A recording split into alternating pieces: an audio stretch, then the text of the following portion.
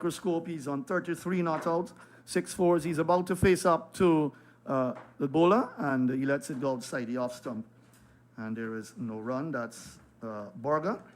2 for 32 over 9.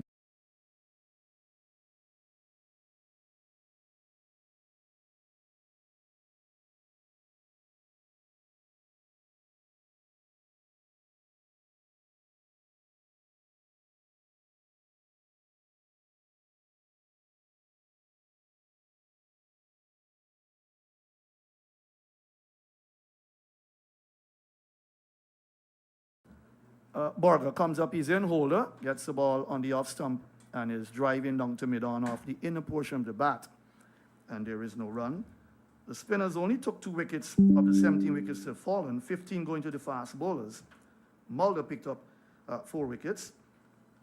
And overall, 257 runs for the loss of 17 wickets yesterday. Displayed poor batsmanship from both sides, but certainly the fast bowlers would have had their eyes opening very big because they picked up 15 of those wickets that have fallen. 7 of the batters were bowled. Here is a ball on the middle stump. Holder defends nicely onto the front foot, plays it down to mid-on, and there is no run. So you're in the office. Your offices throughout the Caribbean region and in Guyana as well. Busy on the roadways, it has been. And picking up the commentary on 104.1 FM. That's Bobby Vera's radio station here. That's found in the heart of Georgetown.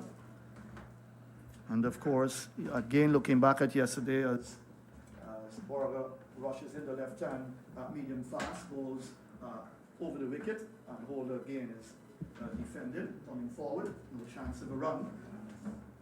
Things are tight here at Providence. The South Africans know that they've got the West Indies where they want them.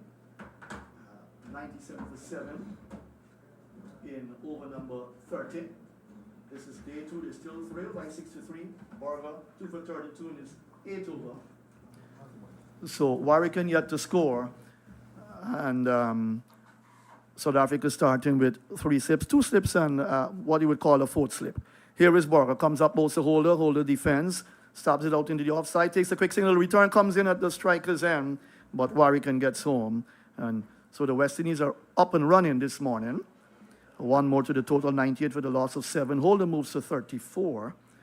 And you have to give him credit yesterday. He batted well. Anthony Wadikar Kemraj did say that Holder was probably batting on a different pitch than the other West Indian batters because his stroke play was excellent yesterday. 6 boundaries in his knock of 33 not out yesterday. And he faced 51 balls. Mulder. Beg your pardon, Borger back to his mark. 2 for 32 is bowled very well along with Wian Mulder. So Borger and Mulder combination picking up 6 of the wickets, and Maharaj getting the 7th. Here is a ball from Warwicken that is quick, hustles onto him on the leg stump. He defends, pushes it into the onside, and there is no run. Good morning to you, Wadikar. Another nice day for cricket here at the National Stadium at Providence. Good morning to you, Matthew. Good morning to listeners across Radio Land. And again, I'm so happy to be here at the National Stadium at Providence. And again, gorgeous weather conditions prevailing here at the National Stadium again. Nice to see a few people have come out this morning in support of this game. And 17 wickets tumbled yesterday. That will tell you something. Not a great advertisement for Test match cricket, at least here in the Caribbean, though.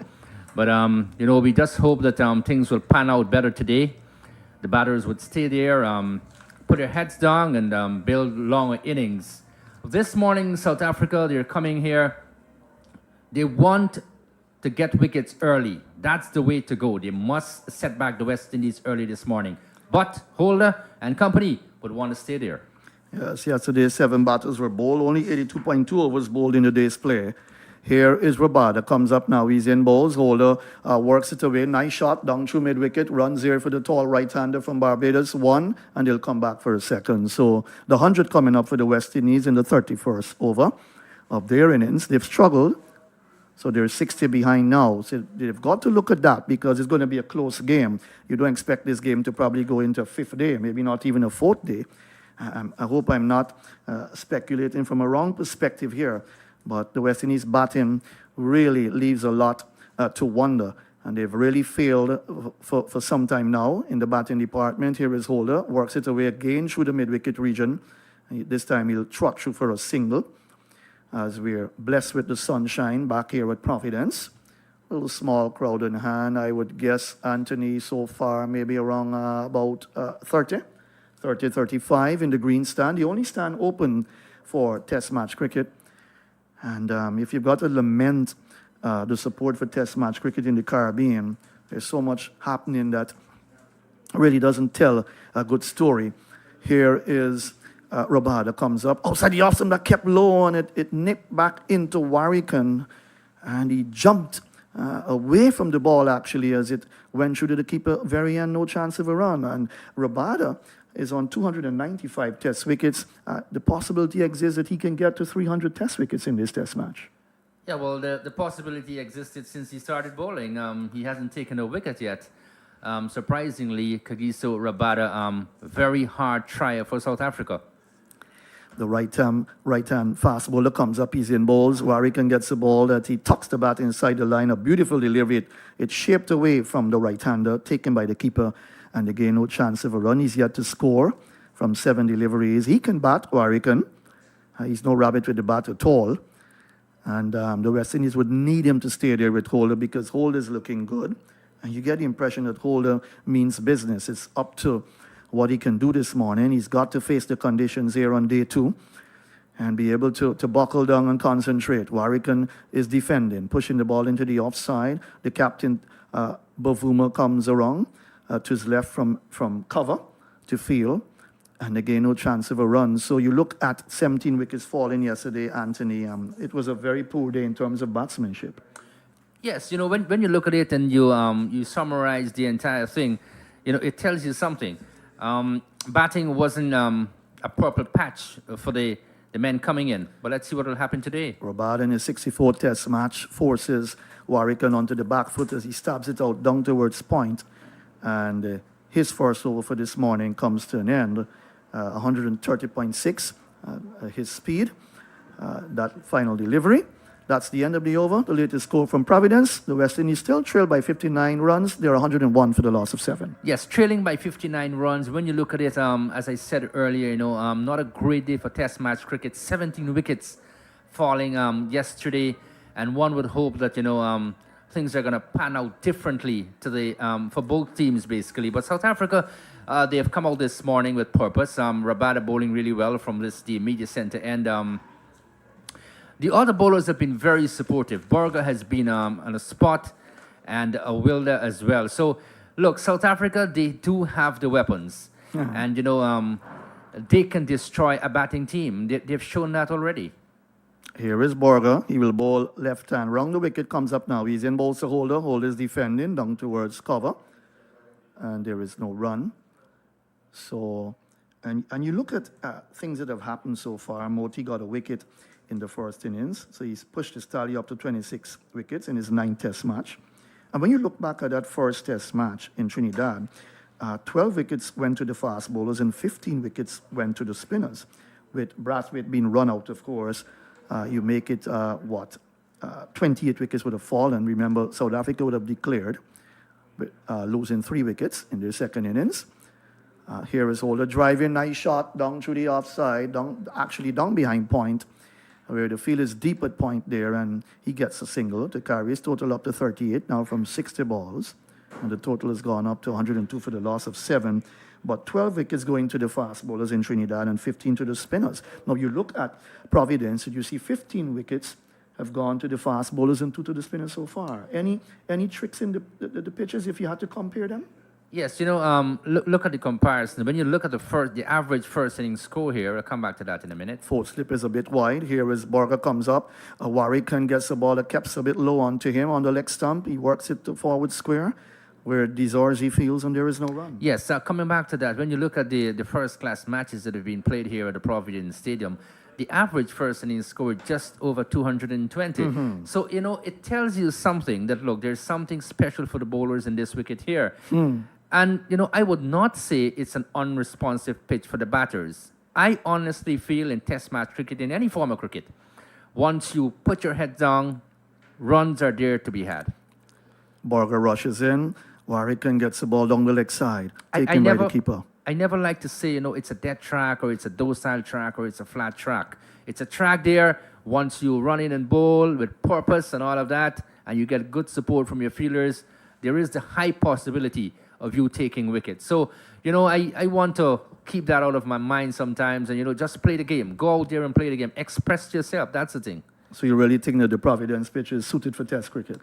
It is. I don't see it as, a pitch not suitable for Test match cricket. It's just application. That's the thing. Now, we've got several pitches here, of course. Here is Borger comes up, he's in both to Warrican. Warrican gets the ball, lifts onto him, angling down the leg side, and shuffles across and takes it on the body. And then it bounces away up the pitch, no chance of a run. Good delivery from Borger. He's kept things tight for South Africa, 2 for 34 in his 9th over. And you look at Mulder, 6 overs, 2 minutes, 4 for 18 overnight. And that would be his best figure so far, Mulder.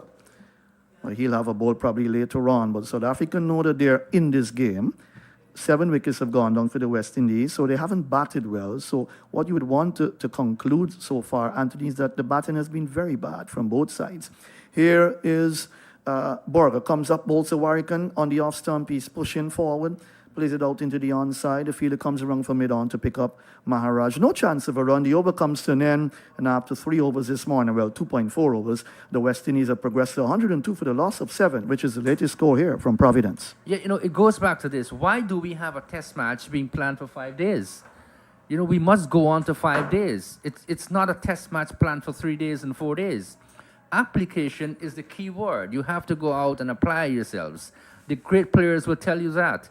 The Rowan Kanais and, you can go back in history, the Brian Charles Lara and all these batters going out. They had to design a plan to stay out in the middle. Mm-hmm. The bowling can be fearsome and the pitch can be, at a certain state or whatever, but you have to go out with a purpose.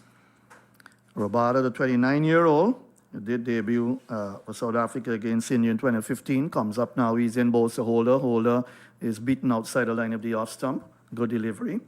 And taken by the keeper, no run.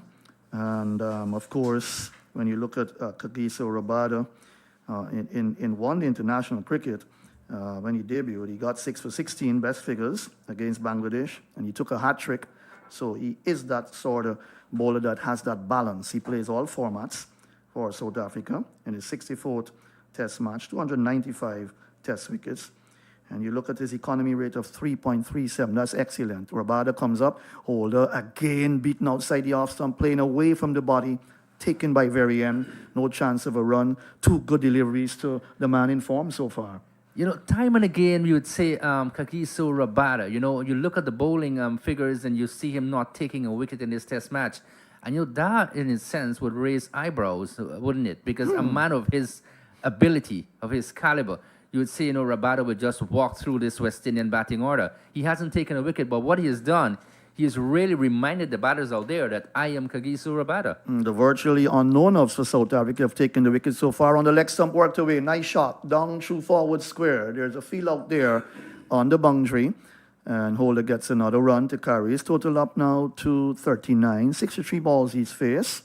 So he's hit, 6 lovely boundaries in that knock so far of 39. So he needs to stay there. He's a senior man out there. A lot of experience on this belt, Jason Holder. Warrican, on the other hand, can bat for long periods as well. 103 for the loss of 7. Warrican is on strike. Rabada comes up. Warrican is steering that into the ground, down towards the third slip area. He doesn't get off the mark. Good delivery again. Rabada working away hard just outside the line of the off stump. Yes, he is a hard worker, no doubt about that. We have seen it time and again. He's been one of the stalwarts of South Africa's bowling. We look back, Dale Steyn, the White Lightning, in Alan Dolan and all of that. We go back to so many great players, Mackay and Tini, the list goes on and on. There you go. Here is a ball that's pitched up and he's onto the front foot, driving down to Bavuma at cover, and there is no run. And you look at his stats, his bowling stats. With those 295 Test wickets, he's taken 4 wickets 14 times. in his career, 5 wickets 14 times as well. And he's got 4 10-wicket hauls. So you're talking about a consistency. You're talking about a man that South Africa has depended on for a number of years. And he's done the work for them. Started his Test career very young. Here is Rabada bowling with 4 slips and a point. Here is Warwickon in the air, caught. He's gone, looking to flick.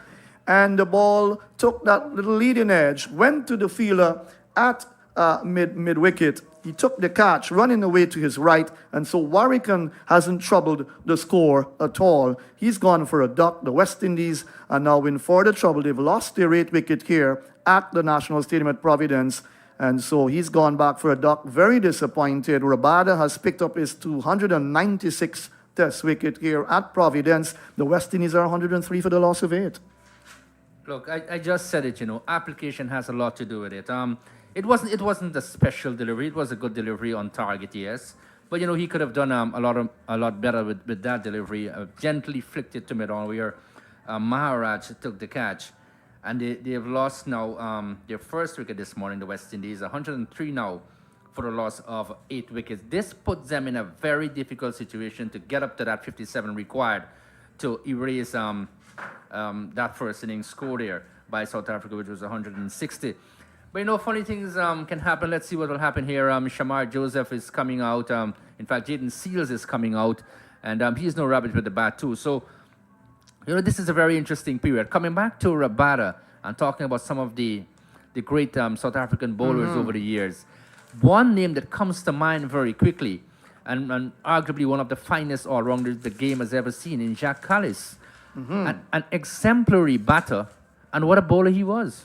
Yeah, you're absolutely spot on about Jacques Kallis. A very, very stubborn cricketer, very orthodox, always played straight, one of the top men for South Africa down through the years. You've got the likes of A.B. de Villiers, Hashim Amla. When you look at their top 5 in yesteryear, you even had Hansi Cronje in the earlier days, of course, John T. Rhodes and Darrell Cullinan, Gary Kirsten as well, Herschel Gibbs, some names to mention, and Mark Boucher, the wicketkeeper batter, who was very good as well. You look at their batting, it was excellent indeed. But Seals is out there now. We'll go through some names for them as we reflect on South Africa's cricket. Remember, they were out of international cricket for 21 years, from 1970 to 1991, and they still produce a top-class team to go on to lead in Test match cricket for 5 years. That's banged away by Holder down towards mid-off, where the captain fields and there is no run. But you talk about 21 years out of cricket because of the apartheid system. But yet, the cricket was very strong within South Africa itself. And even though you had rebel tours, a few rebel tours from various countries, including the West Indies, South Africa cricket started to progress when they came back into the international array. They performed well. 1992, that Test match in Barbados, they could have won that Test, but the West Indies went on to win that lone Test match. Here is a ball on the leg stump. Holder comes forward, plays it back to Borger, no chance of a run. And then, for the first 5 years on their re-entry into international cricket, they dominated Test cricket. They actually beat England and Australia in their own backyards. So it shows the strength of their cricket internally. Their system of cricket was excellent, very solid indeed, and they produced very good cricket. You can talk about the Pollock brothers. Sean Pollock's father, Peter Pollock, didn't get a chance. Graham Pollock as well, one of the finest batters for South Africa. They just didn't get a chance in the time when they couldn't play Test cricket. Here is Borger, comes up, Holder, flicks it away. Nice shot, down towards backward square. The fielder runs in quickly from the backward square leg boundary. He gets onto the ball now, rifles his return back to the keeper. One more to Holder. He progresses into the 40s now, 104 for the loss of 8. Yes, when you sum up South Africa's game, cricket back then, you can go back in time. You talk about those 21 years and all of that. I want to sum up and say that South Africa's tenure in cricket has been nothing but excellent. They have produced some real stalwarts in the game of cricket. Look at John T. Rhodes. Yes. Probably one of the finest fielders that we have ever seen in the game of cricket. And, to produce those players, not easy. A.B. de Villiers, who was called Mr. 360 and all of that. Oh, yes. Over the wicket now to Jaden Seals. He lets it go. And coming back to that, when you look at the older names, Graham Pollock, you talk about Ali Bakar, and you can go back in time. Correct. These are people who played for South Africa with a passion, with a pride. And it's so sorry to know that, they had to to leave international cricket because of the apartheid era and all of that for 21 years. But when he came back in 92, I felt so sorry for South Africa when the scoreboard read 22 runs needed to get from one ball in the semi-final. Remember that game? That's right, that's right. They've gotten to semi-finals in white ball cricket 4 times and in T20 twice. Until the finals, that's a ball that shapes back into Jaden Seals. And Varian had a little bit of difficulty taking that and didn't take that cleanly, but a good delivery from Borger to the left-hander. No chance of a run. And you go back, yes, before 1970, they had some good players: Ian Smith, Trevor Goddard, Eddie Barlow, Peter Pollock, Dennis Lindsay, one of the good wicketkeeper batters, Graham Pollock, Ali Baker, Mike Proctor, if you do your research. And then there was talk about a gentleman named Lee Irvine, who it was said was one of the finest batters around, Barry Richards, and of course, John Tricos. Here is a ball outside the off stump. That completes the over from Borger. A holder 40, Seals yet to score. And in the first session on day 2, the West Indies resuming overnight, 97 for the loss of 7. They progressed to 104 for the loss of 8, with Warwican going this morning for a duck. Yes, just to put the icing on the cake, maybe if you want to step away from that topic, Jacques Kallis, I was just reminded by your statistician, that's Naim Chan, that Kallis remains the only player in international cricket to get 250 wickets in both formats and 10,000 runs in both formats. So look a player like Jacques Kallis. You would pay you would pay money to go and see Jacques Kallis play. He was an outstanding player, wasn't he? Yeah, he was a thorn in the flesh of West Indian cricketers as well. Jacques Kallis, very, very good cricketer, very consistent. Holder gets a short lift in delivery outside the off stump from Rabada. He pulled the bat inside the line and also pulled his body inside the line. He's kept on 40 and no chance of a run. Yes, Jacques Kallis, exceptional. And we talk about the rise of South Africa's cricket. We can maybe talk a little bit about the decline of West Indies cricket, which started maybe in 1995 against Australia here at home. That's right. From 95 to now, what have we produced? They've been in the wilderness. They've not done well. Won a couple of test series, but on and off. Here is Rabada bowls. Jason Holder gets it on the leg stump and flicks it away down towards through the mid-wicket area, but he doesn't go for the run. Yes, sometimes you don't want to be critical, but of course it's very factual that the West Indies have had a severe decline from then to now. And I just hope, and for so long West Indians are living in hope since 1995 to now. What is happening? I don't see a next Brian Lara coming up. Chandapal maybe. Just to mention a few names. No, you're calling some good names here. Here is Holder, gets it off the inner portion of the bat, down towards fine leg. For the fielder, that's Borger to come around to his right to do duties for his country. He gets another run. And did that come off the bat? The score has gone up to 4 for 8. But, he didn't take the run, actually. The ball went down to fine leg, but he didn't go for the run. You've got Seals there. Why try to shield Seals when you've got a Shamar Joseph to come as well? You've got to put confidence in your batters. But I suppose Holder, being a thinking man, of course, with experience, playing for the West Indies for a number of years now, would be saying to himself, well, I've got 40. I can get more runs. I don't need to expose Seals here because technically he would not be exceptional as a batter. He's a left-hander. So let me take some more of the strike and see if I can push the total close to that 160. Forward he comes. Plays it into the offside. Rabada fields in his follow-through. No chance of a run. Yes, I take Holder's point here. His point is, look, I have to protect the tail here. I am the senior man here. I'm 40 from 70. Balls don't matter this moment in time. Seals is there. He can protect himself, but I need to shield him. And that's the way to go. You just can't expose your tail because Rabada is running in, and we know the quality of Rabada. Rabada. From the media center end comes up, both the Holder. Holder is looking to swing that into the mid-wicket area. That kept a bit low as it went through the very end. And he didn't make contact with that. He was looking to probably hit a 6 over mid-wicket, missed the shot taken by the keeper. Yes, look, time and again, sometimes we see the two-paced nature of the Providence wicket. Some would just scuttle through. Some would just, you'll have a chin-high delivery and all of that. We did see it yesterday. But Rabada is the man. He continues to be the man. When you think that Rabada is tired, no, you're thinking wrong. He comes back with something brilliant. That's so true. 296 test wickets now on this belt. He just picked up Warwickon. Here is Rabada, comes up. Holder is driving down towards cover, where the fielder knocks it down nicely to his left. That completes the overs. He doesn't get to keep the strike. Seals will have to face up now. And as the over comes to an end, 104 for the loss of 8. The West Indies, they're still trailed by some 56 runs. So they're still behind, and they've got 2 wickets in the bank, Anthony. But when you look at the West Indies batting woes, it continues. They've not been consistent down through the years. You've called some interesting names, of course, Brian Charles Lara, the unbeatable Brian Charles Lara. You look at Shiv Chandra Paul, a model of concentration. I think the West Indies would pay all the money they can pay to get a Shiv Chandra Paul back in the West Indies side, along with a Brian Charles Lara. What about Ramnavir Sarwan as well? So these were good in the middle order for the West Indies in the years that they played, but the West Indies have failed to find batters with such quality. We continue to look, but if you don't put systems in place, I'm not being too critical, I hope so. I'll come back to that in a bit. Here is Borger comes up, Seals gets the ball on the middle stump, plays it into the onside, no run. But my take is commitment, pure commitment. How much do you want this thing in life? You have to go and get it, go and grab it.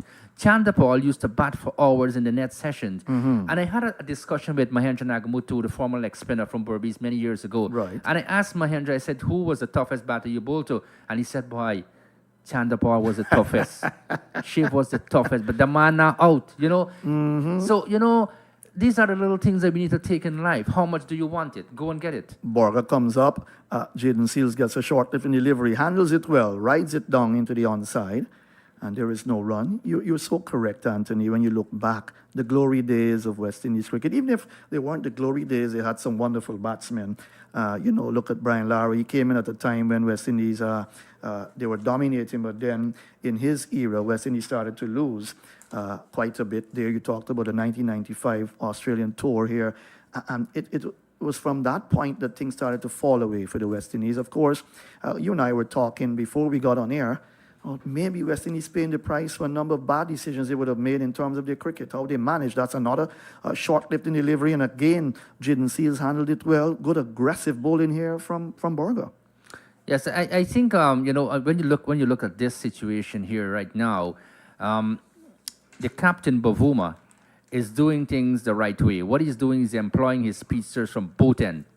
And they want this wicket. At least if they get the wicket of Seals, it's going to be some sort of comfort for them after taking that wicket this morning of Warwickon. But if they can get Seals now, they can just walk through this West Indian batting as they did in the top order. Let's see what will happen, though. You're saying that Shamar Joseph will not get some runs? I think he probably will. Here is Borger, comes up, he's in bowls to Seals. Seals gets a ball that wraps him on the pad. There's a big appeal. He's out leg before. That was straight. That looked plumb to me here in the commentary booth. And so Seals has gone for a duck. Let's see if they'll go for the DRS. The decision is out from the umpire. That looked straight to me, Anthony. That looked as if it was going to hit middle and off. So the decision given, and we'll have to wait and see. They've gone for the DRS review system here, but that was dead on target by Borger. I have to ask you this question, Matthew. We were talking about, when we look at the replay, it looks pretty adjacent from here, unless if he had an edge on the bat there onto the pad. But it looks very unlikely. I think there's broad daylight between the ball and bat. And that right pad was a little forward. There, as you look at it again, ultra edge, nothing there. And so I think that the umpire's got it spot on again. That's the man. Remember, from it just has to clip once it's umpire's call. It just has to clip, and you're on your bike. So let's see what will happen. Yeah, Sharaf Abdullah has shown that he's skilled as an umpire. He's made some good top decisions. Looking at him maybe in the past 3 or 4 test matches. Not running away from your question. Your question will come just now, Matthew. All right, you can give it to me now since no play. They're waiting for that decision. But certainly, it's out. There you go. He's gone So there you go. The ninth wicket going down for the West Indies. 104 for 9. Seals a leg before wicket to the bowling of Burger, who's picked up his third wicket now in his 11th over, 3 for 35. He's gone for a duck from 7 balls. 104 for the loss of 9. The batting woes continue. You probably don't expect too much from the tail-enders, but they've got a way of fighting, putting up a fight and being stubborn, but that's not been the case. Warwick gone for a duck this morning, and now Jaden Seals as well. You know, protecting Seals, I thought that was the high thinking this morning of Jason Holder there. Unfortunately, he was out leg before wicket. Shamar Joseph is no rabbit with the bat. We know he can, get a few runs. But look at the scenario now. They trail by 56 runs. And this is going to be really embarrassing if the West Indies can get up to that score. Jason Hole, I know he's batting pretty well there. But if Shamar can stay with him for a pretty long time, that's going to be great. But with Rabada and the way the South Africans are bowling this morning, it doesn't look that way. Your question is, Matthew, if you're an on-field umpire and you give it out and the decision is overturned, do you feel that you have made an error in judgment, or do you think that you have been corrected there, or it's a help for you, it's an assistance for you? How do you take that as an umpire? I think umpires should take that okay. They're professionals out there. And not take that as a mistake. Not take it as a mistake. Mistakes are liable to be made, but that's what DRS is there for. And what test teams have done, they've taken advantage of using technology, and it has helped them. Here is Burger. Comes up now. He's in balls to Joseph. Joseph is edging and dropped. Dropped at second slip. A dolly of a catch. And put down first ball. That's looking Markram. to steer it away. And Markram, who is a good fielder at slip, put that down. Would you believe it? Could that prove to be a little bit costly? Well, the West Indies can pick up some more runs. It happens often, don't we? Don't we see that in Test match cricket, in all forms of cricket? The greatest of catchers, fielders, put down dollies. And that was straight to him and over his shoulder, basically. But at this level, that should have been taken. Good bowling there from the left-arm seam again. He angled the bat away from his body. Here is Burger. Comes up in once more. Bowls to Joseph. Joseph is getting a ball that he's coming forward to. Gets it out into the offside. That completes a successful over for Nandre Burger, who's picked up 3 for 35 so far after completing his 11th over. Mulder 4 for 18. Maharaj 1 for 6 and Rabada 1 for 30, the wicket takers. The West Indies still trail by 56 runs. They're 104 for the loss of 9. The latest score here from Providence. At this point in time, let me say thank you to these sponsors, the Sports Network out of Berbice, Guyana. And we do coverage for radio, TV, and the internet. Red Rose Advertising, also out of Berbice, Guyana. Your success is our business. And big kudos again to Bobby Vera and his entire team from Bobby Vera radio station. And of course, you must listen to Light FM, which is 104.1 FM. So good morning to you guys again. You're doing a tremendous job. And to all you people across this beautiful place called the Caribbean. To my friends and relatives up in Duncan Circle, Barbados, I hope you're listening and you're having a great time as well. Mulder comes into the attack.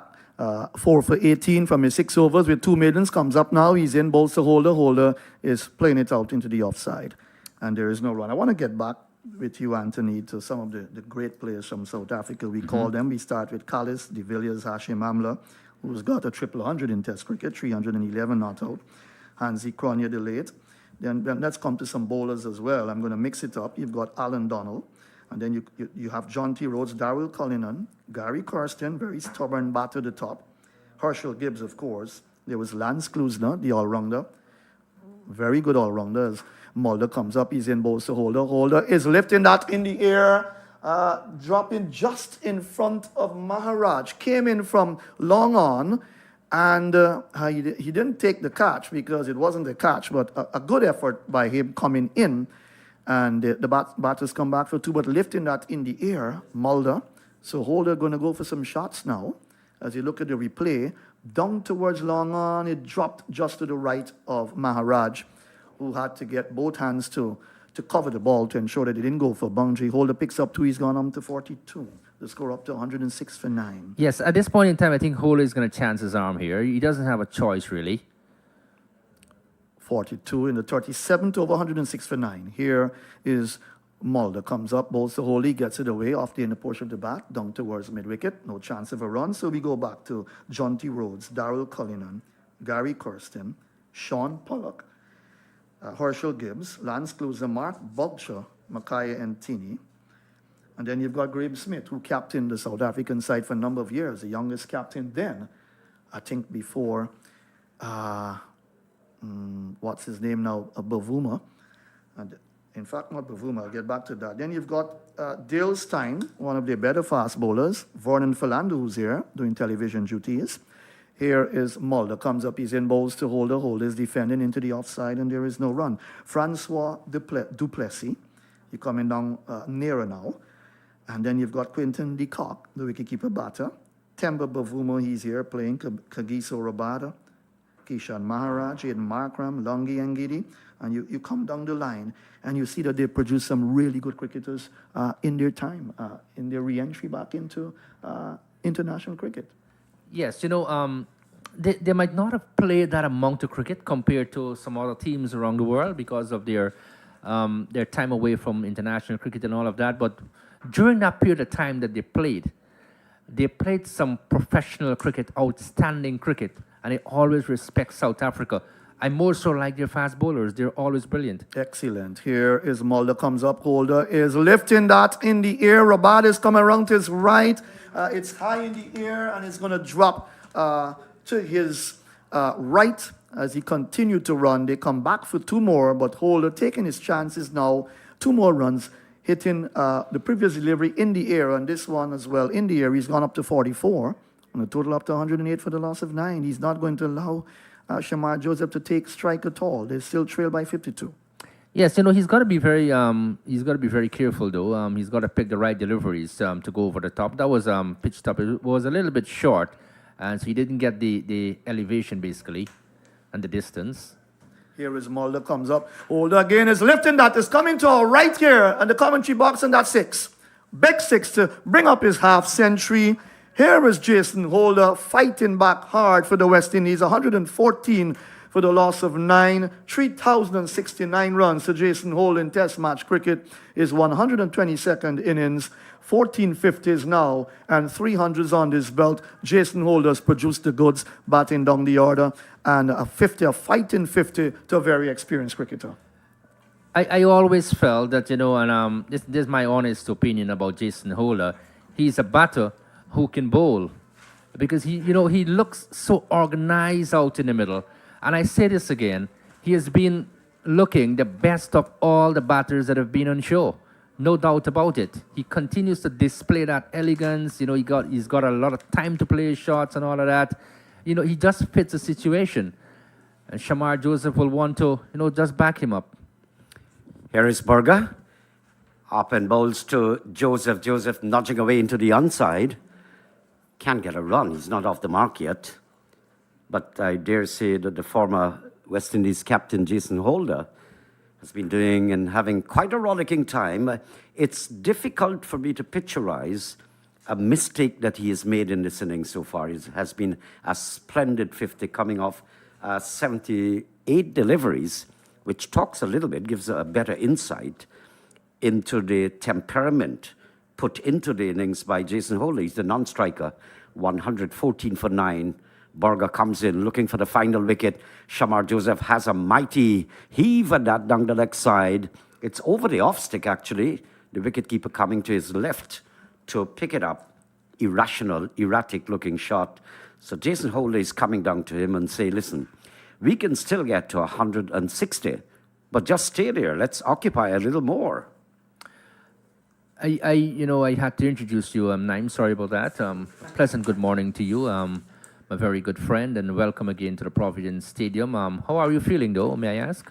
Yeah, I'm quite well. A little bit of pain in the leg, badly burnt there by bubbling coffee, which I was bringing for you, actually. So you're one of the contributing factor to the pains and the agony I've suffered this morning. Friends can be great people, isn't that so? Well, not all. You're not turning out to be a great one. This is a lot of pain and agony. Anyway, I got help from friends around, pharmacists, one of the health centers. But the nurse told me, we have to clean that thing out. And I found a gear I've never found before.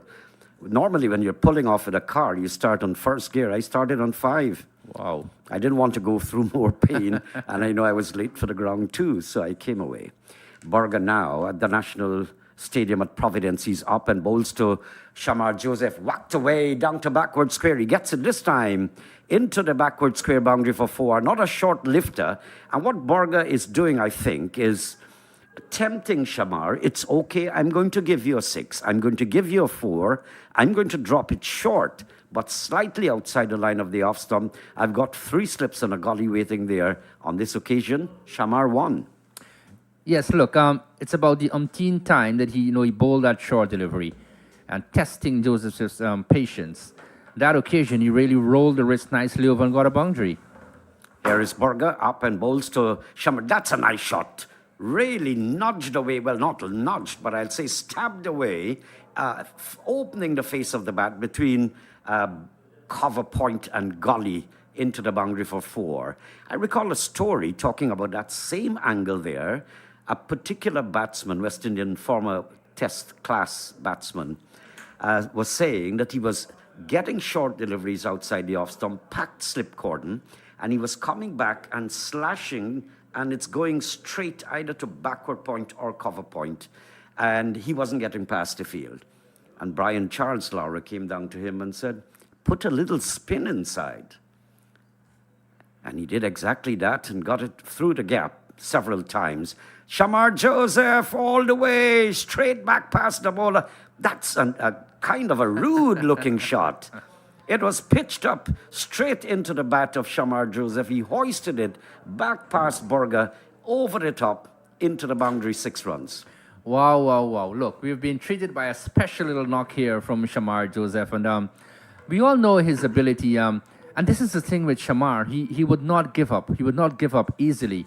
And that's a fighting spirit we want to see in West Indians. We want to see our players have that courage, have that will to go on and to play proper cricketing shots. That was pitched up. He was into the drive very early and really hoiked it away for a massive 6. Good to see him get 6 runs. And, things are going and they're going really fast. This morning while I was coming in, I met a few youngsters at the bottom of the grandstand, and they were all excited about being here for Test cricket and all of that. It reminded me of my school days. Some days I left to go to school, and later on I was found at a cricket ground. So, it all adds the passion, the flavor for cricket, and that desire, and to see young people in the stands there, it's so heartwarming to see that, Naeem. I guess you remember your school days as well. Yes, I maybe I'm not so fortunate. I haven't gone to school for a very long time like you, but I'll tell you what, I always was at the cricket ground. I lived at Borda from the 1970s as a little boy because the elders in the family would go. I remember the entire tour of Pakistan to the West Indies. By the way, you're not missing any cricket, bit of water break taking place. And we would go down to Guyana's mecca of cricket, which is Borda, and we would form this line, and your feet wouldn't be touching the ground. That was the team of Majid Khan, some great players. Colin Croft made his debut in that tournament. Imran Khan played it? Imran Khan played it? Yeah, Imran Khan was the captain. Sikandar backed, Asif Masood, Asif Iqbal. Several of those, they had Sikandar backed as well. So your feet not touching the ground. I was this little kid. I was sandwiched between my uncles and brothers and so on. You reach into the ground, you don't touch it as yet. You're in the stands, your feet not landed as yet. That kind of scenario, and you're passing through the legs of horses, horse guards, who were trying to keep order inside of the trench, the mud trench. Matthew Kissoon might remember these days. Yeah. You fall in there, you come out with your mud skin, you go into the ground. No food, not even water. Right through the day, sunny, and you're just staring at cricket. What a wonderful spectacle. And several years later, decades, I was on the commentaries this time. It was 1993. Pakistan again came through to the West Indies when that no result came with Ian Bishop and Carl Hooper batting. In fact, I was the commentator. I had a slight bout of diarrhea with the confusion as well. But I was exiting the ground, and I saw a gentleman on one of those huge trees sleeping. And the guy's not only sleeping, he's snoring. And I went back inside and I told the camera crew, there's a guy snoring on a limb. I don't know how he kept his balance, but he wrapped his legs around some of the limbs and his hand and elbows knotted in. And the guy is sleeping. So they filmed him and they recorded his snoring. So I've had so many exhilarating times. I remember that particular match. I was reminding Carl Hooper about it the other day. So the water break is just about concluded. The players are coming back to the center, a little bit refreshed. Nice morning's play. Bit of inroads. The West Indies losing Warwican for a duck and Seals for a duck. So a South African morning, so to speak. Wadikar. Yes, when you sum it up, when you look at it, as I said, South Africa, they've come out with purpose this morning. But Shamar Joseph is showing some brilliance here. Mulder comes in, bowls to Holder trying to tickle it away down the leg side, and didn't get a touch. It actually came out, ricocheted off the thigh pad of Jason Holder. Roland Holder is several decades ago, actually. Yeah, competing at that time with the Chandapals to get into the side, and yeah, he was from Barbados. Good morning, Roland, if you're listening to us. Good morning, Barbados. Good morning, Guyana, and wherever you might be taking the feed. It's absolutely brilliant sunshine streaming down, rich Caribbean sunshine, and a nice little wind coming across the ground. What a spectacle as Mulder comes in to bowl to Holder. Holder gets an innocuous-looking delivery. Holder is just stretching forward. I have not seen a delivery that has given him problems during the course of this innings. It has been a good knock. And this is why I'm trying to fathom in my mind what went wrong with these two sides to give you such paltry scores. Because Pete and Borga, they posted 63 for the last wicket for South Africa. What went wrong with the top order batsmen for South Africa and the West Indies? Holder settles there now, 128 for 9. And this is a rising delivery, and just turn the wrist on it, gets it down to just on the onside. Wicketkeeper picks it up. So paltry scores. I invested it.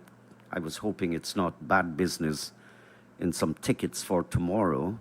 Matthew Kisoon suggested I didn't pay for it. I must have squeezed through somewhere, a contact here or there, got a few, but I paid actually. So I was wondering if I can sell it back before tomorrow. We'll look at today's play and see what happens. Mulder, top of his mark. Lovely sunshine. Holder stands up straight. Mulder into him, struck at the pad. There is an appeal. One of a bit of conviction may have been going down the leg side, because Mulder was solitary, actually, in that appeal. Probably just a little bit high, too. And the captain just decided, look, we're not going to go with that. We must get on with the game. They're searching for this final wicket, 128 for 9. They trail by 32, the West Indies. Interesting scenario building up here now. If the West Indies don't get to that 160 and South Africa have to come out, it's going to be really interesting to see how South Africa shape up in this second innings to come. And going back to your point recently that you mentioned about Naeem, I don't think, and this is my honest opinion, yours can be different, that's okay. I don't think that the pitch is poor for batting. I just think that it's the application part of the batters. That's it.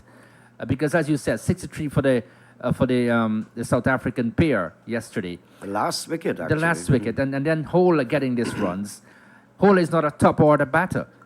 To get 50, it just shows he's applying himself to the situation. And sometimes in life, we are put into certain situations. We have to show that focus. How much do we want it? That's it. Holder settles now. He's 50, not out. Joseph 14, which came off 8 balls, actually, a 6 and a 4. 1, 2, 8 for 9. Mulder breaks into that nice approach, running away from us into Holder. Holder is tickling it down to backward square. They'll just pick up a single here.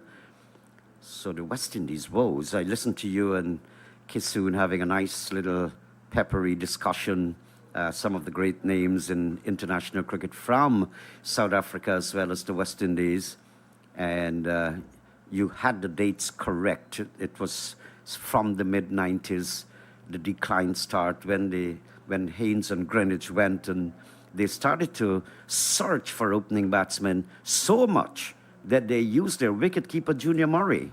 And it was like 24 people they probably tried over a 3-year period to find a suitable pair to open the batting for the West Indies. It has all been in shatters since then. This delivery, Joseph is outside edge, good delivery, and goes down towards third man, backward point in fact.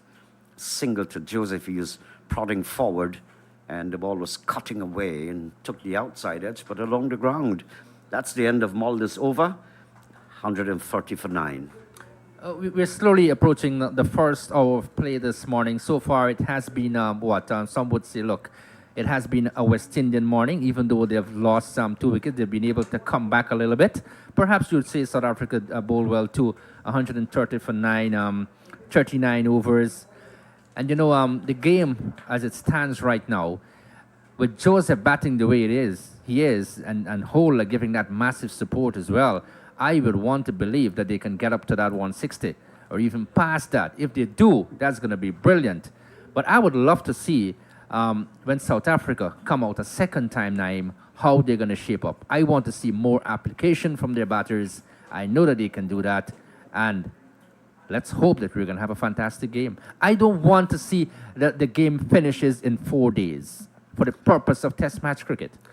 Yes, we all want to watch quality cricket. Rabada changing the end now. Outside the off stump, Shamar Joseph prodding forward, missing the outside edge.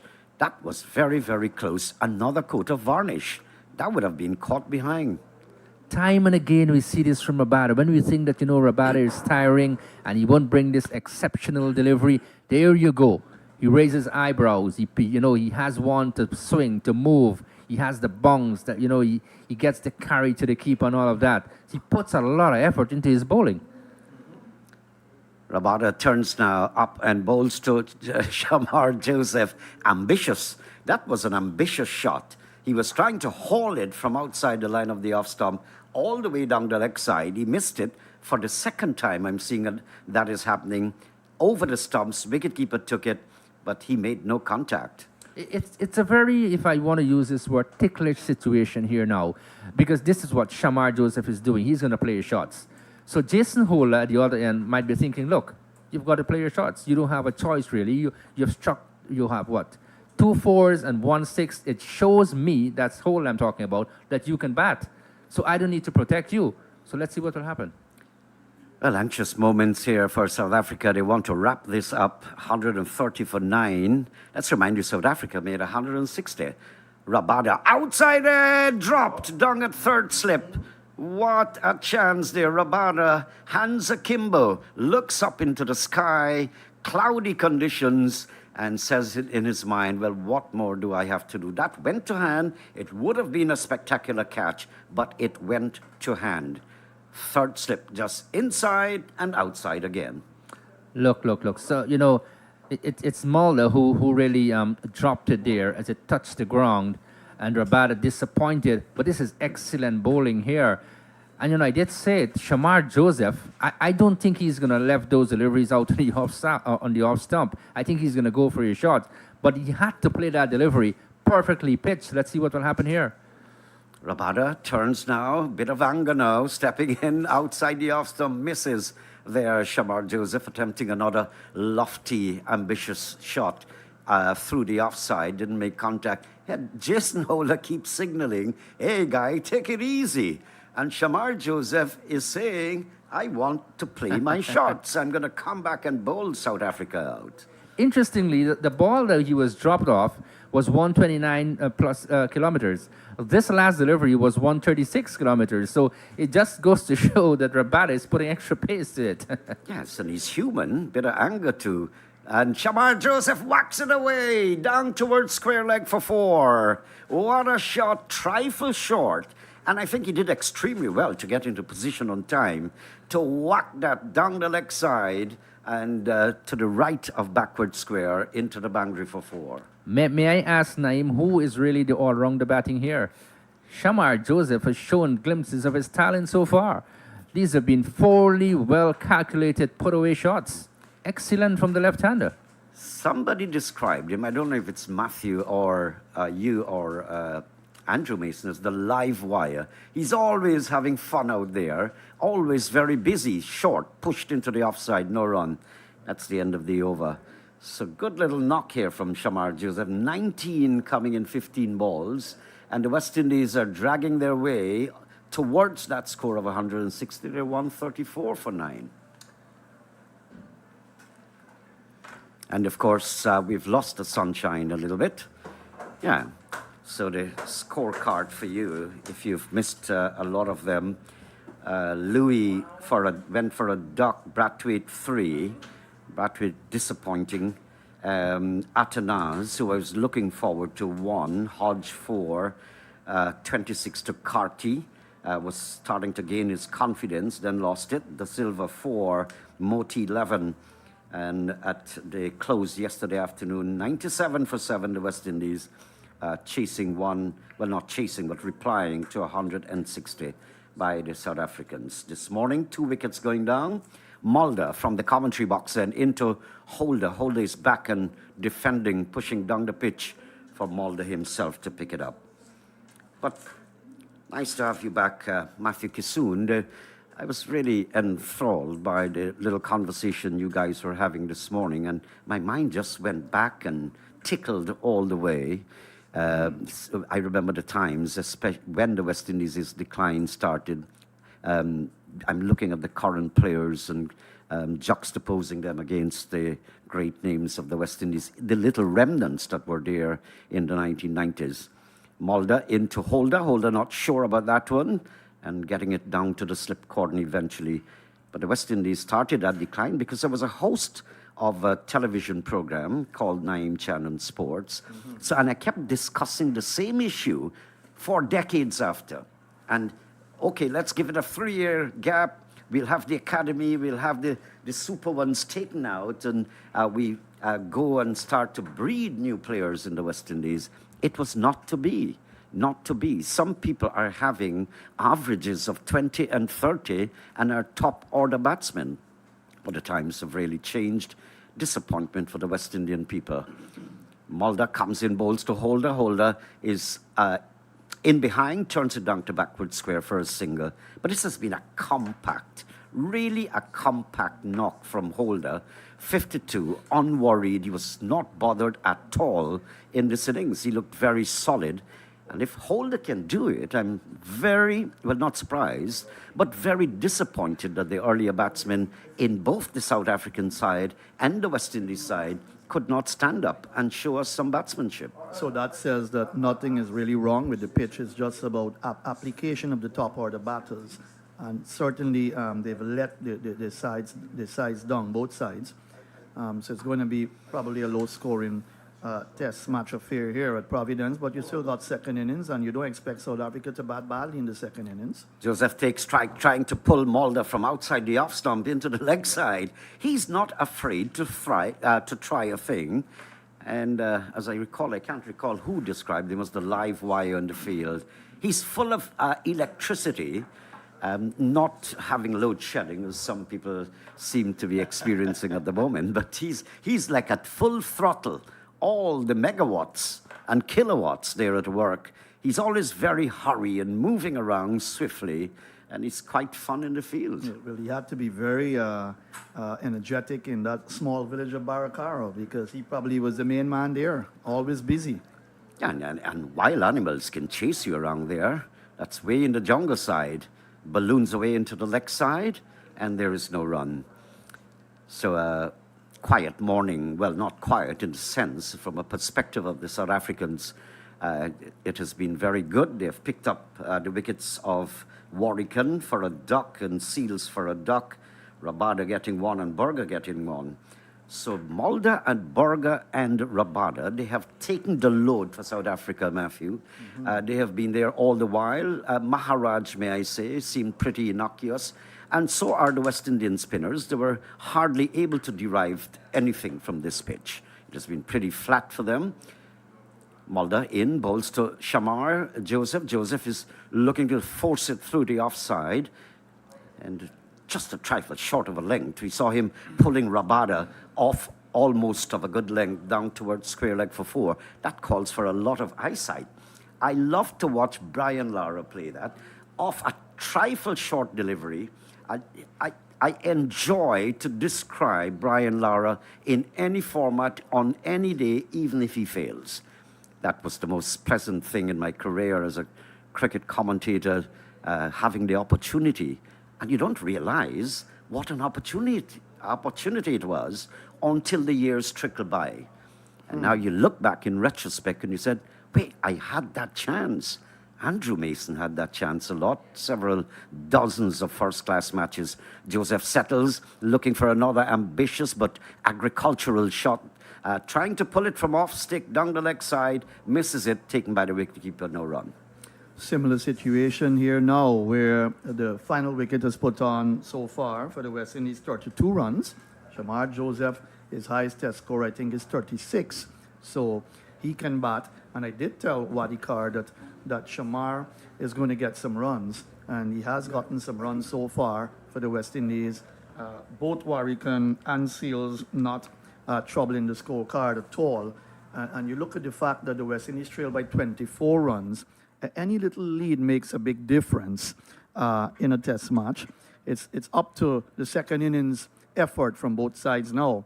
West Indies have got to bat last on this pitch, and one can never tell how they will fare because they've not known to bat well at all. Sometimes in both innings, sometimes they'll bat well in one innings of the 2 innings match.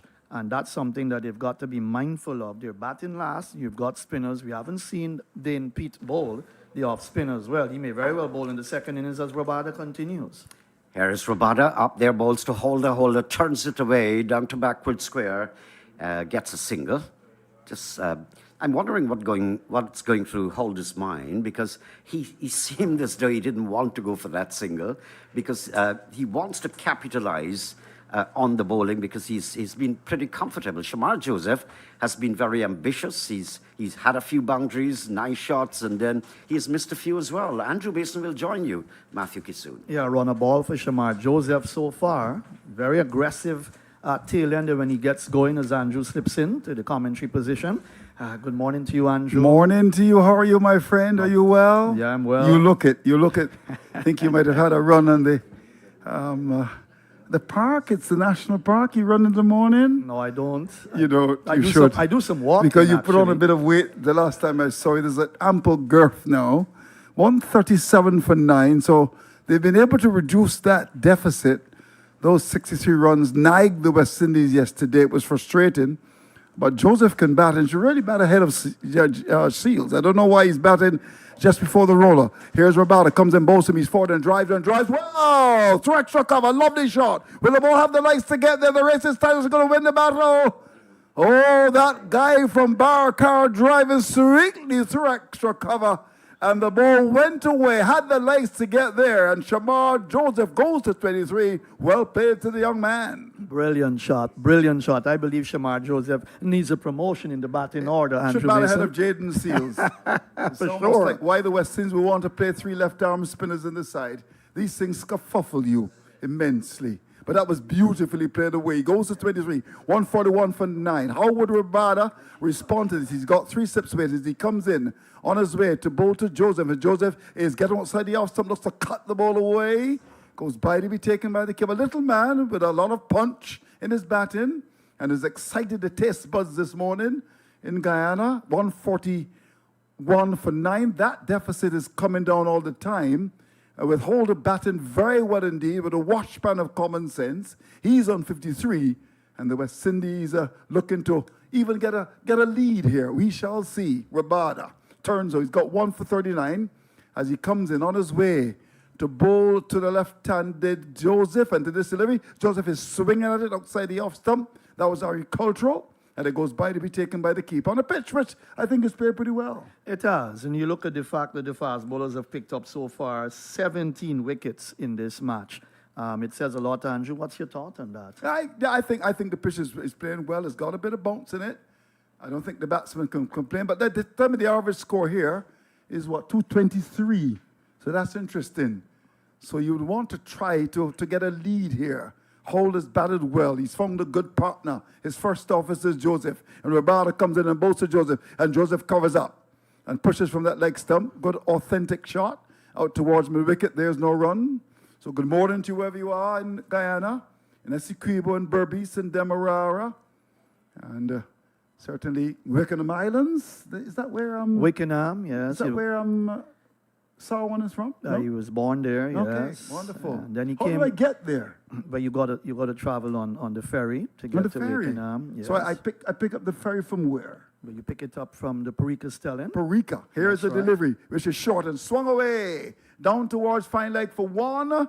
Oh, a ball banged in short, and there's a fielder coming across to make the stop. It was hit away by Joseph to get a single to end the over. He goes to 24. Holder's got 53. 142 for 9 is the latest score at Providence. Still trailed by 18, so Shamar would want to stay there, even though he's played some aggressive shots and he's looked good. He's a good batter down the end, at the end of the innings. And as I said, he needs a promotion, probably to bat at number 8 or 9, and that would do him good. But Andrew, the question I have for you, you haven't traveled around Guyana that much, have you? No, I've never gone to Kaitra Falls.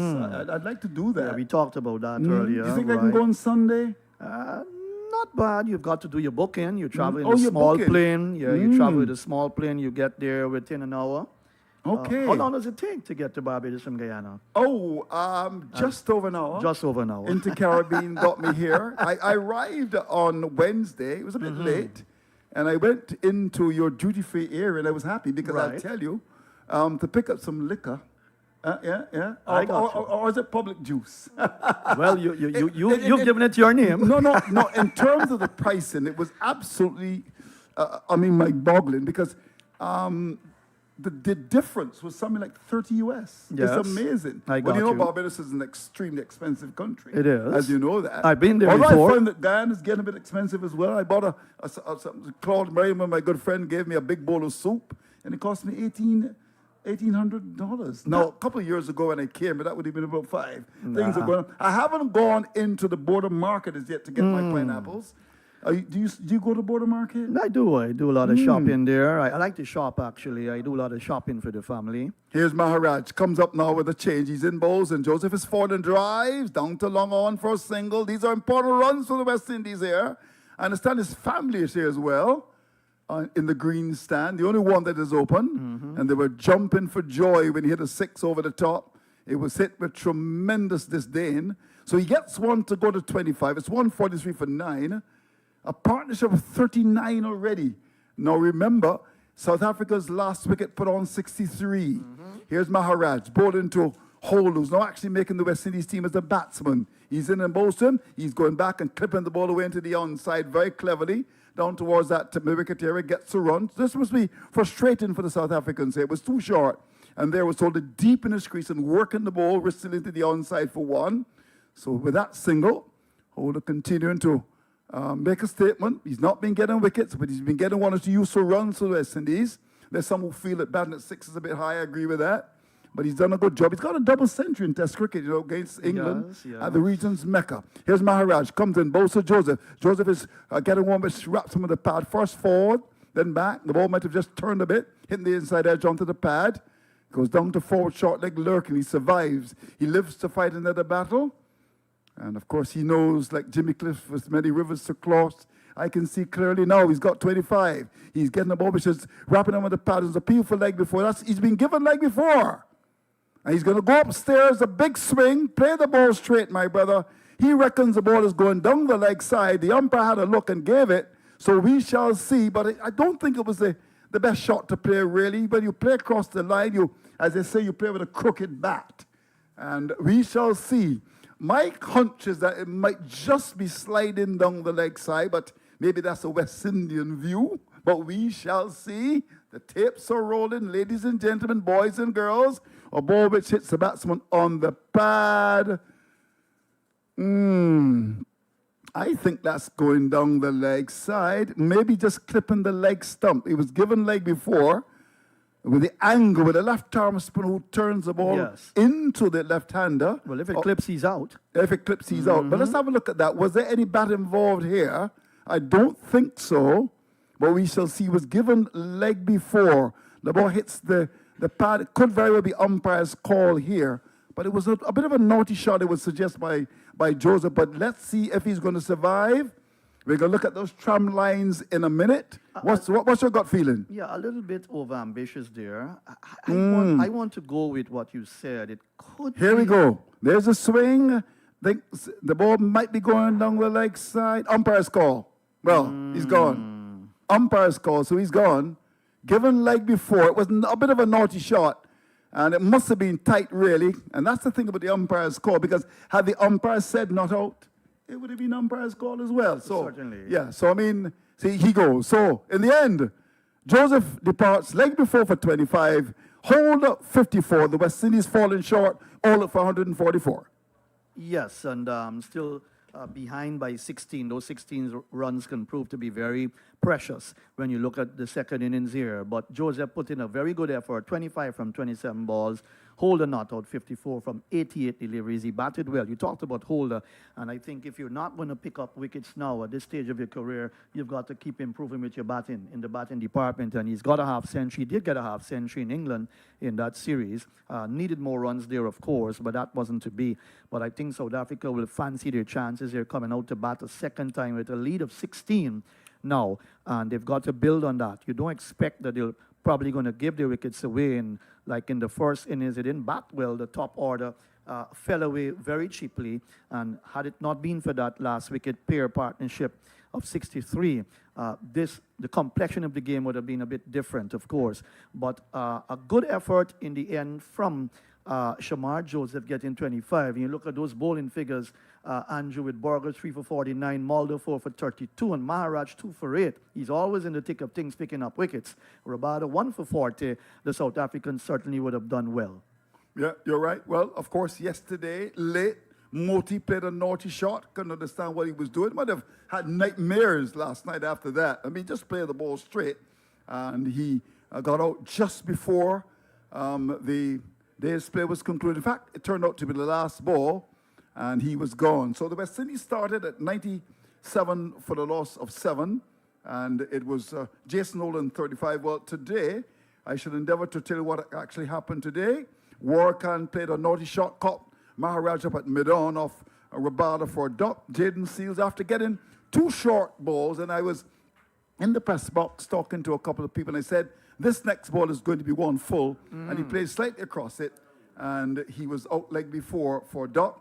Shamar Joseph eventually leg before to Maharaj for 25. He faced 27 balls. Mind you, the first ball he got, he stayed it straight to Macron, who was a very good fielder, and he floored it. That was really very surprising, but he made an important 25 to just reduce that lead. 27 balls he faced, 4 fours and a 6, 144 all out. The West Indies in 42 overs and 4 balls. I shall endeavor to run through the details of the bowling for you. But of course, Jason Holder unbowed on 54 not out, 88 balls, 6 fours and a 6. And good to see Jason Holder getting among the runs. I thought he batted very responsibly. Rabada, 16 overs, 4 middens, 1 for 40. Berger, big and strong, left-hand fast bowler, 12 overs, 2 middens, 3 for 49. Mulder was good, gentle in his pace, but certainly does a bit with the ball. Good third seamer. 9 overs, 2 middens, 4 for 32. And Maharaj, who's having a grand time in the Caribbean after his exploits in Trinidad and Tobago. 5 overs and 4 balls, 2 middens, 2 for 8. So we brought you up to date the West Indies making 144 all out in response to the performance of South Africa. They made 160. So what do you make of it now? They've been able to reduce that lead considerably. So it's essentially now it's a 1 innings game, and the West Indies would want to keep South Africa not only at bay, but they would want to try to bowl them out cheaply again. And when you look at what has happened so far, that last wicket partnership for South Africa could be the difference, because the reality is that you would expect the West Indies to bowl them up maybe for 100, and instead of being behind, would have had a lead of maybe 50 or 60. That didn't happen. Absolutely correct. When you look at the fact that those 63 runs proved to be very valuable because they're going to start their innings with a lead of 16, and that nothing's wrong with that. That's good in Test match cricket, given the context of what has transpired so far in the second day's play. But I don't expect South Africa to come out and just give their wickets away. I think they're going to come and buckle down and bat. It's up to the West Indian bowlers now to work very hard, even harder than when they bowl in the first innings, to be able to restrict them to a total that they believe that they can go and bat last. Batting last on this pitch, I'm not sure the West Indies are going to like that, but they have to do that. They don't have a choice. So they've got to try and restrict South Africa here. And that's going to be the thing that will be on their minds now. And the coaches and all those, the management team will be saying to the bowlers here, you've got to continue the job that you started in the first innings. Yes, there's a lead of 16, but you can rock South Africa back very quickly. At maybe the same 16, they could lose 2 wickets without a score on the board. And then you feel, well, here, we're in the game still. And as long as we can get them out on the 200, well, game on. Yeah, indeed. I like the pitch. In fact, I would suggest to you that this is a good cricket pitch. It is. It's a pitch which offers something to the bowlers. We've seen the bunks. You know, my argument has been for quite a long time. I don't get a lot of support. I'm maybe in the minority. I'm not convinced that the pitches in the Caribbean are as slow as we make them out to be. I've seen fast bowlers wake up what they call dead pitches. Right. And I think it's a pitch that if you can bat, you can make runs. I thought Shamar Joseph was brilliant. Jaden Seals, who's now the lead bowler, was brilliant as well. And look at what Rabada did. And Mulder, not quick, but certainly getting the ball to a run. Berger's a big, strong man. I suppose that's as a result of his name. He's Berger. Oh, it's not Hamburger. What a name to have, though, Berger. But he's big and strong. Reminds me a lot of Gary Gilmore. Do you remember Gary Gilmore? Or that's before or after your time? Well, Gary Gilmore was a big, strong left-arm fast bowler from Australia. Right. Big and strong. I watched tapes with him, yes. Gary Gilmore. That's right. I These thought you guys- were older. These guys are barrel-chested, and you see they use their shoulders as well. Right. But you look at Mulder and you look at Borger. They both bowl very well. They do. They bowl very well. I thought maybe the West Indies, having not played against them, not knowing too much about them. That's why you've got to watch tapes. You've got to be able to follow how cricketers bowl, how they bat. If you really want to get at the opposition, you've got to study these cricketers. And I think sometimes West Indian players are guilty of not really capitalizing on following the new players that they've got to face. Indeed. Good work from you.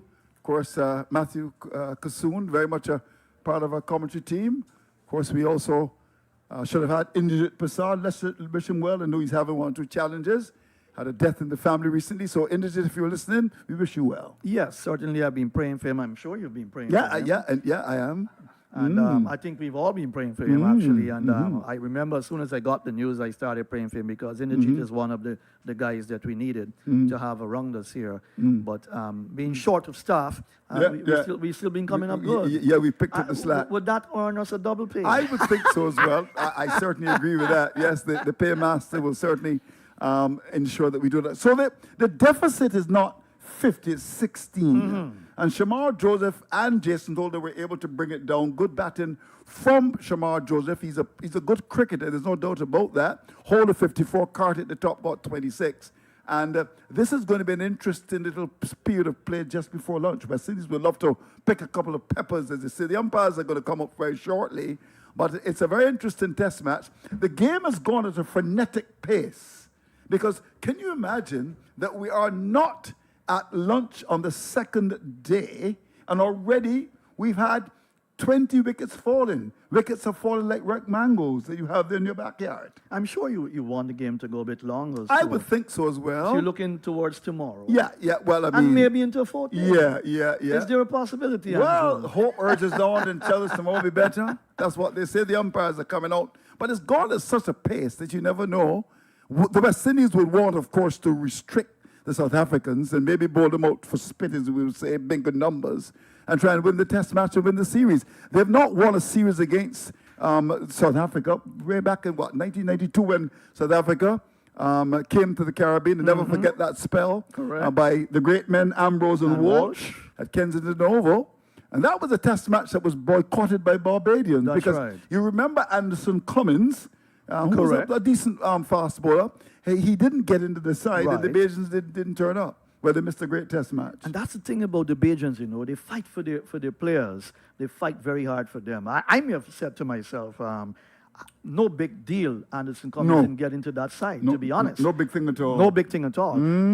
But you're Bajan and you know, Bajans always fight for their cricket as well. And that's what you want from a Caribbean perspective. I think territories have got to fight for their cricketers. Every country has got good cricketers in the Caribbean. Fight for your boys. Fight for your boys. Fight for your boys. Right. And it's a West Indian thing. It's a West Indian obviously. thing. It's not a Guyanese thing and a Bajan No. thing, a Jamaican thing and things like that. But I believe in fighting for your players. And if a player deserves to be in the side, why not? Fight for Whether your he's cause. Guyanese or Barbadian or Trinidadian, get into the You're side. West Indian, yes. And that's one of the problems that has plagued West Indies cricket down through the years. Insularity. And then Insularity. and that is a big problem in our cricket. Has it been hasn't stopped. has been for quite a long time. Well, the players are out in the middle, and we're just about to start the third innings of this game. What time do you have, my friend? Oh, my watch is saying 11:22. 11:22. So we've got a situation where at Providence, we haven't had cricket here for what, how many years now? 11 years or so? 13 years. 13 years. No test cricket. No test cricket. And it's gone at a pace, the pace of a Usain Bolt. And a situation where we're going to start the third innings at just past, what time is it now? Quickly again? 11:23. 11:23 on the second day, 20 wickets going down. This is unbelievable. 3 sips to the gully and make that 3 sips. And a man more than, where is he? That looks a Or very in a fourth slip position. yeah, more in a fourth slip position. There's also a field at forward square, mid-on. Captain Brathwaite up there. He's got to try and get some runs mid-off and a long leg. So we're just about ready to start. It's going to be DeCourcy who's going to do battle against Jaden Seals. So the third innings is on his way. Here's Seals as he comes in on his way. Goes past the umpire. He's up in both his jersey, who gets one outside the offside and steers it square in the offside down to what's a short point. It's an interesting position. Maybe they've worked up something, haven't seen him back. But interestingly enough, there's no conventional point. The field is at short point. What do you think is the thinking Yeah, that's there? a very interesting position. And the man there is Warwican. Warwican, yeah. You think he's a good fielder, Warwican? No, not at all. I'm surprised he did first step. In fact, he was actually fired from that position. You know it after he dropped the Yes. catch. Captain said no. I don't know why he's at first slip at all. I don't know why. Here we go. Jaden Seal, the man from the land of Calypso, begins to move in on his way to bow to DeZorzi, and to this delivery, he's getting the ball upside the off stump, a bit wideish, and it goes by to be taken by the keeper. So, as we head towards lunch on the second day of this match, the West Indies looking to pick up a couple of wickets before the interval. The West Indies starting the day on 97 for 7. They made 144.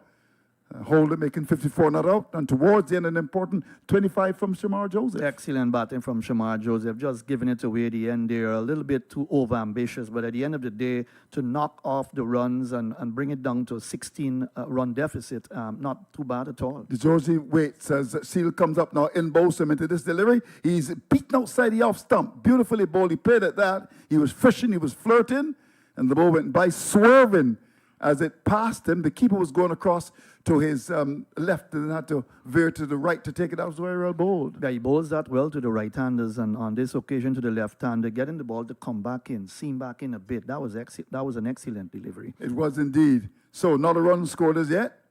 Hello to you, wherever you are in the Caribbean, in Guyana. Of course, we want to welcome all of our listeners. It's on the West Indies YouTube channel as well.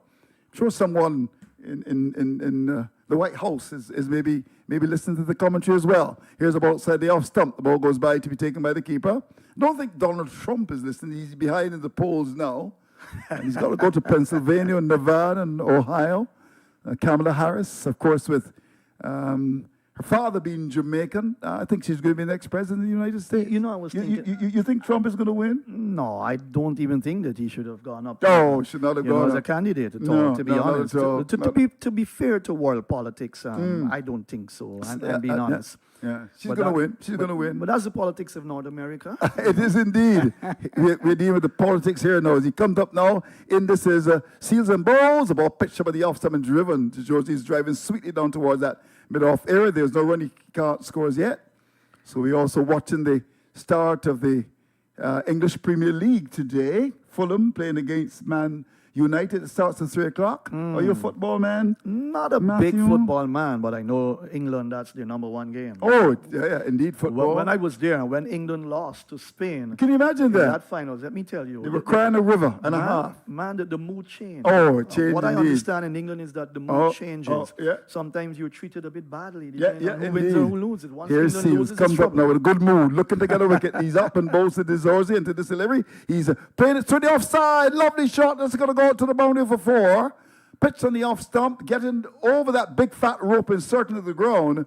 And struck to it through that cover area. That's gone for 4 to end the over. South Africa 4 without loss. Bad in the second time. That's the latest score at Providence. That will do his confidence some good. He only got 1 in the first innings. He was bowled by Seals for 1. It was 8 for 1 then. I do not believe that South Africa will bat badly a second time. Now, Aiden Markram is due for some runs.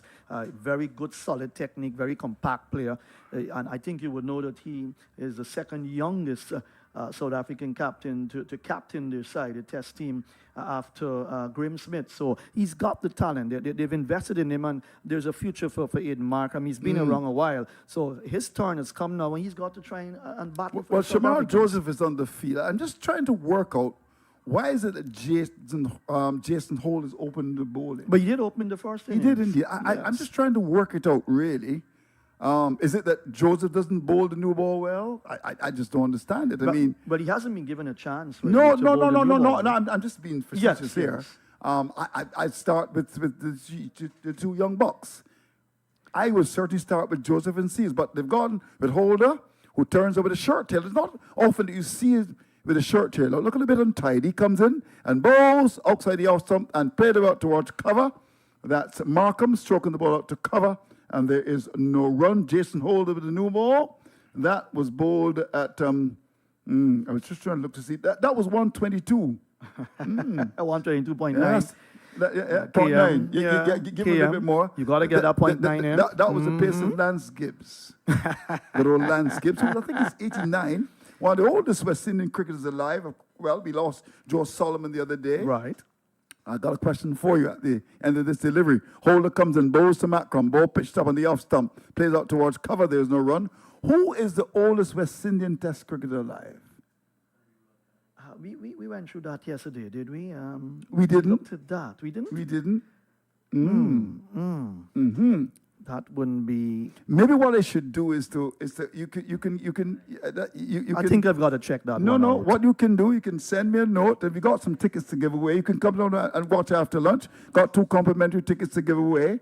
So that's the question. Here we go. Holder comes in, bowls about pitch up and driven to the offside, out towards the boundary, wide off mid off, no pace. I mean, when you get this start by Holder, you know, it's almost as if you're instinctively on the defense. Holder is not an opening bowler anymore. Let him come and keep things tight. You want to get Shamar Joseph in.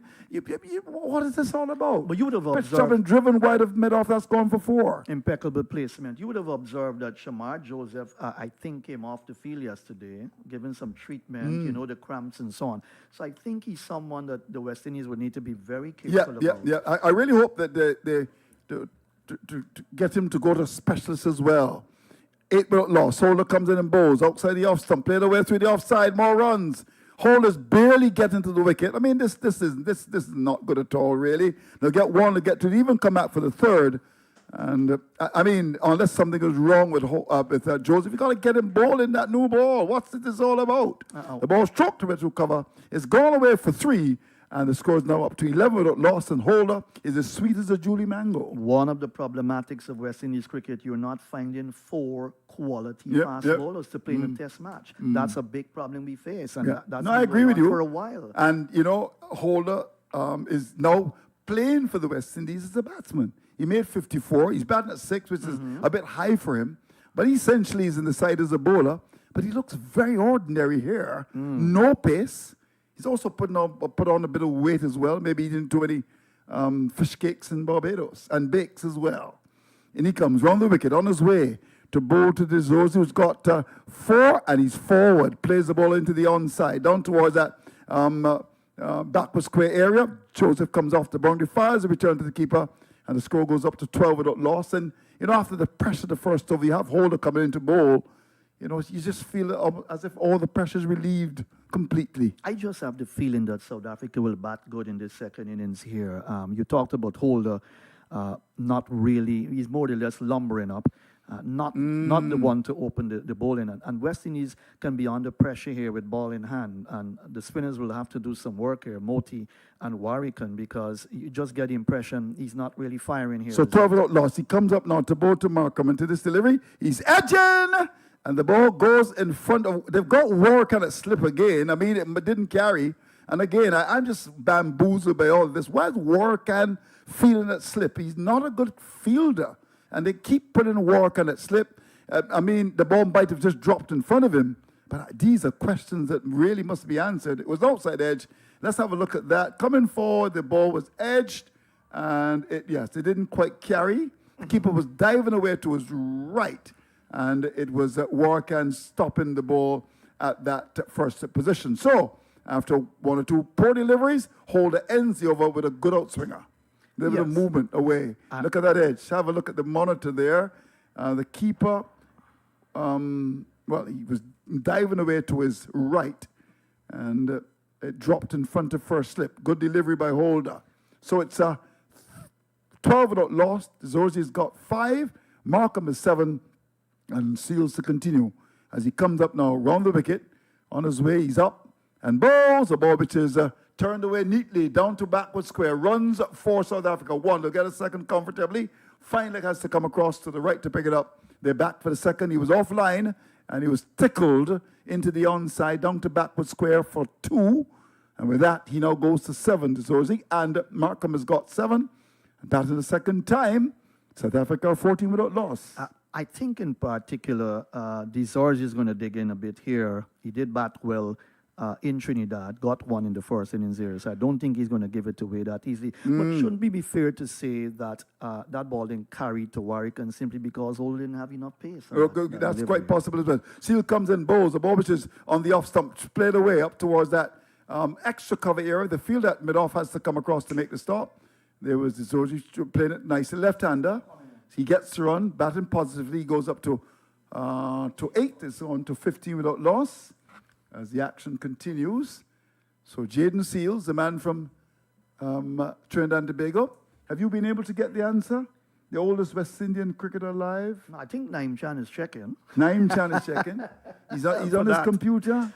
But you talked about... No, that's a question for everyone. Take this number down, 1-246-253-4679. 1-246-253-4679. And if you get it right, there are 2 tickets available for you. Here is Seal. Comes in and bowls, and the batsman is coming forward. Markham playing the ball towards that mid-off area. Give that number again. 1-246-253-4679. Right. Send a WhatsApp to that. And the question, I'm going to say it slowly, who is the oldest West Indian Test cricketer alive? You have the answer to that, Andrew? I certainly do. And if you do, then there are 2 tickets waiting for you. I'll meet you behind the green stand and give those tickets to you. So we're not permitted to guess. Here's Seal, comes in and bowls, about side the off stump. There's Macron coming across the line, allows to go by to be taken by the keeper. It's 15 without loss. Can you give that number again, slowly? Yes. So it's 124. Put it on your radio voice. 625. Yes. 34679. Say that again. Yeah, 1246. Pause. 253. Pause. 4679. Wonderful. Okay, so send that, and if you get it right, we're going to give you 2 tickets today, and you'll be able to come in and watch the cricket. 15 without loss. There's Seal looking for a pepper as he comes in to bowl to Macram. He's in and bowls him, and he's driving through cover. Lovely shot. It's going for 4. Pitched up. And he drove it beautifully to the offside. That's gone away for 4. Sumptuous drive to go to 11 in South Africa, 19 without loss.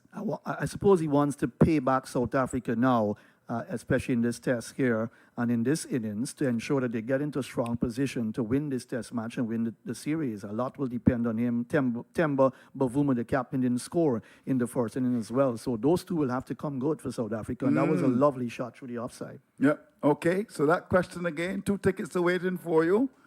Who's the oldest West Indian Test cricketer alive? Here we go. As it's going to be Seals comes in and bowls outside the off stump, full length. The batsman comes across, allows it to go wide to be taken by the keeper. I'll just steal one more over from you, my friend, because I just want to get that question in. And then, of course, our good friend who promised us some pineapples, they haven't come as yet. Tomorrow. He's coming tomorrow. He's going to put a bit of salt in it. He said that. Okay, He has fine. to prepare it well. How do you prepare pineapple? What do you do? Well, you've got to cut it, and then you've got to salt it, you know, and cut it in some nice. Is this pot salt? Not too much salt. Not of too much course. salt, yeah? And then when you put a little salt, So, it's very so tasty. suppose you put sugar instead of salt. What happens? No, sugar wouldn't suit that. It's already a sugary fruit. So what do you do? So you cut it off. Somebody's calling me. Can you answer that call? It That seems could to be someone with the answer. No, it's for a Barbados call. It's Barry Oh. Wilkinson calling me. I don't know. I don't think he knows the answer. But it's up now to 19 without loss. So you put a bit of salt on it, and then what happens? But you put it in the fridge. you slice it up nicely. You put it in the fridge. When you eat pineapples cold, it's very nice. Here's very Holder, tasty. comes up now. On his way, both to Zorzi, the ball which is on the line of the off stump. He pushes into the offside down to cover. He's kept on 8. Markham has got 11. It's up to 19 but lost. They lead by 35. So then you put your salt on it and you put it in the fridge. Yes. It's almost like marinating it then? Nothing Like is you- wrong with that. Okay. I've eaten eaten pineapples without even putting it in the fridge. Okay. Well, the last time I was in Guyana, that was back in 2017. You could go to Border Market and get a pineapple for maybe $200. What would an harvest-sized pineapple cost me in Guyana now? Now about $500 Oh my God, it's gone up. Yeah, it's gone up. I got to Things speak have- to, I things gotta have gone speak to President Irfan Ali. But Anthony probably grows them. Here's the delivery. Outside the off stump, beautifully bowled by Holder. There's Zosi coming forward, beating the ball, goes by, be taken by the keeper. So you're saying a pineapple from Border Market will harvest size about $500? Well, I market regular, so I can tell you that. Oh, you do?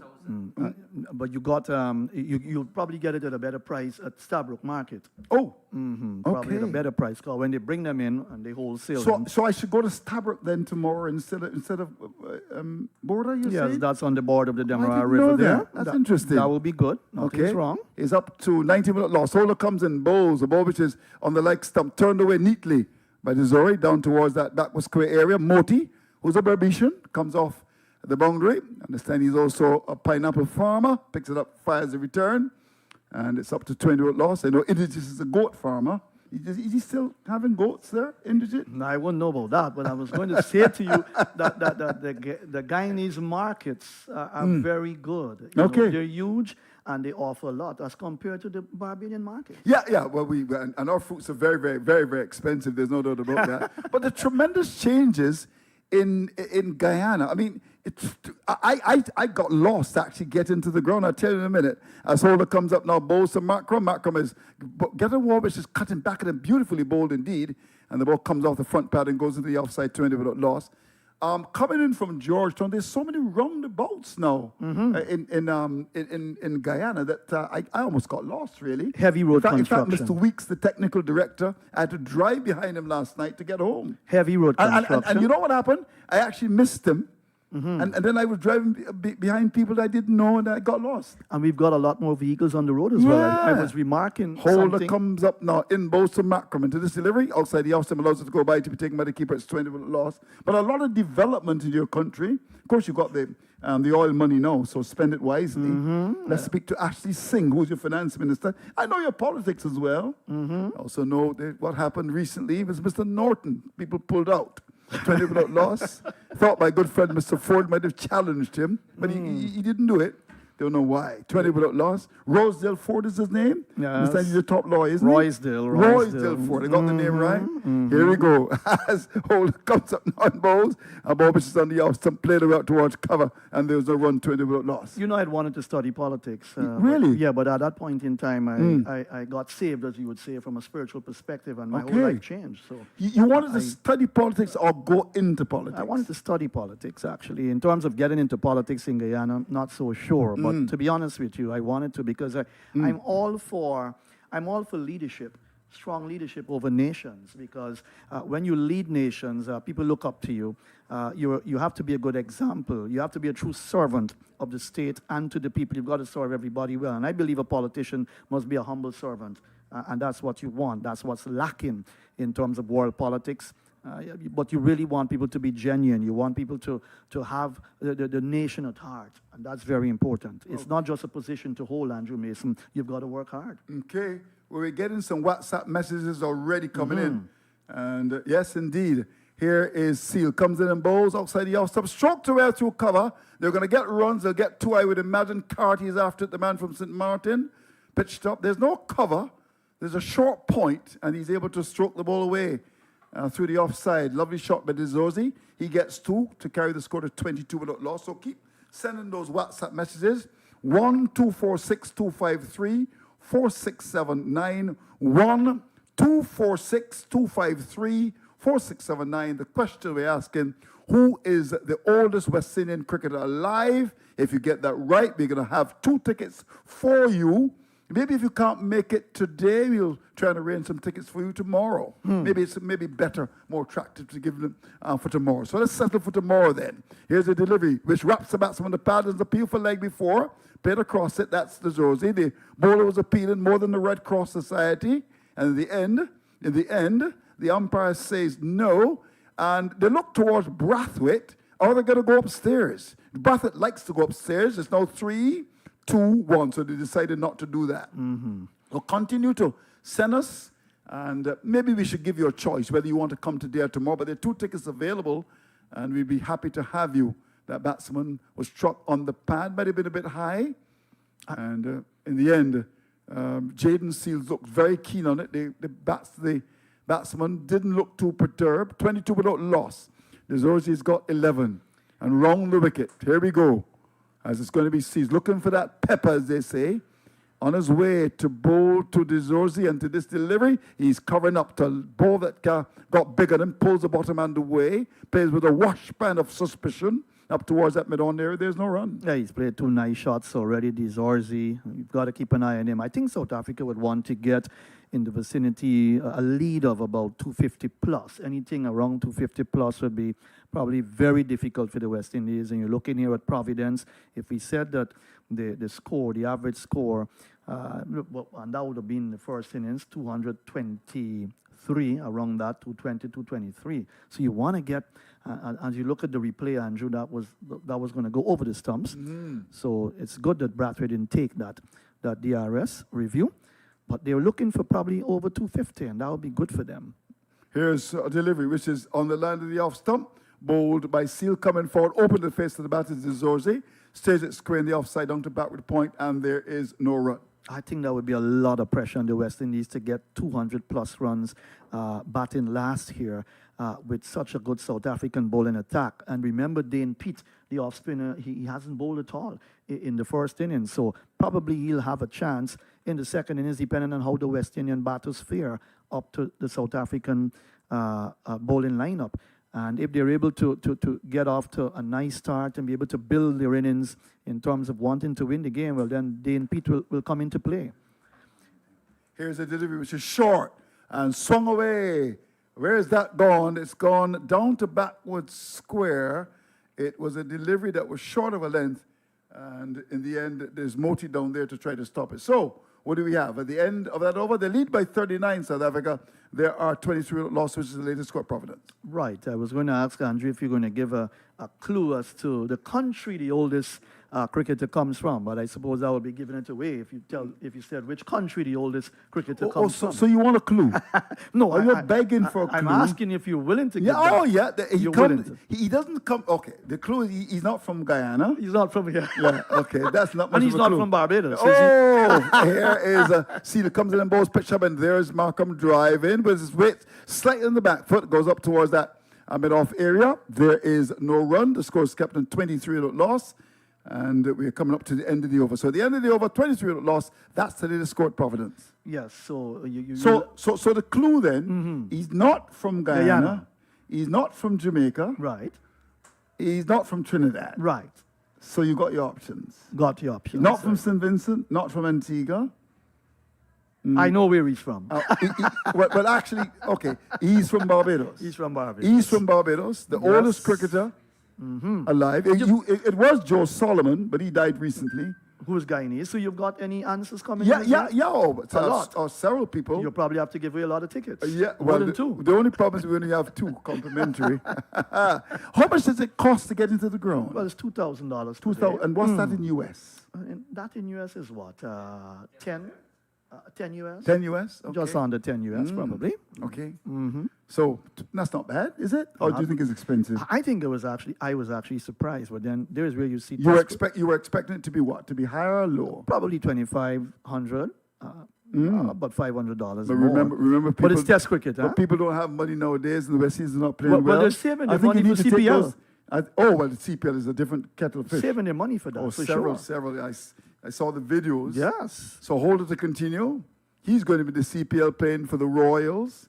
Got to try and come good. Jason Holder, the man from Barbados. Round the wicket, comes in to bowl to De Souza. He's got 11. He's in and bowls to him, and he's coming forward to one on the line of the off stump. And with the bat as broad as Pretoria, plays it up to mid-on. There's no run. Someone who played for Guyana years ago said to me when he came back for a funeral, he said, Match, I'm not gonna come to the World Cup matches in Guyana, the T20 World Cups. I'm saving my money to come for CPL. Would you believe it? Yeah, Naim Chan is working around the clock.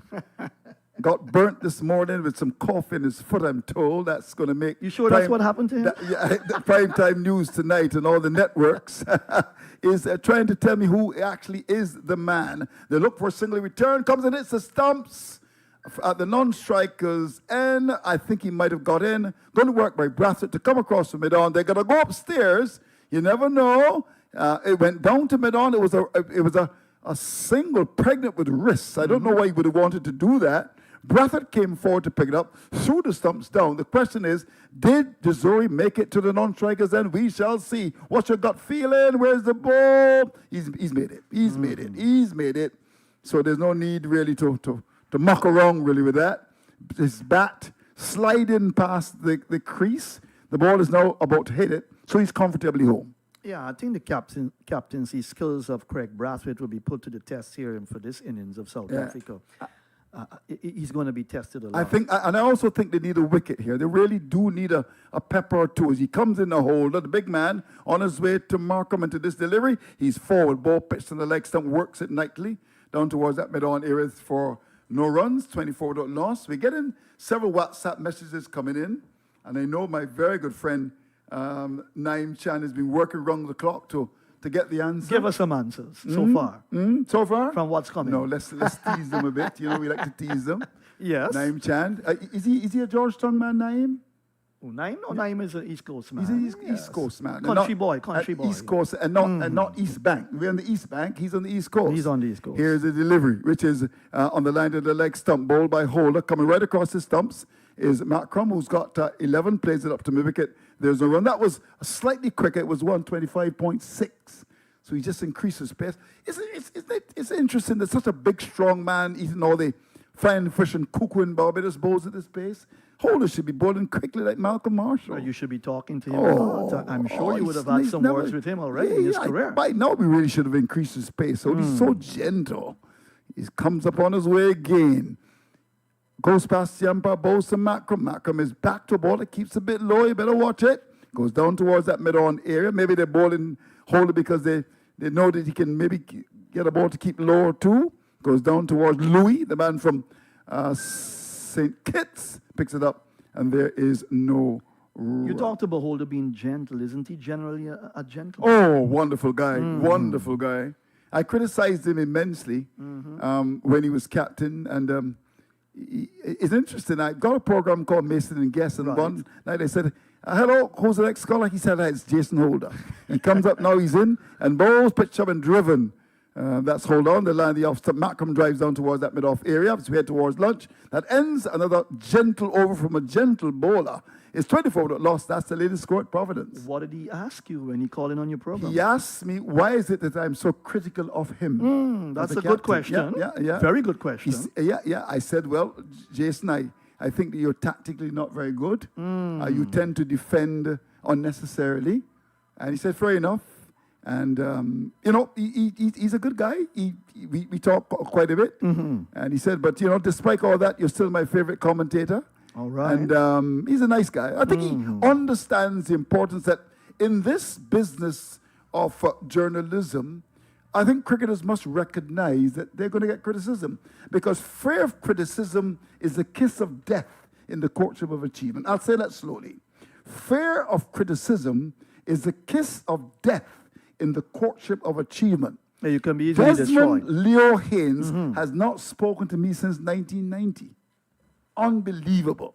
Here's Seals comes in and bowls, the ball pitched on the off stump. Now they've got the cover area plugged, and that's that's Warrican. And there is no run. In 1990, Barbados up against Jamaica at Sabina Park. Desi Haynes was the captain of the Barbados side. I did a report back to Barbados and said, on a scale of 1 to 10, I'll be hard-pressed to give Desi 1 as a captain. He was not good. Wow. Obviously, his friends told him that. And I remember we were on the plane, he got very upset. By the way, his nickname is Joe Louis. Here is a delivery, which is beating the batsman. That's a seal. There is the batsman, Zorji, coming forward. Might have gone between bat and pad, taken by the keeper. He survives. He's got 13. Mark Crummers 11. It's 24 without loss. Now, when he was fired the other day, somebody gave me his number. And I host a show called Mason and Guest Show. So I actually called him. I said, "Hi, Desi. It's your good friend Andrew." Click. Wow. No, you haven't spoken in a long time. I mean, to me, that's, Cricket enemies. Just cricket enemies. But why? I mean, people criticize me all the time. People criticize you, Matthew. That's part right. of life. That's right. I mean, That's there are right. people who don't like my style of commentary. There are people who do. The kiss of death. Yeah, in the courtship of achievement. Yes, You need to write that down and put it when you go. Is Sunday you're going to be doing some preaching? You preaching Sunday? No, I'm not preaching Sunday. I didn't ask you that. He was fired. Oh, you were fired? No, I'm not on Sunday. Come in. Okay. Is it because And that's it- simply because if the game goes to Sunday. Or is it because I have to be or is here. it because you were fired? Yeah. What religion are you, Mr. Kassoon? I'm a Christian. Yeah, You're a I'm Christian. Yeah, Oh. yeah. I was made a Christian when my name was given. A lot of Barbadians are Christians Oh, too. yeah, I know this thing. Yeah. Man, I've been David's here in lamentation. every corner I turn. Oh, there's a church, yes. And man. David lamented his lamentation over Saul and over Jonathan his son. Right. The beauty of Israel is slain upon the high places. How the mighty fallen. Tell it not in Gath. Here's a ditty which is short and pulled away through the Maricate. That was meat and drink. It was a poor delivery, bowled by a seal and dealt with in the appropriate manner by Desori. It was a long hop and he pulled it through the wicket. That's gone for 4. That was indeed a very naughty delivery from Jaden Seal, who generally has been good in length and line. He strayed and he was punished. That's where sometimes we're all puzzled about the West Indies fast bowlers, and this is what happened in England. Alzari Joseph bowled a lot of short deliveries, and you bowl into good batters from England. Obviously, they're going to put you away. He thought he probably would have had them flinching, but that wasn't to be. Here is a delivery from Seal, which is a much better length on the leg stump. The Josie back, little man, just works the ball on the onside down to square leg. He's on 17. Matt Crummers got 11. It's 28 without loss. Of course, the West Indies bowled up for 144, replying to 160 made by South Africa. So similar, a low-scoring battle so far as we head towards lunch of the second day. We're about 6 minutes away. And, of course, those 2 tickets are up for grabs. Andrew, decent crowd in the No. green stands, a little bit is it decent. Or is it more of a gathering of spectators? Crowds connotes that you've got many people. I would suggest it's more a gathering. Gathering. You agree with that? Well, yes. When you Okay, look. well then say that. His seal comes in and both pitched up, and there's the batsman driving up towards the extra cover area. Warrican picks it up on the second attempt. He's not the best fielder, Warrican, and a bit slow in the field. Sometimes he's the type that you want to hide as well. So, Zozi gets a single to go to 18. Markham has got 11. 29 without loss. That's the latest score at Providence. That lead is 45 now. If they get past 50 and they haven't picked up a wicket, the West Indies, then you realize how much pressure they'll be under. Because they've got to bat last. And if they've got to chase over 300 runs, Oh. you're looking at trouble there for the Yeah, West Indies. yeah, but Shamar Joseph is coming into the attack now. So we should see what happens. He's going to replace the very gentle Jason Holder with, 5 minutes to go before the break? But So the South Africa... I see Carlisle Best from Barbados is calling me. Oh. I can't talk to good old Carlisle now. I'll have to give him a call back. Maybe he doesn't know him in Guyana, but we'll certainly speak a little bit later on. You remember Carlisle? Oh, yes. Good Oh, batsman. yes. He used to commentate when he was batting. Yes, he Can you used imagine? to. Say, in comes Bowles, the best and best. Drive through the covers for 4. If you ever hear Carlisle Best, you'll enjoy it. Maybe a little bit unfortunate. in Yeah, terms yeah. of his Well, he test came at a career, time. yeah, Yeah, he difficult came- times. He actually yeah. came. He did a book recently and came out and said that he didn't have a very good relationship with Sir Viv. Yeah, and interesting what Lara was saying about Sir Viv and That's Carl right. Hooper. Interesting. Now Joseph comes up. We want to say good things about him. He comes in and bowls to Zuri, and Zuri is getting a ball which is already making the batsman flinch a bit. Goes across, pushes up towards that mid-off area. There's no. Let's hope that he's okay. And I want to tell those in authority that they need to check this guy out. He's getting cramps, and sometimes you don't know. Maybe just a simple team doctor will not. Get a specialist to check him out to see what's going on with him. Because there could be a lot going on with him. He is the future. He's 24 years old, and we got to make sure that his health is tip-top. Let's You call agree with that? Yes, let's call another name to Isaiah Thorne from Guyana. Oh, that yeah, young man. oh, yeah. Went to England. That's right. And should have stayed on, in my view. In my He's view now as well. 29 without loss. Here's Joseph. Comes up now. On his way, he's in. And bowls. And there's a batsman getting a short ball. And the George just paddles it really down to that fine leg area. Force it more backward square. Moti comes off the ball. It's going to be very interesting to see how he performs here. Joseph, we know that he's got a big heart. Bowl with a bad toe and won the test match in Australia. But you never know after that exhaustion. Of course, cramps will come from dehydration as well. So you don't know. Let's hope he's okay. He's a wonderful young man, good shoulders. And let's hope he's okay. And as I want to say again, you got to check him out. Make sure he goes to a specialist and see what's going on with him. Not just a team doctor. 30 without loss. And generally, the public needs to also not put him under pressure because when you've been so successful in Australia, you don't think that Joseph is going to be successful in every test match. Well, he plays. comes up now on his way to bowl to Macrom. In bowls to Macrom. Macrom is right across the stumps and puts the ball away, a bit short, down towards the captain who needs some runs for the West Indies. That's Craig Brathwaite. There's no run. Scores kept in 30 without loss. I believe in putting the non-performers under pressure, not those who performing well. Right? If you're performing well, you need to be encouraged. But non-performers, you've got to put them under pressure. Yeah, so 3 balls are left. We've got 2 minutes before 12. Will we be able to get another over in? We shall see. It's going to be tight. It's not like Lance Gibbs who would bowl an over in just over a minute. It's the Lance Gibbs street I passed there last night, and there's a Clive, is it a Clive Lloyd Drive, is it? Clive Lloyd Drive, Clive Lloyd Drive. Shiv Chandra Paul Oh, Drive as okay, well. wonderful as well. Here is Joseph. Comes up, he's in and bowls. Malcolm covers up, ball pitched in the off stump. And elbows well caught. Good picture to see. Plays it down towards Carty, the man from St. Martin. Comes across his right to pick it up. And there is no run. I'm actually surprised that it took you so long to come back to Guyana because you really love this Yeah, country. indeed. I mean, but then, of course, you had COVID those years, Well, right. 3 or 4 years. COVID is back as well. Yes, it's still around, lingering. Yeah, it's lingering. Yeah. Are there a lot of COVID cases in the country? I'm not I don't think governments pay a lot of attention to them anymore, really. That used to be some daily bulletins in Barbados. That was all gone. So they were not lost. Here is Joseph. Comes in and bowls, and there's the batsman coming onto the front foot. And that's Macro opens the face of the bat, runs it squarely offside. He's kept on 11. The Zorzi's got 19. It's 30 without loss. 1 ball to come. What's your time? Did you got 12 o'clock? Yeah, I've got a minute to 12. A minute to 12. So it's going to be tight to see. Will we be able to get 1 more over in? No, I We don't shall think see. You don't think so? I don't think so. Matthew Kassoon's watch is saying a minute before noon. Remember, as an umpire as well. Yeah, as an umpire. Keep your eye on Yeah, that, you that should. watch.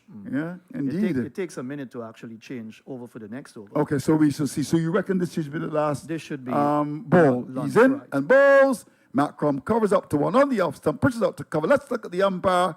He comes across. What will he do? Yes, he removes the bails. So at lunch on the second day of the second test match, contested at Providence on the East East Bank of Bank of Demerara. Yep, you got Not it the right. East Coast. The East Bank of East Bank of Demerara, 30 without loss. It's been a wonderful morning of Test cricket. The West Indies losing wickets cheaply, but then Shamar Joseph waving his bat around.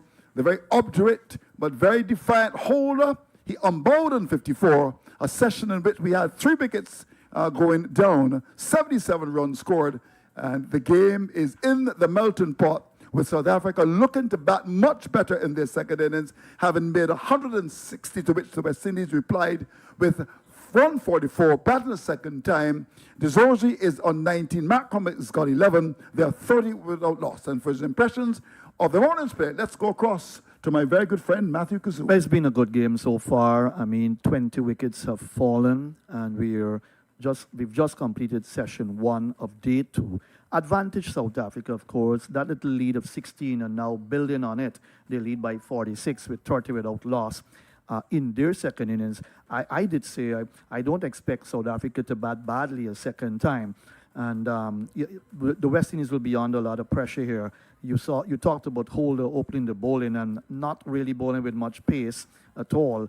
And that in itself says that the West Indies will have to use their spinners a lot in the second innings here. And they've got to work hard. The captaincy of Craig Bradford will come under scrutiny here in terms of the way he sets his fielders, the field placements, to be able to restrict South Africa to a total that they believe that they can go and bat last on this track and win the game. Now, that's not going to be easy. And I expect South Africa to pile on the runs. They're going to take their time and bat and probably get up to a lead. They need a lead of over 250 to make a really good game of it. How is the pitch played so far, Matthew? I thought the pitch is playing pretty well. You echo those sentiments as well. It's not a bad pitch at all. I thought the bowlers have used the pitch well, the fast bowlers in particular. They've picked up most of the wickets here in this match so far. The spinners have just picked up about 2 or 3 wickets. So when you look at that situation, the fast bowlers should be happy about this. But it's all up to Seals and Holder and Shamar Joseph to try and come good now for the West Indies and hope that they can pick up some wickets after lunch. Indeed. So we hope you enjoyed our broadcast half as much as we enjoyed presenting to you. The West Indies starting the morning at 97 for the loss of 7, all up for 144, chasing the 160 made by South Africa. And in response, South Africa are 30 without loss. And no doubt they're looking to really bat deep in the second innings and give the side a score that they can work with. So that's the situation then, 160 and 30 without loss. That's South Africa, the West Indies, 144. We'll come back in about 35 minutes. Please join us then.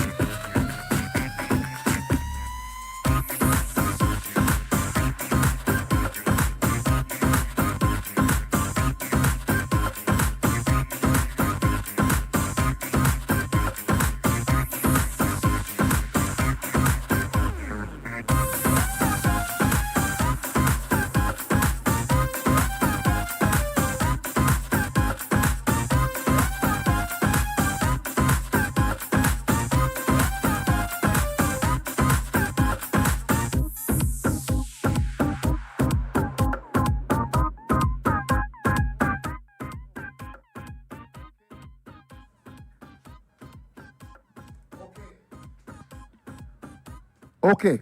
Okay. All right. All stations stand by. We are just getting ready for the resumption. Second session, second day, West Indies versus South Africa. Our commentaries will start in a minute. I'll count the last 10. Hope you can join us from there and from far. Stand by. Stations across the Caribbean.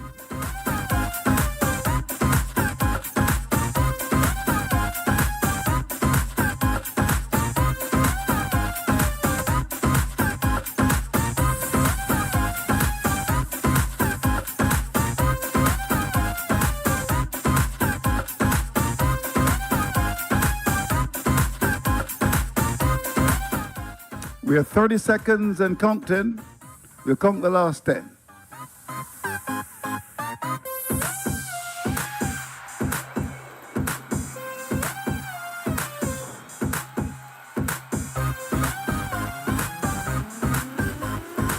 "15 seconds and counting.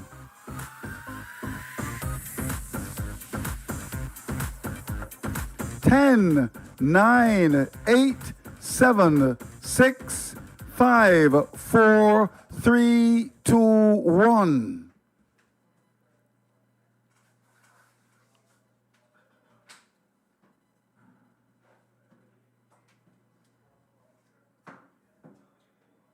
Cut and Drive Network as we bring you ball by ball commentaries of the West Indies South Africa series. The action is about to begin. And now, for all the excitement, let's join our commentators on location. Well, good afternoon to you across Radioland. And again, welcome to the Providence Stadium here in Guyana, which is located, of course, on the east bank of Demerara in one of the three counties. And we're here to begin the action again, or to resume the action after lunch, as we look at Jaden Seals, who continues and bowls to the Zorzi. Gets the ball on the line of the leg stump, just tickles it down to backward square and gets a single. So the South Africans are on their way after lunch. And of course, at lunchtime, there were 30 for no wicket. The Zorzi and Aiden Markram, the two not-out batsmen at the crease. And let me just recap what transpired during the course of the morning session. Of course, the West Indies resumed today, 97 for the loss of 7 wickets. And then they were eventually skittled out for 144. And in the process, giving away a 16-run lead to South Africa. South Africa batting a second time. Here is Seals, bowls to Markram. He is coming forward and stroking the ball straight to cover. Moti is in the way. He feels, and there is no run. There's something about Markram that I want to mention. There's something about his batting. He looks very classy, very elegant. And maybe I don't want to put Virat Kohli, don't want to put Markram in Kohli's category. Maybe Babar Azam and a few others around world cricket right now. But he's very elegant, and it's so pleasing when you're doing commentary to commentate on a batsman like Markram, full of class. Lots of time to play his shot. Here is Seals. He's up there, bowls to Markram. He's coming forward, on the part of the bat. This will go into the boundary for 4, down towards backward point. He did that so sweetly and so exquisitely. And he picks up a boundary. He goes up to 4 and will now carry the South African total. I'll just wait for the score to come up. But an excellent boundary here. And I welcome back Naeem Chan just after lunch. Hi, good afternoon to all, wherever you are. And nice to be a part of the commentary and bring the live reports here from the National Stadium to you. Nice weather conditions, brilliant sunshine, just about pervading the atmosphere here. Small sprinkling of spectators. We expect a grand day's play. Here is Seals. He speeds in to bowl to Markram down the leg side. This will come on our microphones here at the media center end for a boundary bicycle now by the umpire Raza. And 4 more to the South African total, 39 for no wicket. This is the total contrast of what we saw in the South African first innings when they were struggling. It's 39 for no wicket.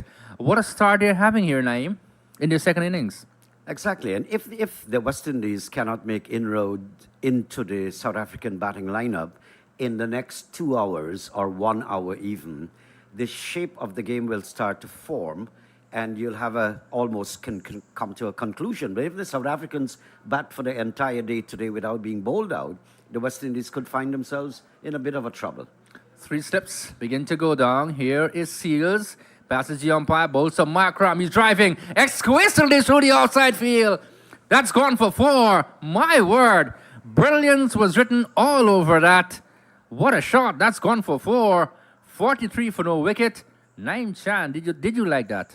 Yes, earlier on I was saying to my mind, and in fact while traveling, that there was nothing in this test match so far, and I've been describing this game for a few decades, that I felt good about. I felt good about that cover drive. I'm feeling good about Markram. Yes, you know, he looks the picture out there. When he stays there, you know, he bats for a long period of time. He had a really good start to his test match career, then faded away slightly. But you never know what can happen. You know, these things do happen in life. Sometimes you think that you're way on the mountain top, and then you might come right back down in the valley. Things do happen, amazing things. He taps away. He's on 19 from 25, 43 for no wicket. Here he Seals to Markram. He's tucking the ball in the onside. This down towards forward of square. That's Warrican is giving chase from a very short mid-wicket area. And he picks up and rifles the return in. And they get 2 more runs. So good run in there. 45 for no wicket. The first over after lunch. 45 for no loss to South Africa. Batting in their second innings. That's the latest score here from Providence. Well, kind of erratic start there from Seals. Half volleys outside the off stump. Last delivery down the leg side. Then another one down the leg side where it came for 4 byes. So an erratic start. He's not finding that rhythm. Yesterday he bowled very well. Coming down to yesterday afternoon, I think he was losing it a bit. And then this morning, I don't think he looked so good as how we saw him yesterday.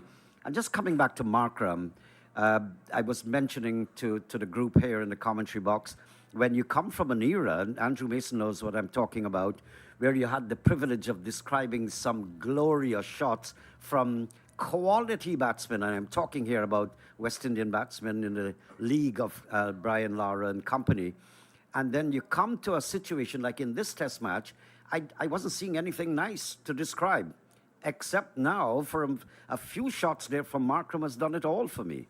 Shamar Joseph will continue from this Demeter center end. Passes the umpire bowl to the Zorzi. Is tickled down towards fine leg. We'll just await the signal. And 4 signal by the umpire. Might have come off the bat. But 4 more to the South African cause. 49 for no wicket. As I said, 9 total contrast from what we witnessed in the first innings. Yes, somehow or the other, I get the feeling that the West Indies are losing it. Shamar Joseph going way down the leg side. Seals not finding his rhythm and his line and length.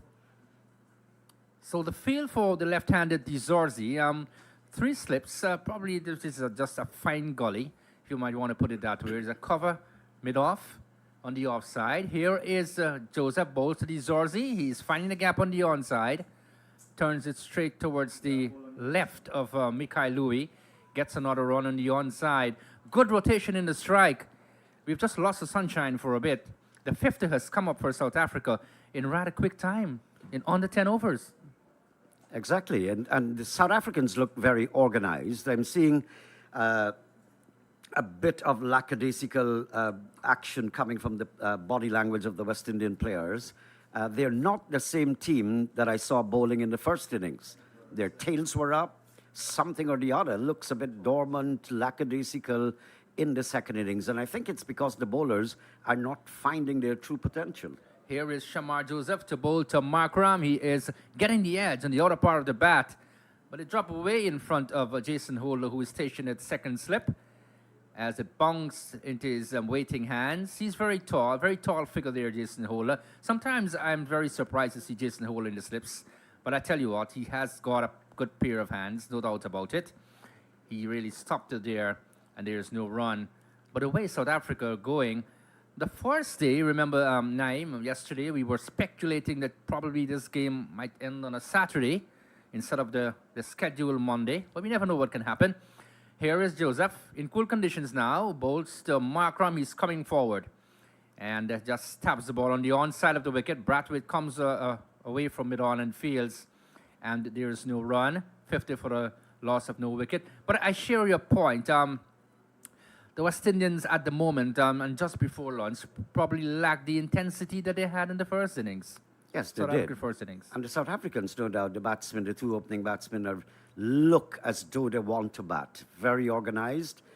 Not to forget the prolific past of Markram. He's a great player in the making. This is Markram. He's coming forward, one which is pitched up. And the way he's batting signals that, I want to stay there for a pretty long time. Well, he has time on his side. He can build on that. 51 for no wicket. Zorzi is 25. Markram has 22. Day number 2, session number 2. They lead by 67. So that's the equation right now. As we look towards the green stand and a few youngsters there enjoying the game, Naeem? Yes, they're coming out in small numbers, maybe in quality and not quantity at the moment. But just looking back at Markram, 97, 143, 125, his first 3 test matches. Here is Joseph Bowles, the Zorzi. He is getting one that comes into him. The left hand is back and across and plays it straight to mid-on. That's Brathwaite is in the way. Another over completed, 51 for no wicket. Zorzi is on 25. Markram is on 22. That's the latest score here from the Providence Stadium. And of course, Markram also led South Africa, the under-19, brought home the title in the World Cup, under-19 in 2014. So he's had quite a prolific career, maybe not the highest achievement, but he's done extremely well. He has an average of almost 36. And so he's doing pretty well, 2,445 runs before this game in his 38 test matches. He's averaging 35.95. Yes, not really a bad thing for Markram, but he just fell away a little bit after you mentioned those 3 innings at the start or the beginning of his test match career. It does happen to a few players. We look at Seals in rather cool conditions now. To bowl to Markram, he's coming forward, one that comes into him and just plays it out straight to mid-off, and there is no run. Still 51 for no wicket. Zorzi 25. Markram is on 22. And again, across the region and wherever else you might be picking up the broadcast, I want to say a pleasant good afternoon to all of you again. And here's hoping you're enjoying the coverage here on the Cut and Drive network. In the first innings, I was looking at Seals getting the ball to move and move appreciably away from the right-handed batsman. I'm looking at him in the second innings here. He's not getting that at the moment. And these are conditions for fast bowling. Here is Seals, bowls to Markram. He's flicking a down pass, backward square.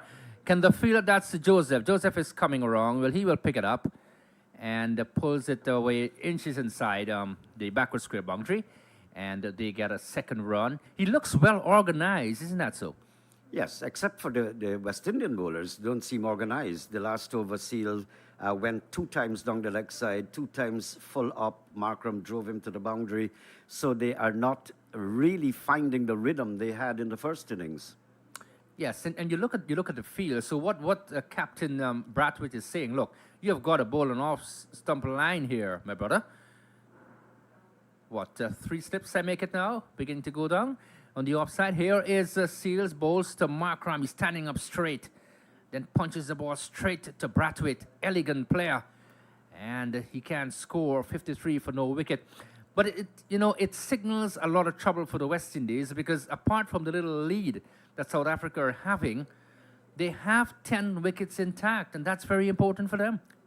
These guys knew what they wanted to come out and do. There was a target, there was a plan, and you can see that they're working to that plan without unnecessarily being lazy and being complacent and not hitting the ball. We saw some exquisite cover drives from Markram. 69 deleted, so make that 69 for no wicket. Here is Seals to bowl to Markram. That was a pretty good delivery. Squares him up as the ball takes the outer part of the bat and goes down to third man. That's Warrican who's giving chase. And he returns now. They get 2 more runs. So the runs are coming really quickly. Markram has gone up to 26. 25 is the Zorzi. And South Africa are going on their way merrily. Well, what is worrying to me is that if the quicker bowlers, who have been the wicket takers in the match so far, both sides of the coin, are not getting the kind of help and movement I've been seeing in the first innings, then would you try the spin? And the spin has been pretty innocuous.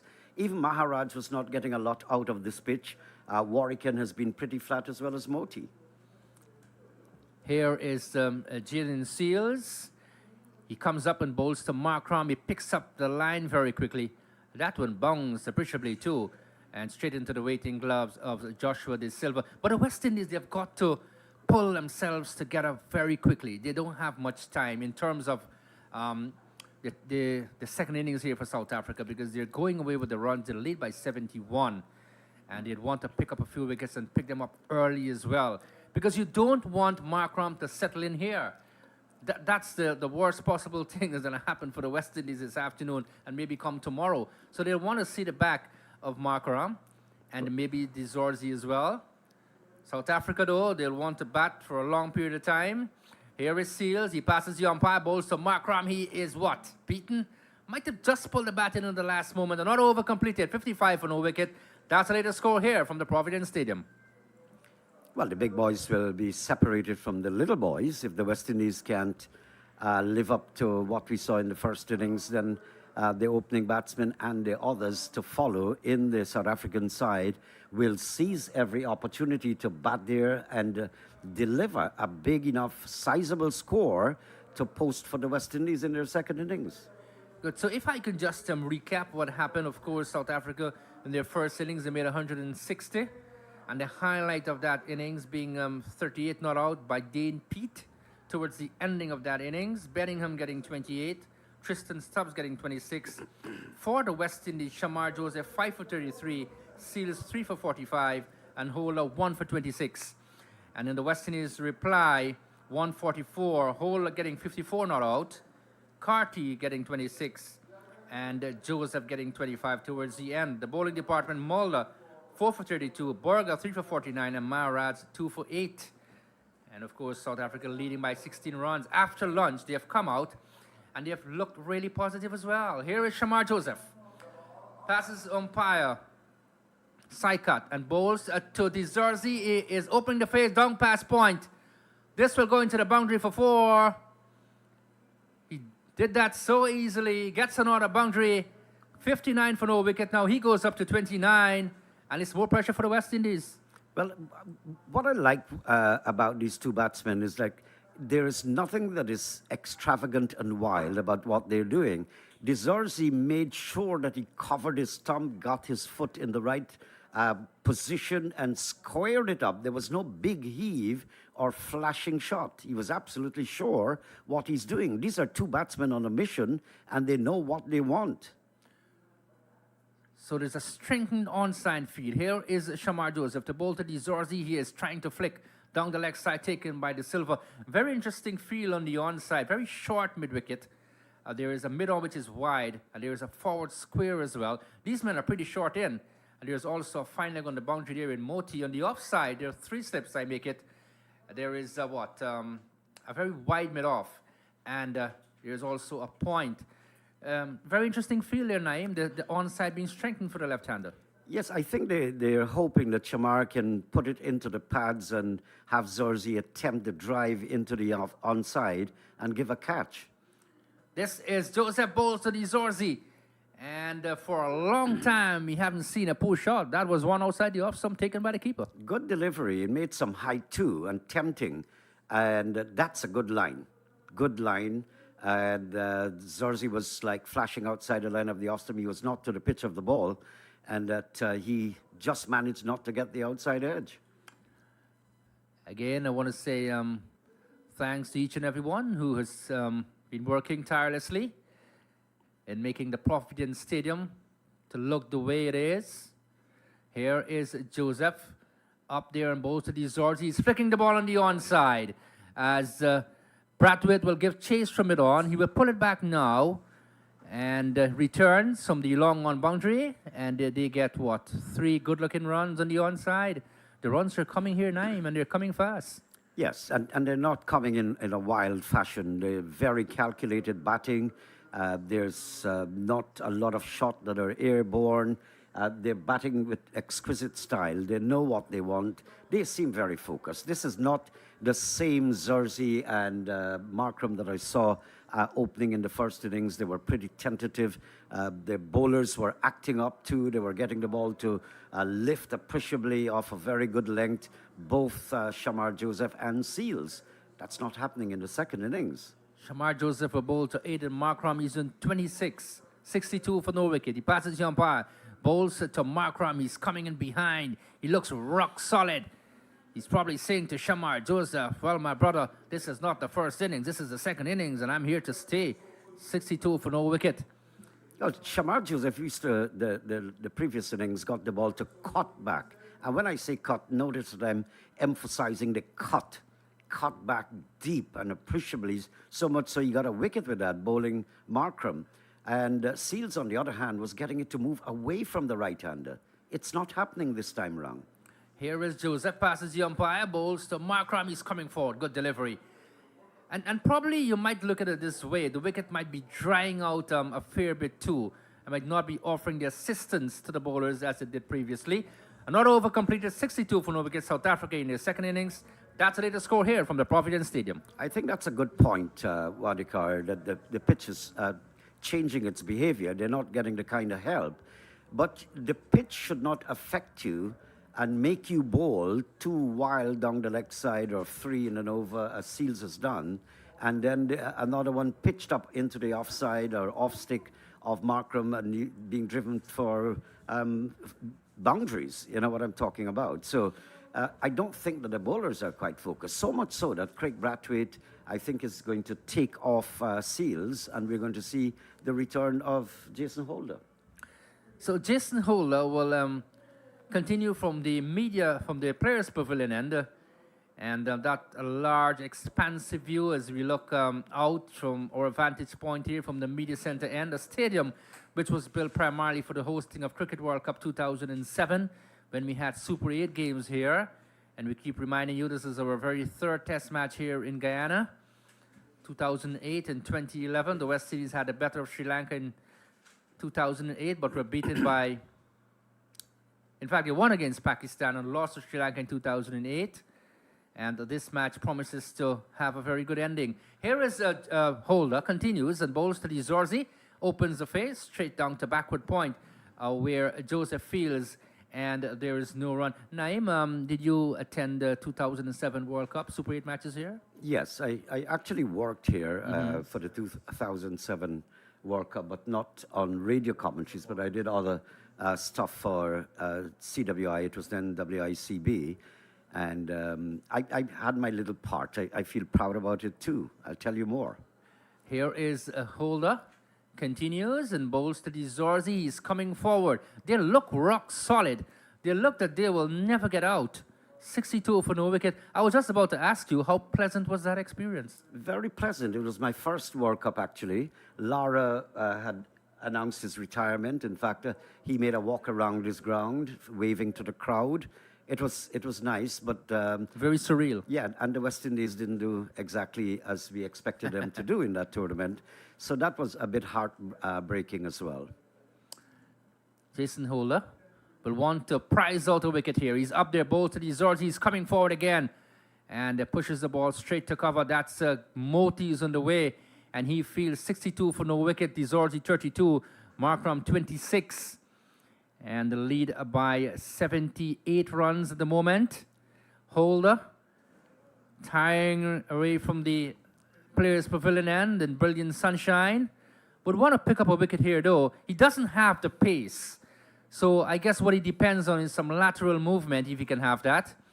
Here is Jason Holder. He's up there, bowls to the Zorzi. He is forward and drives, outer part of the bat, towards the left of slip. That's Athanaze and will go into the boundary for 4. And Jason Holder, hands on his head and probably thinking, wow, if I had another slip in, probably I would have had a wicket. Yes, he certainly would have had, but they're only operating with 2 men in that area in the slip cordon. So it went far away from Atanaz to his left. That means it would have been somewhere in the vicinity of 3rd or 4th slip, and it came down to the boundary for 4. Holder, you mentioned something very, very important. if you do not have the speed, as in like cases like Arshdeep Singh out of India, when you do not have the pace, Andrew Mason describes him as gentle, then you are supposed to devise other ways of getting people out. And the top one is swing. I'm not seeing a lot of swing from Holder. Here is Jason Holder. He's up there, bolted. He's He is edging and is put down by Joshua De Silva, who leaped to his left. I thought it was left into his left glove, but at the last moment it popped out. Why did it pop out? Only God knows. 66 for no wicket. De Zorzi is on 36. Markram is on 26. Naeem Chan. Well, that could be a fatal occurrence that happened there. When you have two men looking so solid as Zorzi and Markram, and you give them a chance, you're likely to pay. You're likely to pay. Well, the price might be a very, very expensive one. Let's see what's going to happen during the course of the day, during the course of tomorrow, maybe. But catches win matches. We often hear that numerous times and countless times. And when they come to you, you accept them. That's the way you're going to go around winning a match. It doesn't have to be a test match. It can be a normal cricketing match. Here is Holder, passes the umpire to bowl to De Zorzi. He is coming forward. And might just be saying, look, my brother, I made a mistake, but not the next time. Another over completed, 66 for no wicket. De Zorzi is on 36. Markram is on 26. That's the latest score here from the Providence Stadium. Well, certainly the slip fielding and I have not seen bad stuff from De Silva, but generally the slip cordon has been a letdown. Let's put it this way, behind the wicket, we have not done well. That was a simple catch that should have been taken by any elementary standards. You know, my memory, sometimes I love to reflect, and some people ask me, why do you reflect? But then, sometimes, or in most cases, our past would determine our future. Probably the best glove man that we had in recent times would be Dinesh Ramdin by a very far way. Let's put it that way. But, we're still struggling to find that person who can bat consistently, give us a good score, and the keeping up to date. Here is Shamar Joseph. He passes the umpire and bowls to Markram. He's turning it down towards a long leg area, deep backward square maybe. And Seals comes off the boundary. He feels 67 for the loss of no wicket. I guess, Naeem, you might want to share your point on that? Yeah, but we've not only been struggling for quality wicketkeeper batsmen, we've been struggling for everything in every department. Because the only spark I seem to remember in the last days, put it this way, going into the 90s and 2000, the only sparkle was Shivnarine Chandapal, Hooper, and of course the majestic and legendary Brian Lara. Of course, in the bowling department, we had Curtly Ambrose and Courtney Walsh. Here is Joseph. He's up there, bowls to De Zorzi, looking to play it and lets it go, taken by the keeper. 67 for the loss of no wicket. And so many keepers we've had over the years. We go back to David Williams in that series in Australia, Junior Murray.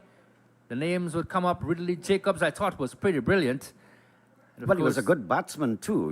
He shared quality abilities in batting as well as in keeping. I'll say he was even a better batsman than wicketkeeper. Yes, he was real quality. Here is Joseph, passes the umpire to bowl to De Zorzi. He is coming forward and beaten by a beauty that left him. And taken by Joshua De Silva from behind, 67 for no wicket. He remains on 36. Zorzi would have to know that Shamar Joseph is hardly getting the one to come back into the left-hander. Rather, he keeps going away. And so he would have to know that I can leave some of these deliveries alone.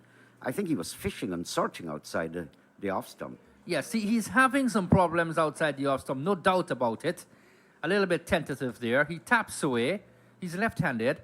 Here is Joseph. He's up there, both to De Zorzi. He picks up the line. And once you pick up the line as a batter, you can let it go.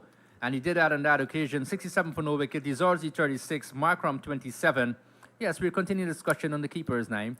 Yes, but the keepers, to me, in my opinion, were the least of the West Indian problems because even Junior Murray was a brilliant keeper. Of course, before that, you had the iconic Geoffrey Dujon.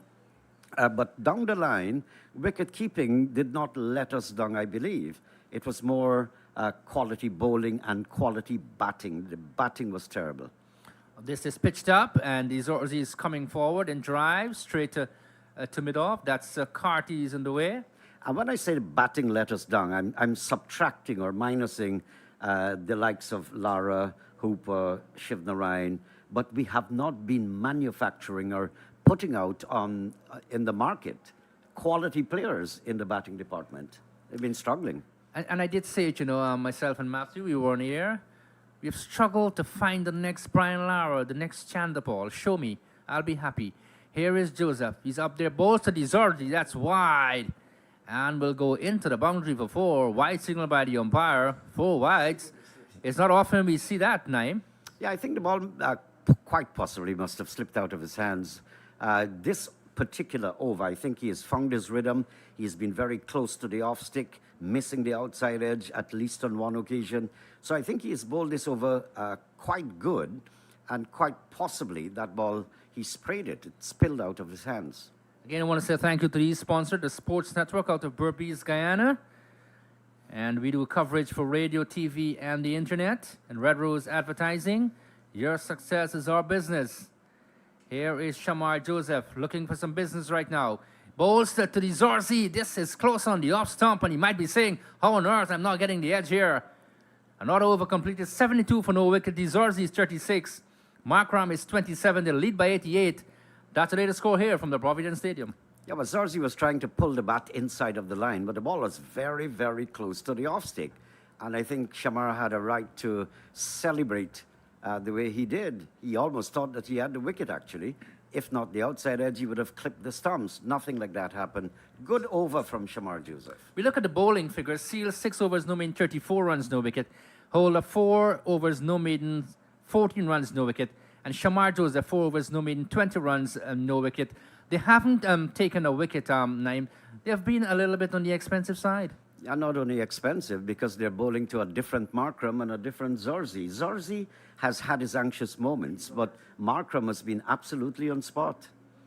Yes, Aiden Markram, well, I just can't hide it. I must say it. I love to see him bat. Here is Holder, bowls to Markram. He lets it go, taken by the keeper. He came to prominence in the 2014 Under-19 World Cup when South Africa won that tournament. And Rabada also played in that game, in the semi-final. I think he got 6 for 25 and really shot to fame, came to prominence in that tournament. Look what Rabada has achieved from then to now. And Markram as well, he started brilliantly in his test match career, faded away a little bit, but there's always hope once there's life. Here is Holder, he's up there, bowls to Markram, he's driving, and straight to the fielder. I get so excited when he's playing a shot. Well, 72 for no wicket. It's for the first time he didn't find the gap, actually. Every time he puts that kind of effort in a cover drive, he has gotten 4. On this occasion, he just didn't. I don't believe he got got the position correct. There is, by the way, an extra cover on the offside area. He had bisected it twice before. Here is Markram, he settles. Here is Holder to the right-hander. He is coming forward. Look at that shot. That's pure class about it. On the onside. My very good friend from Barbados who tells me that he's not going back to Barbados, Andrew Mason. Loved that shot very much. Andrew Mason enjoying the Guyanese hospitality. Well, he has been doing that for a long time. Sometimes at my expense. I know you had to chip in there, Naeem. I know the fella. Here is Jason Holder. He's up there, bowls to Markram. That's a poor shot, though.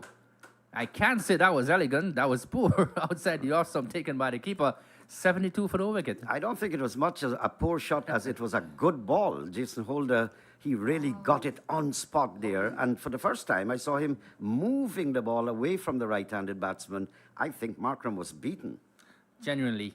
And sometimes you get that sort of response from the bowler. You might be prodding, pushing, and then from nowhere, you get that delivery which is unplayable. Some of them are snorters. Here is Holder. He's up there, bowls to Markram. He's coming forward and can't score. The ball goes up straight to mid-wicket. Moti is in the way, and he fields 72 for no wicket.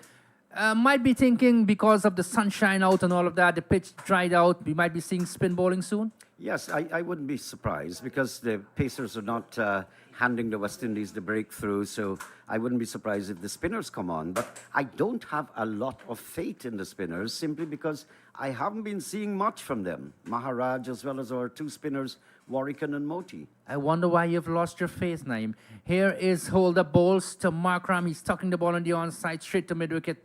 Moti is in the way, another over completed. They're going real fast here, 72 for no wicket. The lead is 88. South Africa, what? They're 72, as I said, for no wicket. That's the latest score here from the Providence Stadium. Well, it's not that I've lost faith. I don't think that the pitch has given them a lot to work on. But the Warrican was very flat. Moti was also there flat and not getting a lot of turn. Maharaj was unable to derive or deduce a lot from this pitch also. So the thought of spinners dominating in this match is yet to be seen. I'm not sure that it will happen. No, but when I mentioned that, Naeem, I was thinking probably because you're aging so fast that you're losing faith. There's a mocking air of chuckle-tea in the commentary box. Our very good friend Naeem Jan. We like him a part of the commentary team. Always brings a great flavor with his commentary. 72 for no wicket. Here is Joseph. He goes in, bowls to the Zorzi. He's coming forward and taps the ball out into the offside. And on that occasion, he looks very solid. Naeem? Yes, Joseph has found himself, or rediscovered himself, if you wish, in the last over. Had some very close shaves, especially against Zorzi. Actually missed the stumps on one occasion. Very, very close, and Zorzi opted to leave it away. And the ball did not travel away from the left-hander as Zorzi had predicted. Almost got the stumps.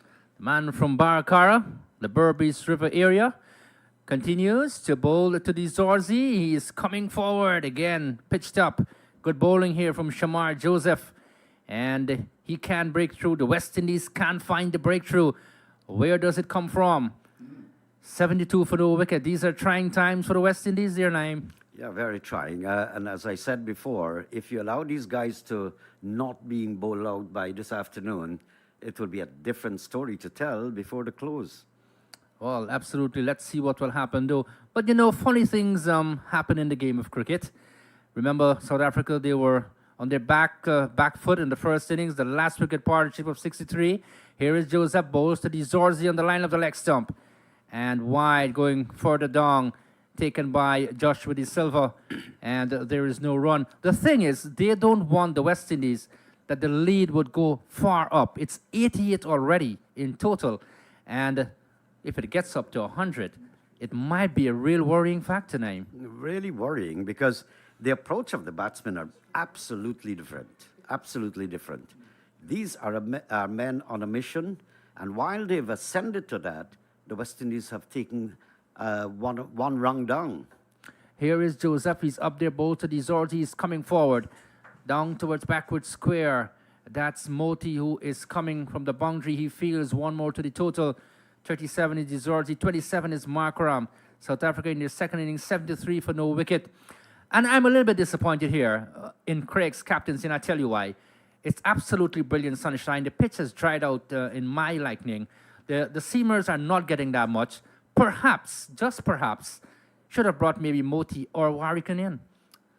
Well, I guess he is weighing his options and chances. There's a full day almost, 2 sessions left. I guess they will be brought into the attack very shortly. This is Joseph Bolster Markram, and he looks rock solid. How do we pass that wall of Markram? How do we breach that defense? That might be the question lingering in the mind right now of Brathwaite. 73 for no wicket. Well, there was a chance that we didn't take. Zorzi was dropped on 36 off Jason Holder. When the score was 66, they have progressed to 73. And normally, good batsmen, when you drop them, like Kohli, like all the great batsmen of the world, you give them a chance, you pay the price. Here is Joseph, prepares again to bowl to Markram. He's coming forward. And I was looking for the ball in the extra cover area, the boundary actually. 73 for no wicket. The Zorzi is on 37. Markram is on 27. South Africa lead by 89. That's the latest here from the Providence Stadium. More from you, Naeem, than it's going to be Matthew Kisoon. the pastor. Come on here, pastor. Good afternoon, wherever you are listening to the broadcast. A nice little, well, in the circumstances, small sprinkling of spectators, but I see the flags of of South Africa, the West Indies, and Guyana fluttering away in the Mong area just to our left. So there's a nice, appreciable wind coming across the ground, and I hope that Jason Holder will be able to use that wind. He's bowling into it and give us the swing as much as possible. I think 2 deliveries in his last over, I saw him swinging the ball, and that's good. Holder, good afternoon to all right across Radio Land. Holder starts again and bowls to Dizorzi, who is flashing at it outside the off stump, missed the shot taken by the wicketkeeper, no chance of a run. I believe that dropped catch there by De Silva when Dizorzi was on 36 off hold in the 13th over. As you said, 66 without loss of them could prove to be very costly because Dizorzi is beginning to play well. Yes, has had his chances here and there, but 37 from 51 balls, he's looked good. Hasn't looked that badly at all. One of the young batters for South Africa. Early days on the middle stump, that's played down to mid-on for a single.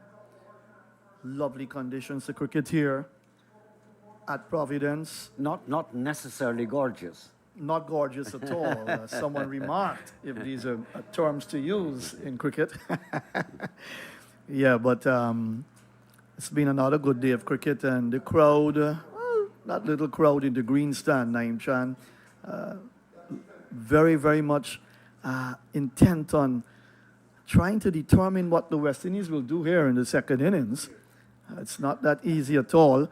I did say that South Africa will not give it away in the second innings. 160 all out in the first innings.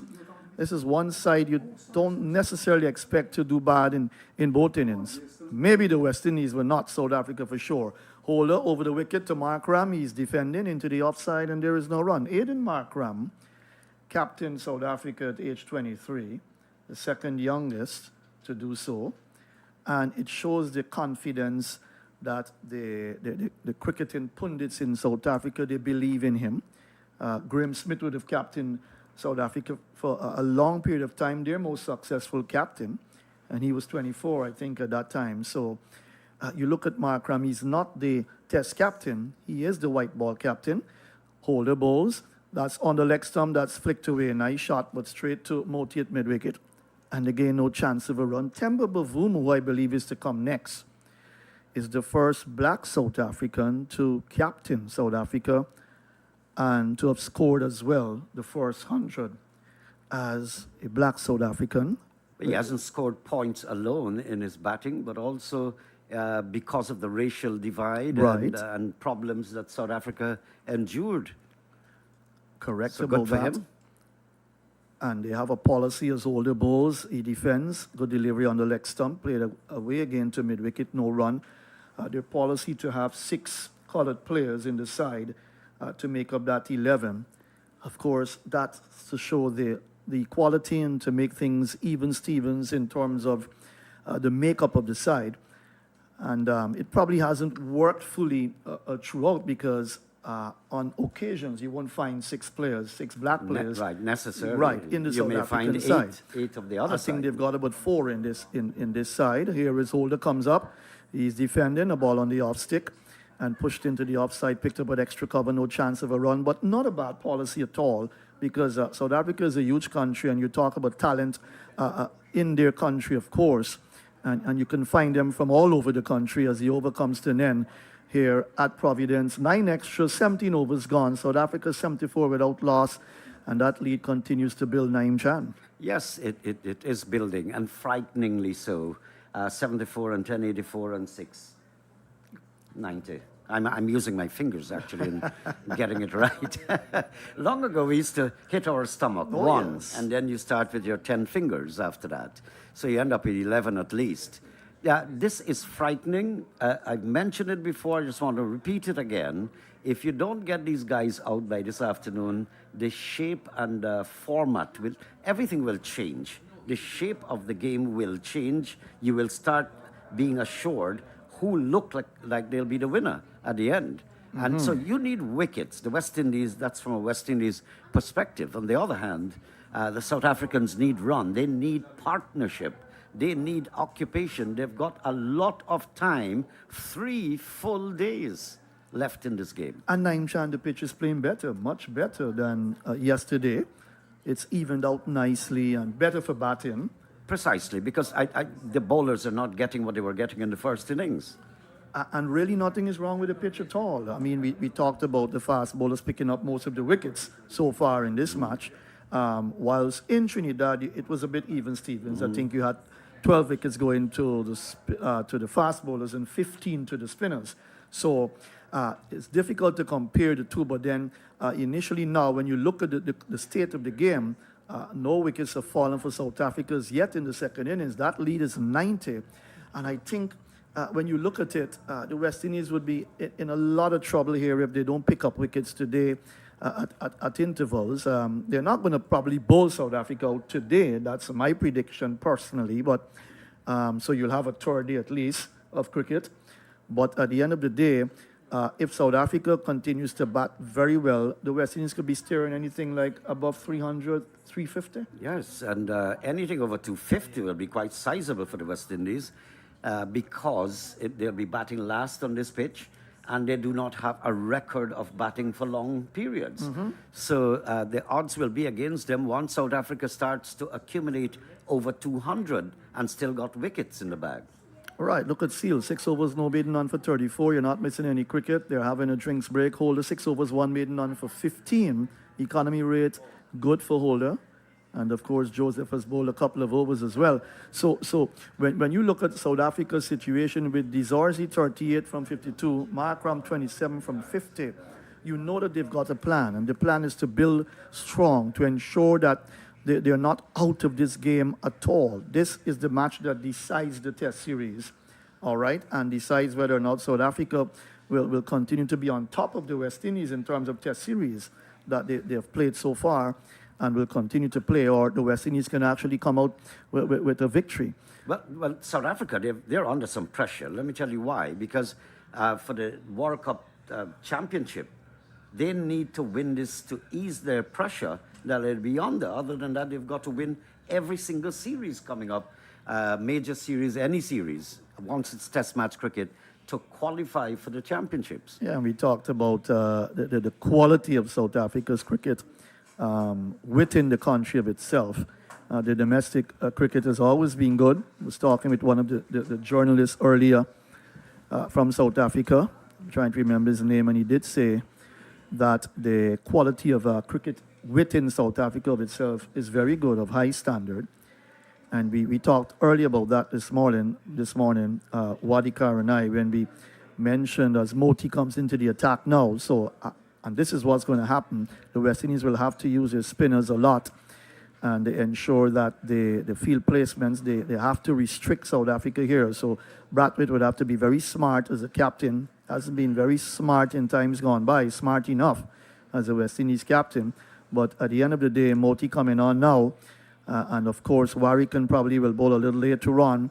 We'll have to wait and see how the spinners will fare here because the fast bowlers have dominated. But the strength of South Africa's cricket within the country of itself says a lot when you look at the quality players they produce. Moti starts over the wicket and bowls to Dizorzi, who defends into the onside, and there is no run. Wadikar is back in the analyst chair. It's been another good day of cricket. Excellent day for cricket again. And sometimes we over-reiterate how pleasant the conditions are. Moti bowls. Dizorzi is whipping it away down to a short backward square where Louis is positioned. And there is no run, just a solitary slip and a forward short leg. Then we've got a backward point on the boundary. We've got a cover in the mid-off. As Moti comes up, he's in both to Dizorzi. Dizorzi is hitting across the line, looking to sweep. Missed the shot. Takes him on the pad. And the DRS time is on the big screen here, but doesn't seem as if Craig Brathwaite will give that a thought for one moment. He's kept on 38. As Moti comes up, he's in, given some air and driven back to Moti, who allows the ball to go from his hands too. Jaden Seals, who's feeling at mid-off, and there is no run. And then you've got a long on, a mid-wicket, and a short backward square. You've also got mid-wicket on the boundary, and a straight mid-wicket short. That's played into the onside. No, again, no chance of a run. So hello to everyone right across Guyana and Eastern Caribbean region. Lots of fans following the commentary live. Here is a ball that's turned away. Turned fine. A chase here for Louis down towards fine leg. He gets to the ball and knocks it back inside. We'll pick up now and send the return in as the batters come back for 3. So they picked up 3 there. The Zorzi will now move to 41, or did we get any signal from the umpire on that one? Extras 12, 4 byes, 3 leg byes, and 5 wides. So no runs to his score, personal score. That would be extras. As the score move up now to 77 without loss at the end of Moti's first over. Yes, so when you look at it now, the lead being that much, South Africa, they will need to bat for a long time. They know that, and they have that calculated already. They know their approach. The lead is 93. They might be saying to themselves, look, we have the West Indies on the back foot right now. We are 93 runs ahead of them. We haven't lost a wicket in our second innings. And the way we are going, we've got to pile on the pressure here. Give them something really good to go at in their second innings or in the fourth innings of this match. And we all know from way back when that a team batting last on any pitch because of the deterioration and all of that things might happen with that team. They might eventually lose, so who knows? Seals comes up. The Zorzi is defending into the offside. Picked up by Warwick and out in the covers, no run. If you've just joined the broadcast, let's tell you that day 2, the West Indies resumed overnight, 97 for the loss of 7. And today, Warwick caught Maharaj at mid-wicket off the bowling of Rabada for a duck, 103 for 8. Seals leg before wicket to the bowling of Burger without scoring, 104 for 9. And then Joseph leg before wicket to Maharaj for 25. 27 balls, 4 fours and 1 6. A nice little attractive knock from the number 11, 144 all out. That partnership yielding 40 runs.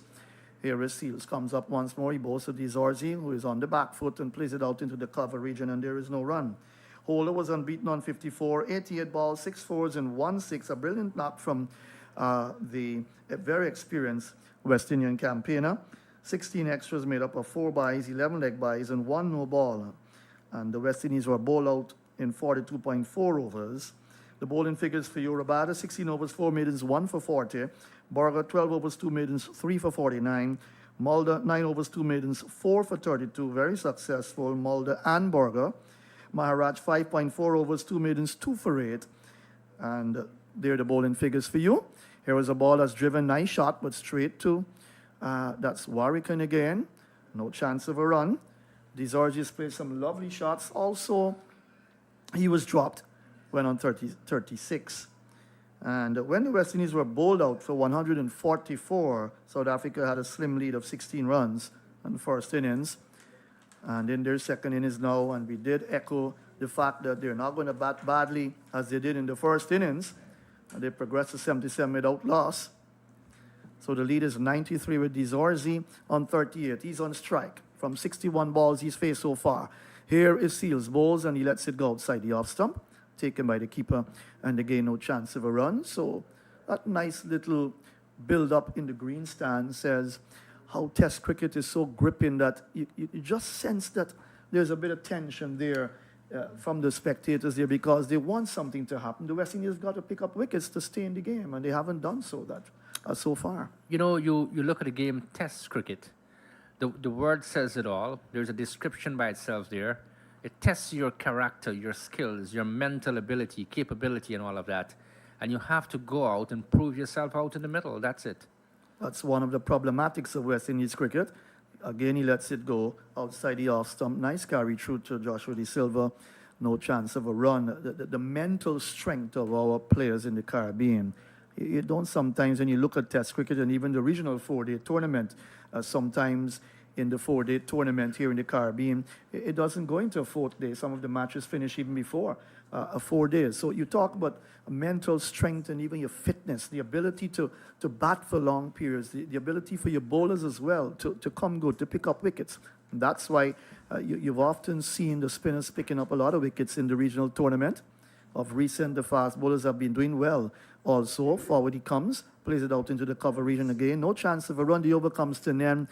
And on day 2 of session 2, the lead is 93. These RZ 38, Markram 27. South Africa building strong here in their second innings. They're 77 without loss. Yes, with that lead now 93 runs, given the fact that, South Africa haven't lost a wicket, it's really sad for the West Indies now because they have to design a plan very quickly to pick up some wickets here.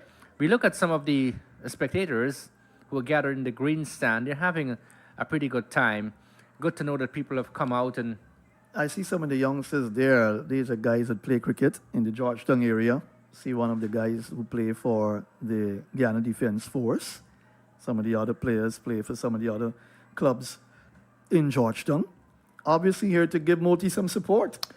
Well. As a homeboy as well. Well, maybe Shamar Joseph as well too. Of course. But it's nice when people can come out from all walks of life to support the game. It doesn't have to be test match cricket alone. But when you have cricket at the stadium, this is your premier cricketing facility in the country. And it's nice to see when people come out and support these matches. Moti continues. Yes, he's got 26 wickets on his belt in his 9th test match, Gudakish Moti. Here he comes up, bowling around the wicket to Markram. He defends. A good, solid defensive stroke played out towards, that's Casey Carty. Down at extra cover, no run, solitary slip and a leg slip, or what you call a leg gully. Moti bowls, that's a bit short, and he's driving off the back foot, giving himself room out to cover. A little bit deep, about 2/3 of the way to the boundary. He's dropping back now, that's Louis, to the boundary as Dizorzi comes back into strike, a single to Markram. Moves the total up to 78 without loss. So good, strong reply in their second innings. South Africa here. Dizorzi's forward defense gets it out into the offside, no run. So you get the impression Moti will have to bowl a lot here, as well as maybe Warrican a little later on. But Markram is 28, Dizorzi is on 38. He's on strike, the left-hander, and he sweeps down towards the mid-wicket area on the boundary. And that's Louis, who's positioned there for that shot. He gets another run. He'll take his total up to 39 now. 66 deliveries faced, and 2 deliveries left to complete over number 20 in the South African second innings. Here is Moti, comes up, he's in. That's given some air. That's driven back to Moti, 1 bounce. And no chance of a run. And it's intense battle on here now. The lead is 95. And once they get past 100, South Africa will feel a little bit relieved, will bat with a little bit more comfortability. Forward he comes, plays back to Moti, and that's the end of another Moti over. None for 2 from 2 overs. His first over was a maiden. Dizorzi 39, Markram 28, and after 20 overs in South Africa's second innings, there's 79 without loss, which is the latest score from Providence. Look, they lead by 95 now, and I'm going to tell you something, Matthew. I'm disappointed in the way Moti bowls, and I'll tell you why. I always think that a spinner should be looping the ball up high into the air. And when you do that, you get flight, and you can pull the batter out of the crease. You can create ways to take a wicket. I don't see the point in pushing through the deliveries all the time. Because it's not far from medium pace in what he's doing. Doing that, he does not impart spin on the ball. So it's just logical that, sometimes you look at these bowlers, I don't know what his intention really is, but why don't you spin the ball, just looping up in the air, bring the bat out of the crease, the keeper comes into play, you might have a wicket. Seals done for 34 off 7 overs so far, starts his 8th over, and that's driven. So Dizorzi is beginning to look good. He's timing the ball well. When he finds the gap and picks up the boundaries, he looks so good. And this is a young man that South Africa needs. They need someone to bat at the top. No Quinton de Kock anymore. He is retired. But they've got to build a strong team, and they've got good players that they can choose from. Take nothing away from Moti. Not in any way belittling his cricketing career. What I'm saying is that probably an advice. just to loop it up a little bit more, impart some more spin onto the ball. That's it. Here is Seals comes up. Both of these Zorzi squares him up. Nice delivery, quicker, hustled onto him, onto the middle stump, and he got it down to third slip. Do you share that point, Matthew? But I think one of the, and we talked about Moti earlier this morning, and I echoed the fact that one of the things about Moti is that when he's under pressure, runs are coming off of him, then he tends to bowl a bit more flat, to pushing the ball through quicker, not flighting the ball. You get the impression he's afraid to flight the ball because he can go for runs. And I think as a spinner, you've got to have confidence in your ability. You look at someone like Devendra Bishu, the leg spinner. He was probably the most successful leg spinner of recent times because he got a number of wickets for the West Indies. Here is a ball that's driven straight to the fielder. Again, Warwick at cover.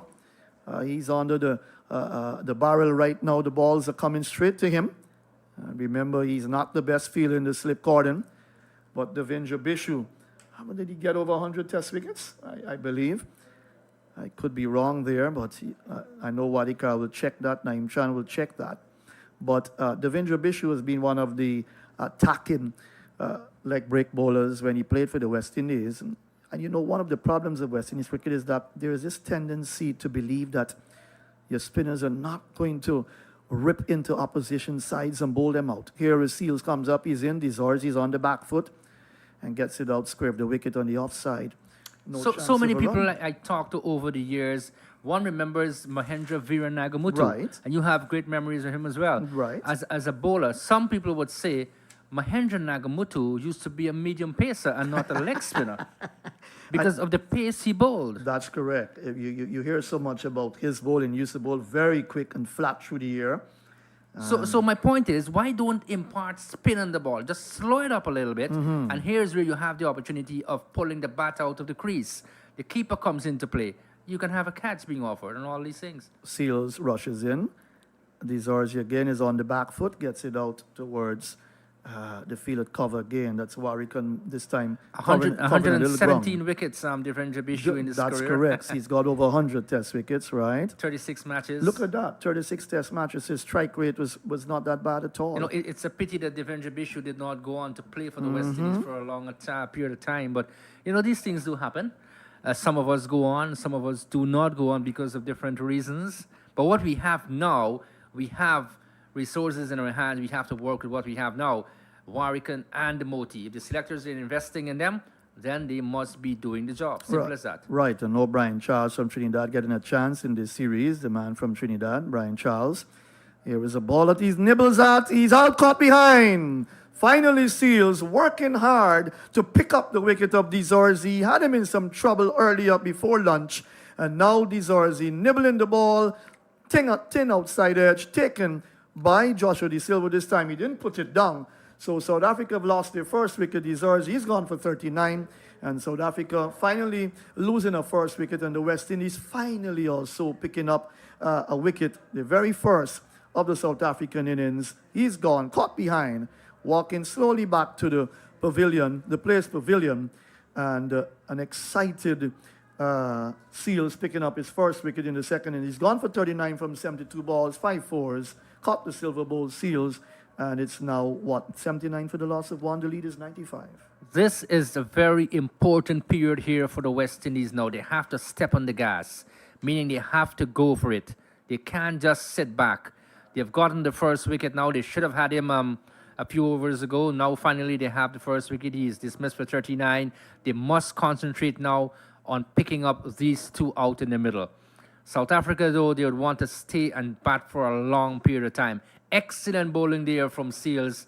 And Seals, like Rabada, I must mention, sometimes when you think that Rabada is tiring and he wouldn't deliver the goods, he produces an unplayable delivery.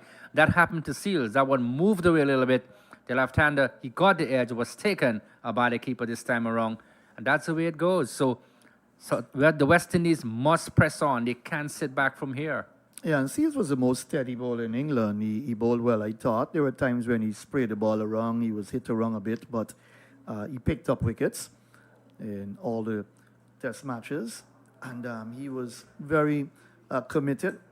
I thought his little experience for Somerset as well give him that little edge in terms of bowling well in England as compared to Alzari Joseph, who really bowled badly in England. Here is Moti starts, and forward comes, that's Markram, and plays back to Moti, no run. The new man is Stubbs. He's come out to do battle now. Here is Moti bowling round the wicket, left hand. Markram is forward, defends into the offside, no run. So that first wicket, very important for the West Indies, picking that up before the lead went past 100. And a little bit of psychological play here, ploy. Here is a ball that he gives himself room to, and he's driving down to Carty at extra cover, no chance of a run. If they can get another one before the lead gets up to 100, well, they'll be saying to themselves, we're not doing that badly. They're not going to bowl him out for 160 for sure. On the back foot this time, and drives down to Carty again at extra cover, no chance of a run. Slip on a leg gully. Backward point, there's a cover deep. Extra cover and a long off. Then we've got to mid-on. Mid-wicket and a backward square in the boundary. Moti bowls. That's turned away towards mid-wicket for the captain, Craig Brathwaite, to field. And again, no chance of a run. Markram 28 from 59. We were in the 22nd over. Final delivery coming up for Moti. Gets through his overs very quickly. He bowls. That's given some air this time. We're talking about his ability to flight the ball, and that's driven down to Shamar Joseph at long off. He gets a single, Markram, to carry his total up to 29 hours. The over comes to an end. 22 overs gone in South Africa's second innings. 80 for the loss of 1. Make that 96 the lead. Anthony or Wadikar Kemraj, which is the latest score from Providence. The West Indies are fighting. Yes, they're fighting, but remember South Africa, they have this lead. And so they have something to go back to. And they've only lost 1 wicket. So what the West Indies need to do now is to continue the trend of picking up wickets. And they must do that at regular intervals. They're not going to pick up a wicket now, and South Africa are going to get another 100 runs, and they'll pick up another wicket. So they need to do that and do that very quickly. But South Africa, I guess what Markram has done now, he has put a premium on his wicket. And he's telling himself, look, I need to stay here. Do or die, I'm going to stay out in the middle here. But it's good bowling here from Seals. Let's see what will happen. Interesting period of play now. 12 extras in the innings so far. So the West Indies are giving away some runs here as well via extras. The lead is 96. Markram is on strike. He's 29. He's another price scalp they'll be looking to pick up. He's edging, is he? In fact, that ball beats him outside the off stump. Made a little bit of height outside the off stump. He was looking to flash that through the offside. And for one moment, when we saw the movement of the ball away from the right hander, you got the impression he nicked it. Well, I was so excited. I got out of my chair. And luckily, there's a glass protection here, or else I would have been out of the media center by now. Good bowling there from Seals, though. To produce that sort of a delivery in really steaming conditions here at the Providence Stadium is excellent bowling, I can tell you that for sure. So good bowling here from Seals. He's in his 39th test match, Markram. He's got a highest of 152 against Australia. Here as Seals comes up, he's on the back foot and drives it down behind point, gets it down behind point for a single to bring the man from off the boundary. He's on the point boundary, so Stubbs will come into strike now, the 24-year-old, in his 3rd test match. But he's got a half century, 150 on his belt. Debuted against India Newlands in just earlier this year, January 2024. Tristan Stubbs, young man, 24, early days in terms of his career. It'll be left up to him now to get a good score, continue to build on an effort from South Africa so far that has been good in terms of their second innings. He got, 26 in the first innings. So he settles. And Seals will come over the wicket. 3 slips go down. Seals rushes in both the Stubbs. Stubbs lets it go outside the off stump, taken by the keeper, and there is no run. But you look at the value of Test cricket in the fact that the teams that are ranked, let's say, from number 6 down, not playing a lot of Test matches. When you talk about series, these days it's all about 2 Test matches, maybe 3 Test matches. But when you look at the Ashes, you talk about 5 Test matches between 2 top teams in the world, of course, England and Australia. And India, of course, also plays a lot of Test cricket. So the top 3 being given great opportunities to play for longer periods in terms of the amount of matches they will play. Here was a ball that's driven, nice shot, down towards mid-off. Moti had to cover some ground to his left, and that's Stubbs getting off the mark with a single. Nice shot, nice off drive. But Wadikar, that's another problem that Test cricket face, because the top four, let's say the top four in Test cricket, they get the opportunities to play a lot of Test matches, whilst the bottom 8 just don't get enough opportunities. So then you're looking at Australia, obviously on top. India, England, South Africa, New Zealand, getting there. Pakistan also. Here, Rasils comes up, bowls to Markram. He's defending. Nice little defensive shot into the offside. Good, tight, compact defensive stroke by Markram. Continue. Yes, it's 12, Yes. 12 teams. Yes, we're talking about Australia, India, England, South Africa in that order there. So it's rather close, but what you were saying, you were looking at the competition for places. Am I correct? Yeah, well, I mean, it's World Test Championship now, and so you need to play more Test matches to be able to improve in terms of your points, right, to get there to the top. Craig Brathwaite talks about it a lot. He wants the West Indies to get back up to the top of Test cricket. That's going to take some doing. Forward comes Markram, gets it off the inside edge, down towards mid-wicket, no chance of a run. The over comes to an end. Stubbs is 1, Markram 30, and South Africa in their second innings, 82 for the loss of 1. But question, Matthew, do you play 5 Test matches and get beaten 5-0? How would that help your cricket? How would that develop your game? So all these questions will come to the fore. And when you look at India, England, Australia, etc., these teams play, in most cases, 5-match series. So, it helps their cricket. They have a totally different structure than what we have here in the Caribbean. We can't hide it, but see it. In years gone by, the West Indies played 5 Test matches as well. That's when they had the great players, of course. But I'll leave you in the hands of Andrew Mason, who's going to come in a little more from Wadikar, and then Andrew Mason will pick up the commentary. Yes, so we're looking at an interesting situation, interesting scenario, and all of that. But we hope one day, and this is the thing, I keep saying this, even on my television program sometimes, I hope that things are going to be better for the West Indies. I welcome back my very good friend from Barbados again, You've never invited me to your TV show. Andrew. I need to come on your TV show, my friend. Is it in Berbice? Why did I raise that? Oh my God! And you have pineapples for us as well. Here's Moti, comes in and bowls a ball pitched in the off stump and driven away. That Stubbs down towards cover. You gotta get some pineapple for Mr. Stubbs as well, I'll tell before you he I'll tell you leaves something. Guyana. Matthew, give me a bottle of water, please. Here's Moti, comes in, bowls to Stubbs. Stubbs is forward, ball on the leg stump. Plays up towards that mid-off area. There's no run. Hello to all of the listeners wherever you are. Across Guyana, of course, Essequibo, Berbice, Demerara.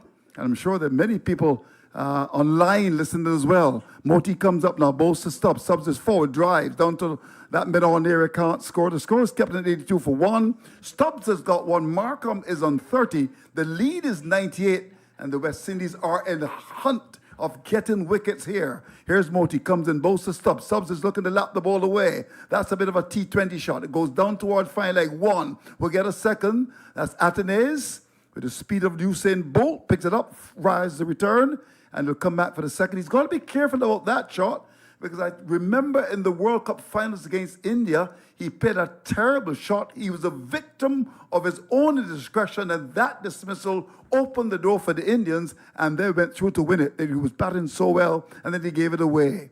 Here's Moti. Bright Sunshine comes in and bowls. Ball pitched on the line of that middle stump. Stroked away down towards that long off area. The man from Barracara comes across to pick it up. Wonder if he gets Barracuda up there as well. It's a pretty sweet fish. Fishing in your part of the world is plentiful? Many. Okay. You get lovely snapper up there as well? I have You like your grey snapper? I have a bag full when you're ready to leave. when you're ready to Indeed, leave. I do. Here's one given some air. Pitched on the line of the off stump and played away up towards that mid-off area. 20 over 85 for 1 is the latest score at Providence. And Andrew, we look at the context of this game right now. Look at it, 101 they lead by. And I was telling Matthew, look, they need to take wickets and take them urgently as well. You're not going to sit back here now. There's no point sitting back. You have to go for the kill. Who are they looking at? Shamar Joseph is tiring from this end. Probably bring back Jason Holder. So probably we might be lacking a a real strike bowler in the West Indies team? What do you think, Andrew? Well, it's an interesting one you're saying because you've got Jaden Seals, who's now the lead bowler. Of course, you've got Shamar Joseph, who has to be given a run, really. I don't like the idea. He should have played in Trinidad. But I think what we do need in West Indies cricket, not a holding bowler in Jason. We need someone who can come in and really fortify, because you get the feeling that after Joseph and, of course, Seal bowl, you come to hold. It's almost as if you're defending. So I think what we need now is a third bowler, as, of course, in the halcyon days of West Indies cricket, where you had a Roberts, you had a Garn, you had a Holden, you had a Croft. I mean, these were bowlers who were attacking bowlers. They were strike bowlers as well. 85 for 1. Now, here is Jaden Seals to continue. Stubbs has got 4. Settles and waits. He's got 3 sips waiting. And in fact, it's Joseph is back. As he comes up now, he's in and bowls to Stubbs. And Stubbs is coming onto the front foot, plays the ball away with a lot of suspicion up towards that mid-on area. There's no run. Hello to all of you, wherever you are. In Guyana, of course, you've got Essequibo. Is it the biggest county, Essequibo, or is it Berbice? Essequibo. Is it biggest county? Okay, wonderful. You got land in Essequibo? I've got land all over the place. So the answer is yes. The entire Guyana. Well, then tell the country you've got land there. Hope you pay your land taxes. Here we go. So it's lovely to be here in Guyana. Haven't been here since 2017. Unbelievable. Going to the Stabroek market tomorrow, as it's going to be Joseph in bowls on the laddy off stub and Stubbs across and pushes down towards that cover here. I tend to go to Border Market, but my very good friend there tells me I need to go to Stabroek because it's slightly cheaper. Did you know that? It's slightly cheaper. but Matthew, well, I'll tell you to come to Berbice, because Berbice has got the best offer by far. Oh, Berbice is good. You don't need to go to the market tomorrow. Tomorrow is Pineapple Day. Tomorrow is Pineapple Day. Yes. So every Saturday in Berbice is Pineapple Day. Pineapple Day being supplied by yours truly. Okay, so you don't wonderful. have to. So we're looking forward to that. You don't With a little have bit to. of salt and pepper as well. But if I don't turn up, no pineapple. Here's Joseph in bowls, a ball which is a bang on target, a little bit of bounce. Sure that Joseph would love to have a pineapple or two. Of course, the Antiguans reckon that they've got the best pineapple in the world. When you go there, they call it black pineapple. Of course, this commentary is going to Antigua. And they've said for a long time that their pineapple is the best. I'll tell you, I've been coming to Guyana for several years. I've never ever tasted an acid pineapple in Guyana. You've got the best pineapples anywhere in the world. 85 for 1. Oh, lovely, lovely, lovely country. So I'm going to go to Stabroek instead of Border Market tomorrow. Here is Joseph comes up now, bowls to Stubbs. Oh, he doesn't deliver from Baracara.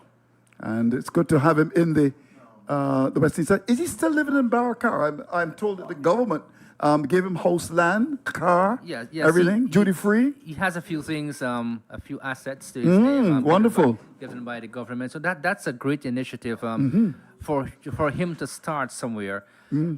Basically, not to take him out of his birthplace. No, basically, no, not at all. But to offer these incentives Yes, to him because of what he's done. He's always Remember back his in. brilliance in Australia. Oh, wonderful. He comes in again, 85 for 1, to bowl to Stubbs, in bowls to Stubbs. Stubbs is forward, but the batter's broad as South Africa. Plays it up towards that bit off area, there's no run. We've actually got a winner, you know.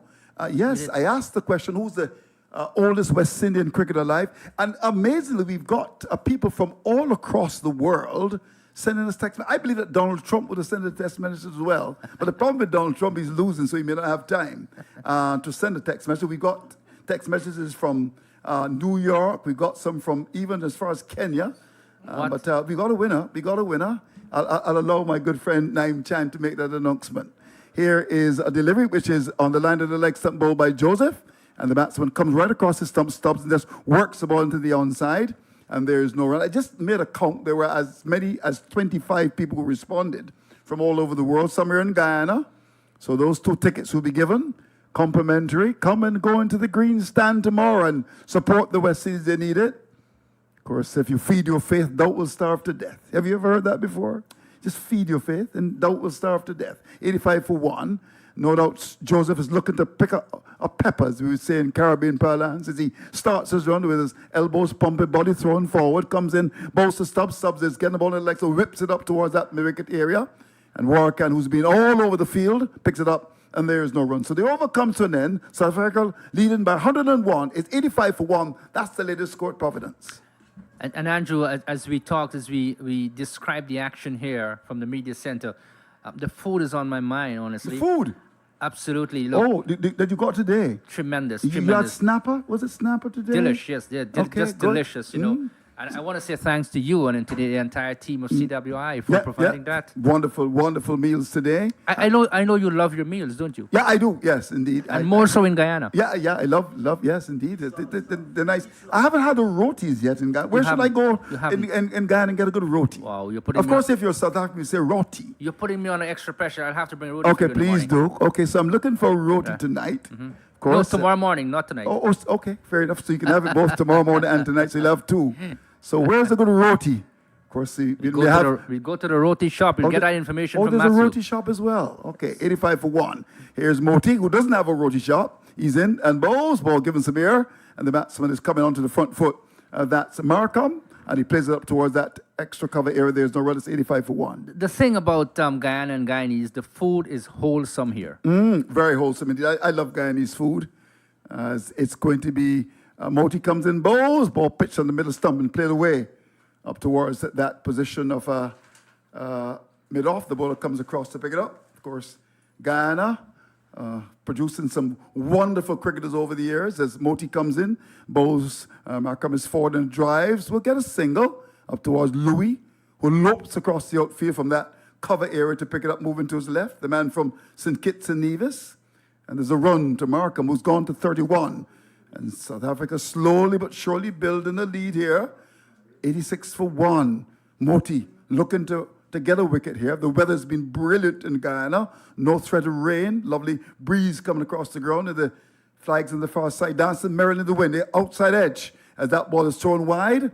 And Stubbs will get one, would even possibly get four here. We put that just about now inside the boundary. They'll get a third. It was a beautifully flighted ball. He reached for it. There was a gap between bat and pad. It found the outside edge and went past the outstretched fingers of Hodge. Went down to third man. They're back for the third. These runs are important. Stubbs is 7. Markham is 31.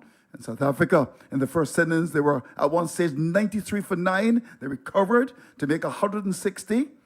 And in the final analysis, the West Indies today started 95 for loss of 7, made 144. Here is Moti, comes in to bowl to Mark Crum. To this delivery, he's back and forces the ball away. Throw cover, lovely shot. It'll go for 4, well over the big fat rope and certain to the ground. It was a poor delivery by Moti, and he tailed away towards square leg and just stroking the ball wide off, long off. It was a bad delivery. Holder could not get across. That's gone for 4. Moti's lens was not good at all on that occasion. I get the feeling, the distinct feeling that Moti is down on confidence. And you probably would want to maybe add on that. Remember in the first test match, he was outbowled by Warwick. He was indeed. And we haven't seen Warwick as yet, which is a bit of a surprise. 93 for 1. Come on, Mr. Moti, you've got a big job in your hand. He comes in to bowl to Mark Crum. And to this delivery, he's forward, just blocks it with a big broad bat in front of him to end the over. So the lead goes shorter than 9. South Africa batting a second time, 93 for 1, the latest score at Providence. Yes, 93 for 1 now. Stubbs on 7, Mark Crum is on 35. And, you know, the struggle continues out there for the West Indies. This is building up to be a massive total. In whatever sense you look at it, to get 109, just 1 wicket down, they have to take a wicket. Where do they get it from? So, you know, Brathwaite is just ringing the changes around, hoping for something to happen.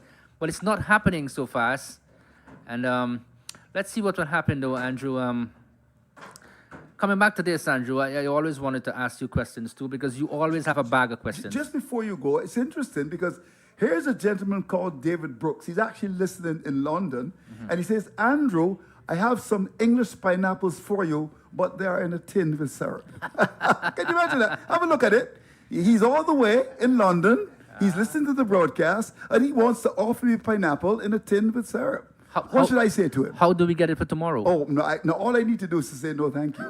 I prefer the natural stuff, really. So good to have you, David Brooks. This broadcast being heard all over the world. We want to thank you for being very much a part of this. There's also one coming from Montserrat. It's Mr. Basil Morgan. He's saying, good afternoon, my friend, listening to you and my friend's excellent coverage. Excellent coverage. I think as a result of that, we should get an increase in pay. Excellent Do you coverage. think so? Excellent coverage. So continue to send your WhatsApp messages. 1-246-253-4679. Should I say that slowly? Get a pen and paper. 1-246-253-4679.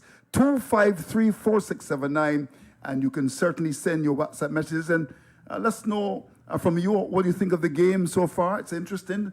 There's no doubt about it that South Africa are in control now. You agree with that? No doubt about it, and as I said it, they lead by over 100 runs, 93 for 1, and it just adds to the pressure more for the West Indies. They need to find a wicket. How do they get it?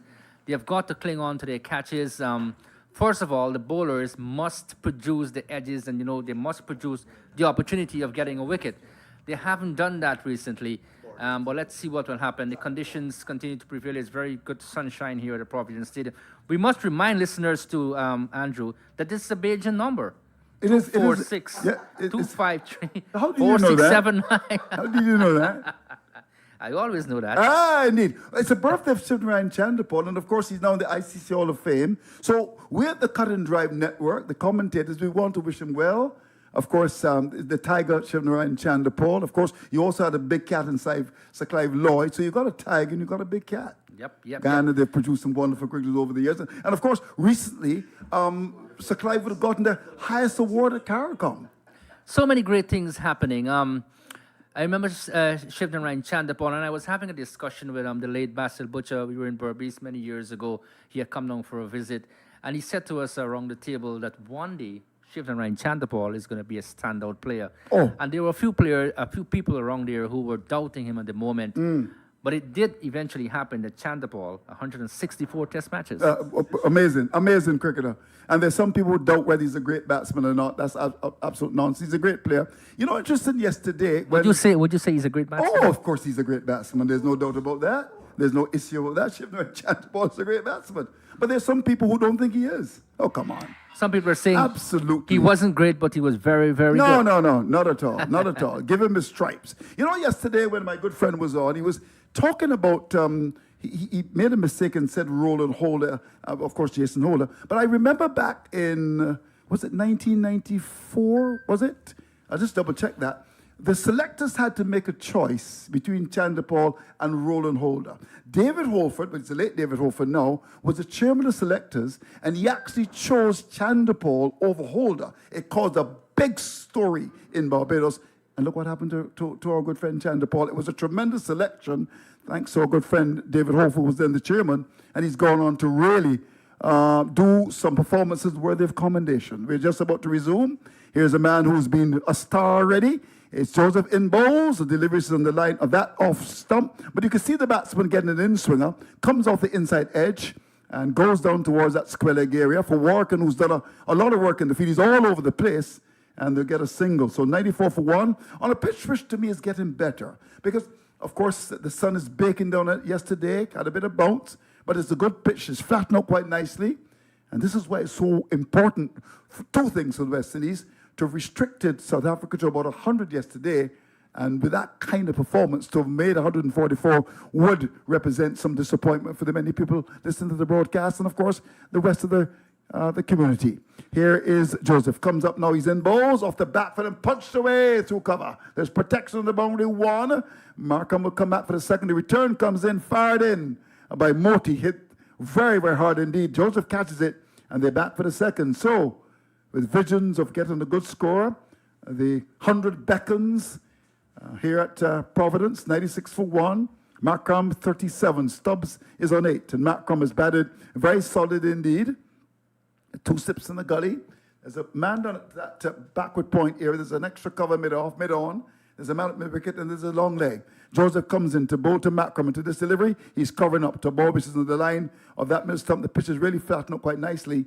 Plays it up towards that mid-on area, and there's no run. So it's a Friday night in your country. What can happen tonight? Any hot spots in Georgetown? I'm not pretty sure. I'm driving back to Berbice. You're going back to Berbice? Yes, I love my bed. You love your bed? Yep. I thought you loved Georgetown. Is Palm Court still going? I used to go to Palm Court. Is this still going? Yes, it is. Okay. It Is it going to be good tonight, you think? Yeah, you can probably go there. Okay. You can Well, probably Naim Chan has promised to take me there, but the problem is that he's got a bad foot.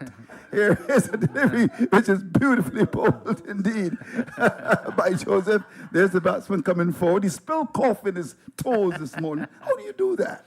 Instead of taking Naim to Palmcourt, you might have to take him to the doctor. Yeah, I think so as well. As he actually, serious thing, that water must have been very hot. In fact, it delayed his arrival. Mind you, the Premier League starts today. You're a football man? Barclays Premier League? Yeah, so yes. the first game today is Man United, my team, against Fulham. It starts at 3. My team is Man City. Oh, you're Man City man. Yep, So yep. you're a winner. Yep. You're a champion. Here's another champion. It's Joseph comes up now. Bosa Markram. He's onto the front foot. He plays the ball the way up towards that mid-off area. I think Joseph has now recognized that the pitch is a nice flat pitch to bat on. He's just working away very, very hard indeed. The ball is played away up towards that mid-off area. South Africa won the toss. They chose to bat because they don't want to bat last on this pitch, and I think it's a good decision. They made 160. The West Indies replied with 144. Batting a second time on a much better pitch. They've done well. The overall lead is 112. And Joseph, in the sunshine of Providence, lovely breeze coming across the ground, he starts his run on his way to bowl to Macram, and to this delivery. He is coming forward and drives up towards that extra cover area, gets a single. Jaden Seals, the man from the land of Calypso, that's Trinidad, of course, comes across to make the stop. The batsman have time for 1 to end the over. 97 for 1 is the latest score at Providence. Yes. So coming back to that, what you mentioned, Andrew, you know, it's always important when you look at the two batters out in the middle. Aiden Markram, he hasn't had a pretty good score in recent times in Test match cricket. After his first 3 scores in Test match cricket, he started really well. But these things do happen in life, don't they? Sometimes you start really well and then you tend to fade off and all of that. But he's staying there right now. The important thing, he is occupying the crease. And that's very important. The thing is now, who is going to get him out from a West Indian standpoint? He's 38. And my word, that 38 looks like 138 because once he stays there, it spares a lot of trouble for the West Indies. I can tell you that for sure. Yep. Indeed, he's really batted very well. And here we go. It's going to be the left arm spin of Moti. Comes in, Bosa Macram. He's coming onto the front foot and drives. Lovely, pleasant shot. You can see the elbows well cocked as he played that. Down to long off for a single. He's a good player, there's no doubt about that. 39 he's got, Stubbs is 8. 98 for 1. Of course, the South Africans went into the finals against India at the region's Mecca in Bridgetown. They should have won it. They were chokers again. Here's a delivery given lots of air by Moti round the wicket, the man from Berbice. What part of Berbice is he from? Moti? Oh, Moti. He comes from the Club of Albion. So basically from that area. Okay, from that area. He comes up now in bowls, and there's a batsman driving. That Stubbs up to long off, and they'll get a single to carry the score to 99 for 1. Mind you, the Club of Albion produced Senior Ryan Chattagoon. You know him Chattagoon. well. Yeah, what's become of him? He's there. He's into business now. He's a businessman. Yep. Making lots of money like yourself. I would Maybe, imagine. maybe we should more. target him for the cut and dry. I would think so as well. Take some of that big money and sponsor the commentaries. Here's a ball given lots of air by Moti. And there's the batsman coming forward and pushing out towards cover. So he's from the Albion area Yeah, then, so Moti? he comes from the Club of Albion. Albion produced a few players. Narsingh Dana Ryan, you know him as well. Yeah, of course. The very first from the club, Sue Shivnarayan. Shivnarayan, yes. And all Wonderful these cricketers. players. First Sammy Pramal. Here's the delivery, which is given lots of air by the bowler from round the wicket. That's Moti. The batsman is coming forward. Markham just turns the ball away around the corner. There's no run. There's one gentleman who did not make the West Indies team, but I'm pretty sure you know him, Sudesh Daniram. He was a Danny classy Ram, player. He was a good player. Very classy Yeah, player. very good But I player. think he came is he around. Still, is he still in Guyana? He's in the US. Oh, he's in the USA now. These guys should come back to Guyana. Lots happening in Guyana. Of course, big money with the oil. Come back to Guyana. And in fact, interestingly enough, I haven't been here for so long, but the construction in Guyana, I mean, I struggled from the airport to I came into to Mary. There's so many roundabouts. I was talking about it earlier that I had Mr. Weeks, the technical man. I drove behind him. I lost him for a bit, but I was able to get here. In fact, in the old time days, you would just come straight through this Mandela area and just come straight to the ground. I must mention that Guyana, right now, there is major developmental Yes, works going indeed. on. You know, many projects. In Berbice, we're having a stadium. The stadium. Has it started as yet? The groundwork has started here. There's a So what deep- does that mean? there- Yes? There's Because a deep, you know people say they're going to start things and then they No, don't. no. Actually, the foundation is here Okay, already. fine. So they've started Yeah, then. the government is working really Wonderful. hard on that. A lot of projects. We are having a deep water harbor as well on the on the edge of Oh, really? of the Berbice River. So lots of projects earmarked Some, for Berbice. some stadia as well, I'm told. Yep. Oh, wonderful. Yep. Maybe when you Wonderful. come next time, I'll take you Oh, to I Berbice. love that. Here is Joseph comes up now, bowls, a good delivered in swinger. And there's Markham coming forward inside edge. The ball runs down towards the wicket. Scores kept on 100 for 1. Markham 40. Stubbs has got 9. I tell you what, I'll take you to Berbice at your expense. Oh, at my expense? Yep. Oh, my golly. Why would you do that?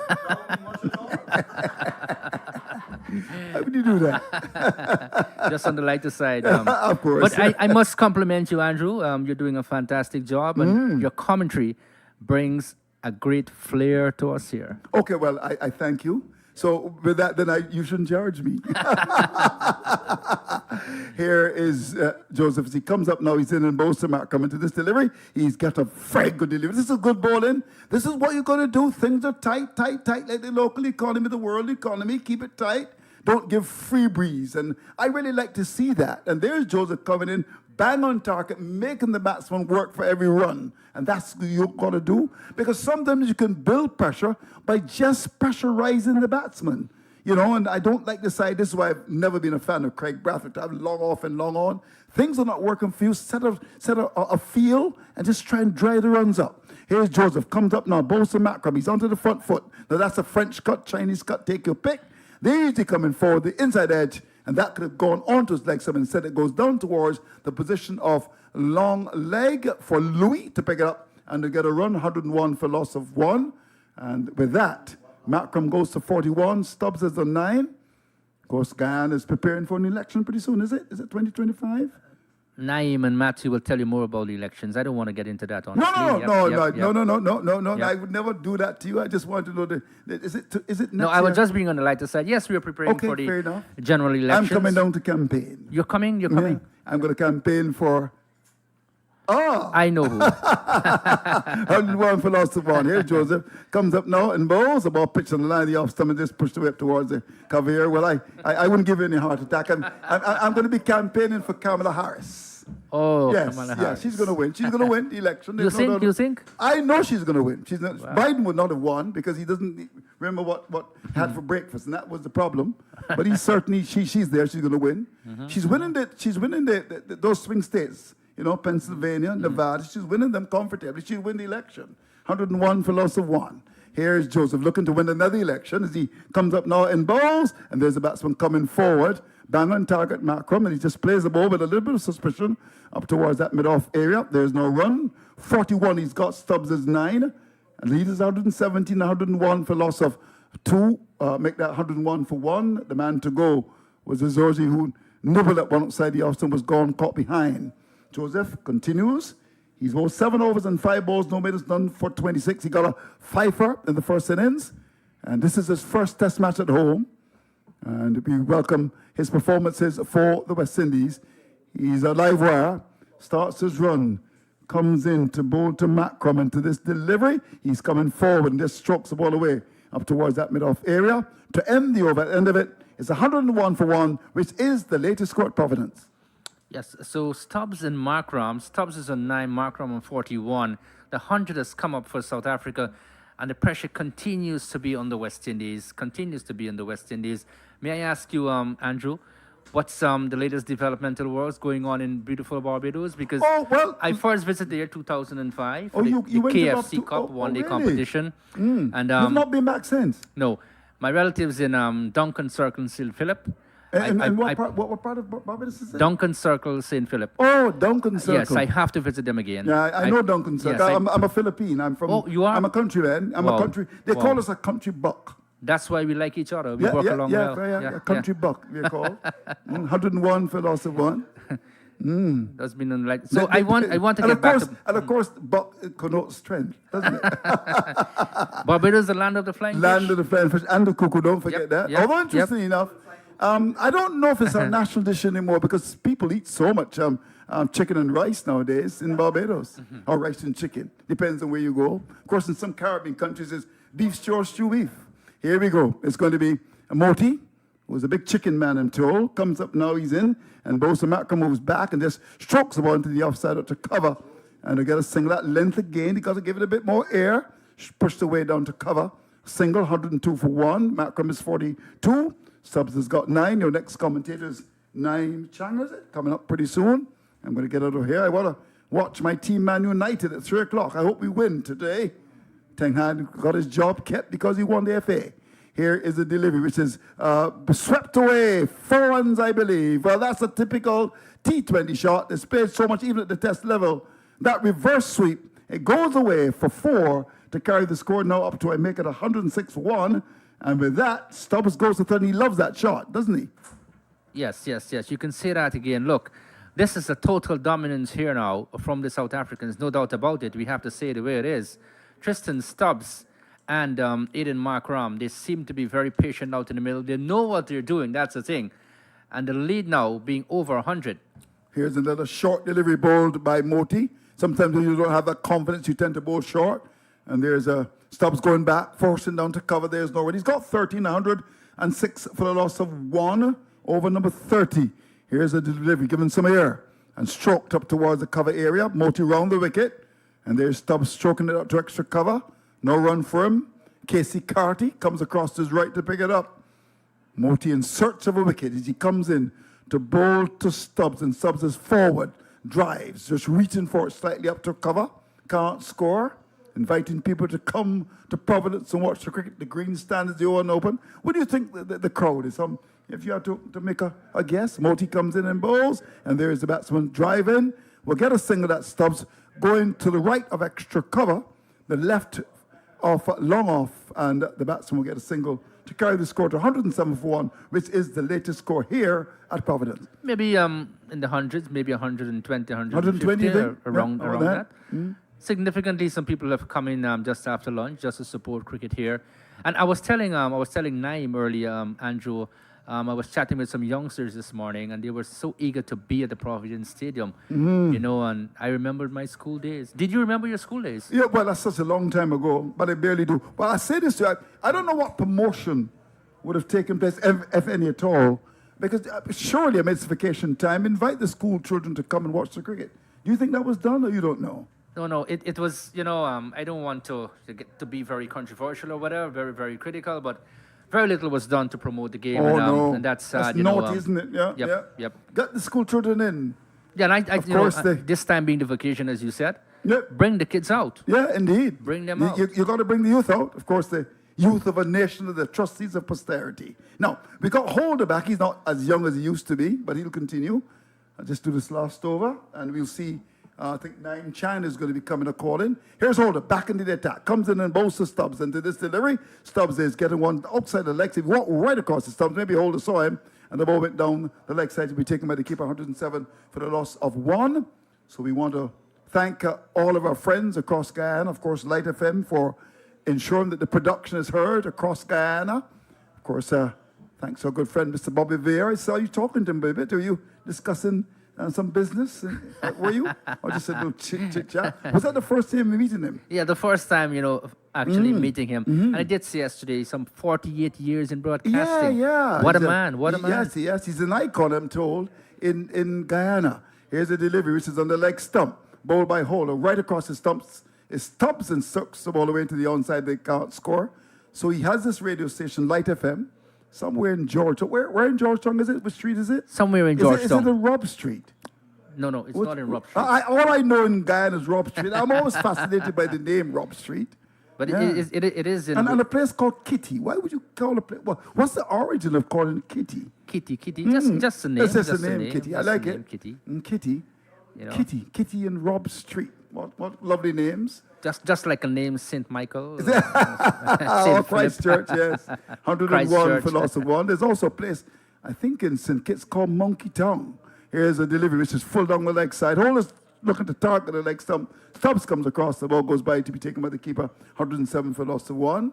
So hello to wherever you are across Guyana, from Rob Street, of course in Georgetown, right up to, what part of Guyana are you from? What's the area called again? Sometimes the quarantine? Sometimes you see it from the Pomeroon area in Pomeroon. Essequibo to the Quarantine River. Okay. Sometimes when you want to describe Guyana, right? Of course, Guyana is 83,000 square, Yeah, indeed. you know, Wonderful. square kilometers. So, Yeah.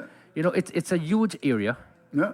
And Huge of course, landmass. it lies in the Atlantic coast of South Yep. America. Here is Holder comes in, bowls, ball into the leg stump, and there's the man. Stubbs coming forward, 14, just pushes down to mid-on, and there's no run, 107 for loss of 1. Of course, it, as we say, it's bordered by Venezuela, Brazil, and Suriname. Of course, it's a land of forests, rivers, mountains, high savannas, and rugged terrain. And Britain could comfortably hold into Guyana. The Independence Day is May the 26th, is it? May It's my 26, birthday. 1966. 1966. You used to have a Mashramani. Is that still on? Mashramani celebration, The 23rd? February Yeah. 23rd, Okay, yeah. Republic Day. Republic Day. Hello to all those who make sure the production is good. Here's the delivery, which is on the line in the middle stump. Bowled by Holder. He will tell you about crop over. And crop over was just finished in Barbados a couple of days ago. 107 for 1 is the latest score at Providence. Yes, so there are many significant holidays to observe in Guyana, and I'm pretty sure that Andrew, you're going to be here. You plan on coming? I can extend an early invitation for you. So is this a one-day event, Mashramani? Is this No, there are a series of activities planned for a period of time. A okay. series of activities planned for a period of time. Here's Holder, comes up now in bowls. The ball wraps on the pad, big appeal for like before. No, says the umpire. Will they go upstairs here? I think the umpire, by the reckon, he might have gotten just outside the off stump, but we shall see. It was a raucous appeal for leg before, and the umpire says no. Will the West Indies go upstairs? Yes, they will. He played across it, struck on the pad, and there was Jason Holder appealing once, appealing twice, more than the Red Cross Society, I can imagine, and we shall see. Is it going to be goal struck by Holder? We shall see. As my very good friend who just had a prayer like the mighty Gabby in Barbados, Lord, send an answer for me. Here we go. Coming onto the front foot, struck on the pad. And that's a good shout in my opinion. I don't think outside the off stump. Based on that, is the umpire saying the ball would have gone down the leg side? I reckon that could be gone. We shall see. Here was the ultra edge. The ball has gone past the bat, so there's no bat involved. Can we agree on that? We can agree with Yeah, on that. okay, here we go. Yeah, it's hit the pad, so there you have that little, there we go. Here we go. There's a little gap between the bat and pad. Hits the pad. Now here we go. This is the big time. Struck on the pad, impact in line, and missing wicket. So the umpire got it right. Missing the wicket, as I said to you, the ball was just going down with leg. That's a big, big call. And the final analysis, that's a good decision by the umpire because when you saw it real time, it looked as if he would have been gone. But on the evidence, Holder's delivery was just going down the leg side, and hence the umpire got it spot on. That's what umpiring is all Yeah, about. and you should know as a top umpire in Guyana. Well, when I watched that and I saw the angle, I felt Yeah, it was going on. I felt it could have been clipping leg stump. Different leg stump. And the fact that the umpire didn't give it out, it would Right. have been umpire's call. Right, indeed, yeah, Right. indeed, yeah. So there you go. The umpire had a good look at that. Holder was appealing. It was a big appeal. The umpire said no. And the umpire has been pretty good. They've gotten most things right. But there was the batsman coming forward. Holder was targeting that leg stump. And the West Indies not being able to get a wicket. They need wickets now. 107 for 1 as Naim Chan is about to come in at the end of this over. Naim Chan is a Georgetown man, is he? No, he's from the East Coast. Oh, East Coast. Yeah, so is he from Unity area, Naim? He's So from Unity. Georgetown is not in the East He's Coast? from the area with Chandra Paul, I think, Okay. and Colin Croft, Okay. and so on. They're Is from that Unity? that area. I Unity think on the East somebody Coast says of Demerara. the former president is from that area as well. Jaguar, I think, Yes, is Unity man. yes, he's from Unity as Okay, well. no, what a place. That's a very rich area. I would imagine. And Naim Chan is a rich man as well. well. The prime minister is coming from there, Naim Chan, so it must be pregnant with gold and of course riches. 107 for 1. No, he tends to fool you, you know. He's a very rich man. I was told that. Indeed. But he loves to live simple. Here is a delivery outside the off stump, off the bat, but stroked away down to backward point, and a tumbling save by Warcat. He's going to have a serious sleep tonight. He's been all over the place, and if you're in Barbados, you say Punka Calypsonian, and he had to skip away down to backward point to make the stop. Here's Moti. Comes into Mark Crum, who's got 42 into this delivery. He's forward, just clips the ball into the onside down to the wicket. Captain Brathwaite comes across to pick it up. 107 for 1. They said Naim Chan comes a calling. The weather's been brilliant in Guyana. Here we go. Moti comes in and bowls. The batsman is forward. Ball pitched on the off stump, pushed out to cover. Just remind me of the rainy season again, the months. For Yeah, the you're rain. talking May, June, more June, May, July June. now. So this is the time when you don't and, get then, rain. and then, of course, December, January. Do you ever have a drought in Guyana? Yes, we It's got amazing. we had a long drought period Really? last year. I think that lasted about 7 months. Here's the delivery. Well, there's certainly a drought for the West Indies. They're not getting wickets as that ball is played square in the offside. So when you get your drought season, basically, what time? Well, that would be around August. August? Oh, so this time of the year, You go from okay. you go from August to probably around October, Okay. November. Here's Yeah. Moti, comes up now, Bosa Makram. He's onto the front foot, plays the ball up towards that mid-off area. There's no run to end the over. It does it? Yes, it does. So at the end of the over, they lead by 123. Stubbs is 14. Markham has gone to 42. 107 for 1. That's the latest score. More from you, and then it's going to be a good friend, Naim Chan. Mark Ram continues to battle away, 42 not out. Zizorzi got 39 and Stubbs is on 14 now. He's got a half century at Test cricket. Very attractive batsman. They said he's more suited for franchise cricket, of course, but playing Test cricket, he played a reverse sweep shot and so on. But when you look at South Africa, they're building strong. That lead 123 runs, just losing that 1 wicket. Definitely, they're in the driving seat right now. I thought Moti has bowled pretty ordinary in this Test series. In Trinidad. Didn't pick up a wicket, and now here he picked up 1 wicket in the first innings. But you know, you would have to say that was a bad shot at the end of the day, and he picked up the wicket. But he has looked a bit ordinary as well as Warrington in this match. Yeah, well, I've been told to go to tea. So I've got another 10 minutes. I'm going to stay with you until tea. I wonder if we're going to serve tea, a tea. They don't normally do that, you know. Holder comes up now, Bosa Stubbs is clipping the ball away from that leg stump. I think Holder's working because Stubbs tends to play across the line. And if you note, Holder's been attacking that leg stump. And there was a big appeal for leg before earlier, which the ball sliding down the leg side, 107 for loss of 1. But you could clearly see he's attacking Stubbs just on that middle and leg stump. And he's bowled better from the players' pavilion. He's up much better. Jason Holder, the big man from Barbados. Hello to all of our listeners there in Barbados. Hello to all of our listeners in Antigua and Jamaica, all over the Caribbean, all over the world. Holder comes up now, bowls to Stubbs. Stubbs is coming onto the front foot. Tight delivery on that leg stump, pushed away.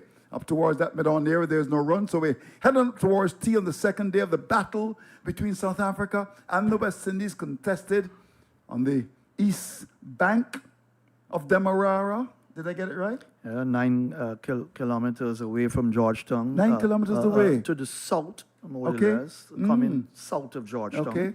And some people tell you that they live in South in Ghana. What does that mean? That's South Rhymeville. Okay. That's an area in Georgetown. I live in South. A holder comes in and bowls the ball in the off stump. And there's Stubbs coming forward and pushes the ball away down to mid-off. Because some of you talk to a guy and said, okay, I live in South. I live in that's South. You call it South Rhymeville Gardens. You have South Rhymeville Is that close to Park. Mandela Avenue? Yeah, that's Okay. to the east of Mandela Avenue. When you turn around, there's a high school there.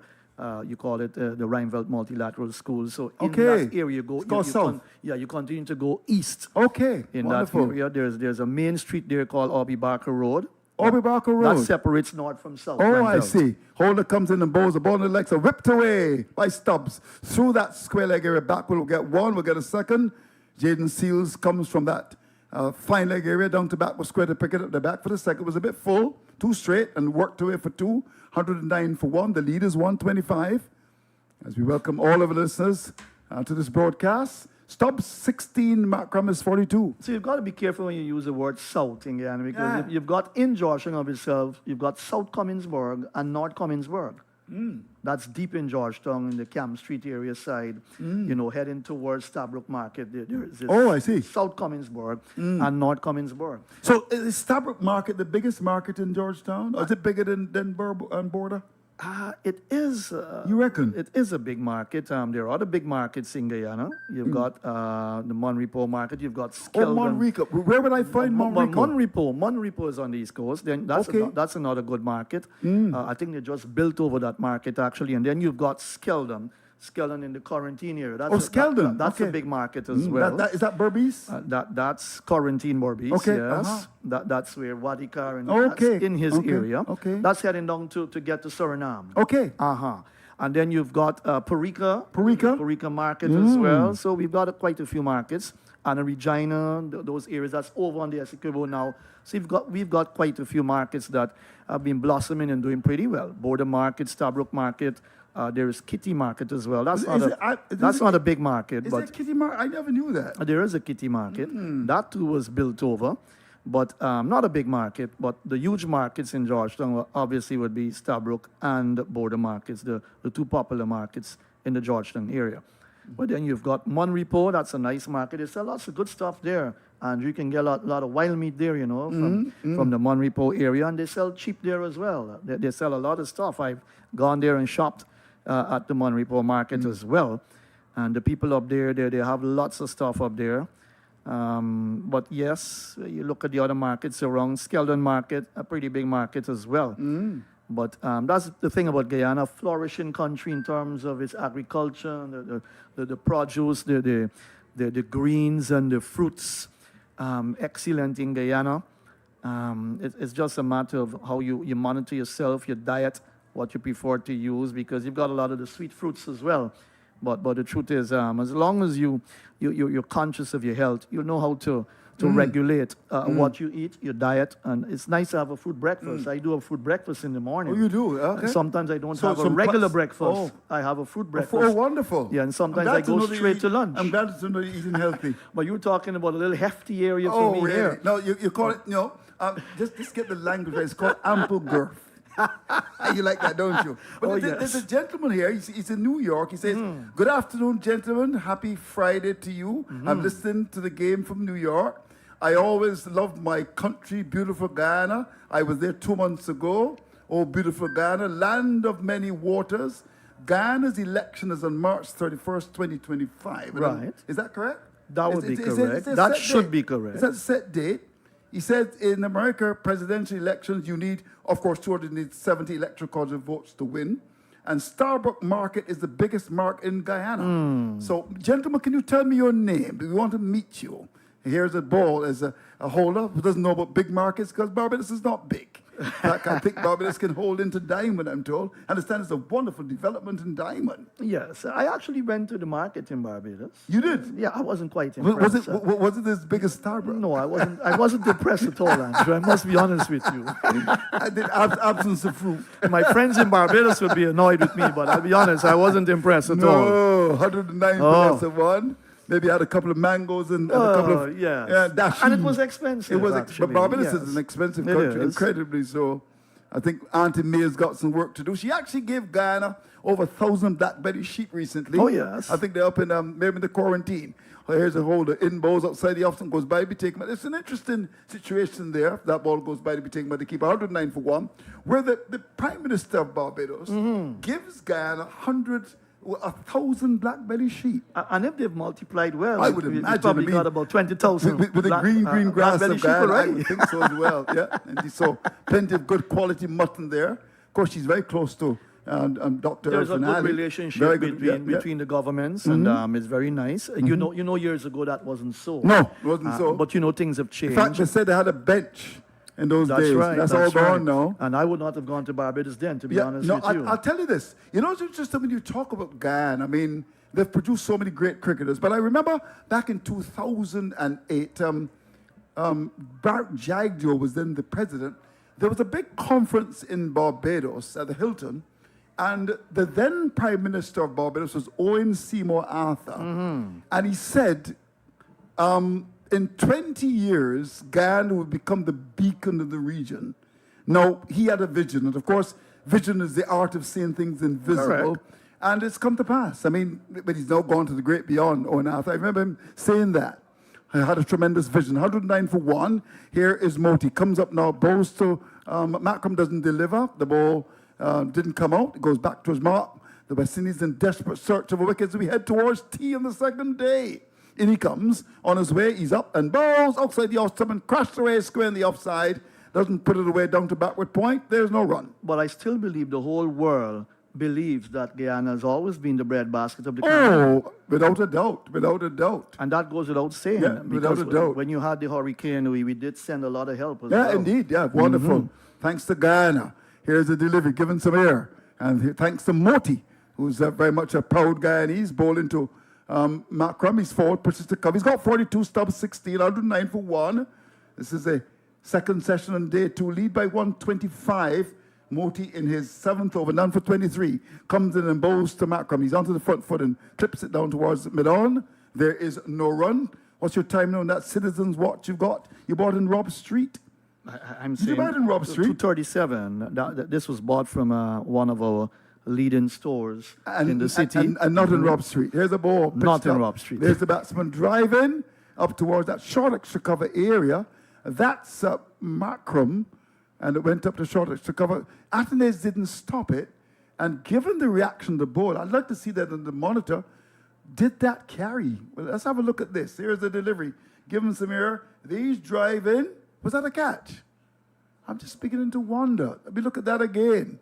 In he comes and bowls short of the back foot, stroked away by Stubbs up to extra cover. There's no run, but certainly, let's look at that. There we go. Coming forward and driving. Yes. That was a catch. It was a catch. It was a catch. It was put down by Athanaze. Naughty Athanaze. Here's the delivery, which is given some air. Now the ball is pushed up towards that mid-off area to get a single. The ball went past Athanaze, and there was Seals not coming in with the ball, as they would say, and they've got a single 111 for loss of 1. Just a couple of minutes to go before the break. So it's been a good day for South Africa, and I'll tell you why. At the start, it was 95 for loss of 7. We had a situation where 97. yeah. What was it? 97 for 97 for 7. They made 144, so they weren't able to get away. And they've Right. lost 1 wicket, and now the equation, they lead by 127. So it's been a good day. They keep replaying that catch, which should have been taken by Athanaze, the man from Dominica. Yes. Should have caught that. He should have caught that. It came low to him, quick and low. Markram has been negotiating the spin well, I thought. He's played well so far for his 43, but at the end of the day, Athanaze was placed there for that shot because he was playing a lot of deliveries in that area. So it's a situation where this should be the last over before the break. I've got 2:39, so it should be the last over. Here we go. Holder comes in to bowl to Stubbs, in bowls to Stubbs. Stubbs is forward and drives up towards wide mid-off and can't score. You got to take your catches. It gets dicey here. Here is where the West Indies have got to be careful. Here is where the cricket sometimes just go away, slip away from them. You got 1 wicket. The lead is 127. You get the impression that a bit of frustration is stepping into the West Indies camp. I'll be honest with you. Yeah, indeed. You got to keep fighting. But the cameras are on Athanaze. He must be slightly embarrassed by that. He should have got that. Here's Holder. Comes up now. Bowls to Stubbs. Stubbs is on the front foot. Good in swinger. Good bowling by Holder. Looks much better from the top end. And it's played away down towards that mid-on area. There's no run. 17 he's got. Markram is 43. 111 for loss of 1. We got a question for our listeners. We got a winner. But we're going to give away 2 more tickets, of course, for tomorrow. So that will come at the start of the commentaries after tea. Can I invite you, while you're at break, to provide a question? Can you do that? Let me work on that. Okay, so the answer is yes. Here is Holder. Comes in and bowls outside the off stump, and there's Stubbs are watching the ball go by to be taken by the keeper. So the Reverend, the Christian, of course we're talking about Matthew Kassoon, is going to be the man providing the question after the break. Is that okay with you, Matthew? Well, I have to think about one first. So you want a question in relation to cricket? Yeah, I would think so. All right. Yeah. Not about Christianity, just about cricket. That's all right. Okay, fine. Or about pineapples, or whether Starbuck Market is bigger than Border Market. So give me a quick question. What about a question about Guyana? All right. Indeed. Fair Here's enough. Holder. Comes in again. 3 balls left before the break. He's in. Bowls to Stubbs. Stubbs is forward. Plays the ball away into the onside. And playing quite freely with the freedom of Nelson Mandela. And it goes down towards that square leg area. That's up to 111 for loss of 1. Getting closer and closer for the time for the first game in the Barclays Premier League at 3 o'clock. Fulham will play against Man United. You're not a football man, are you? I'm not a big football don't strike fan. like a I follow football more the man. World Cup and so on. I don't follow English football, Do you like golf? but not really. Not a golf fan. Here is Holder. Comes up now in bowls to Stubbs. Stubbs is allowing the ball to go outside the off stump, and there's the keeper dropping to his right. De Silva didn't take a catch earlier. Seems to put on a bit of weight. Seems to be eating some extra roti there in Trinidad. Looks a bit heavy, doesn't he? Yes, and I think he's got to keep working on his wicket-keeping duties as well. No. You know, and he's my not- response is you got to just keep being disciplined. Cricket is Yes. all about discipline. You know, discipline is a word that some people think is overused, but it's a big, powerful word, you know. It is. Discipline. You've got to have discipline in anything, really. And he should have gobbled the catch comfortably. Here we go. So how many balls left? This should be the last ball before the break. Holder comes up now, he's in, and bowls to Stubbs, and Stubbs is allowing the ball to go by to be taken by the keeper. So that's tea on the second day of the contest between South Africa and the West Indies, contested at Providence. The situation is a good one for the South Africans, a session in which 81 runs were scored, 27 overs bowled, and importantly, just one wicket going down. So purely on the stats, advantage to South Africa. Definitely, advantage South Africa. They'll be very happy in their camp now when you think about what has transpired. Day one, 17 wickets fallen, and today just, 4 wickets have fallen. So, and we did talk about that it's going to be different on day two. They're not going to approach their game in any haphazard manner, and they've come out and they've battled their way through. Look at Markram, 43 from 93 deliveries, Stubbs is 17 from 45. Just 12 extras, of course, that's still a lot of extras because the West Indies started behind anyhow when they were dismissed for 144. But at the end of the day, advantage South Africa. I think they're in the driver's seat here, and they're in with a very, very big chance of winning this test match and winning this test series. Okay, just before we go, the listener says, I'm a loyal listener to 104.1 Light FM, and my name is McLean Chesley. So thanks to you for listening to the broadcast and continue to make sure that we have a good commentary. So it's been a very, very good session for the South Africans. With a mountain to climb, the West Indies will have to pull things back by getting wickets to ensure that the South Africans don't run away with this game. You agree? Yes, agree with that totally. But it's going to be tough. A tough ask for the West Indian bowlers when they come out for the final session on day two.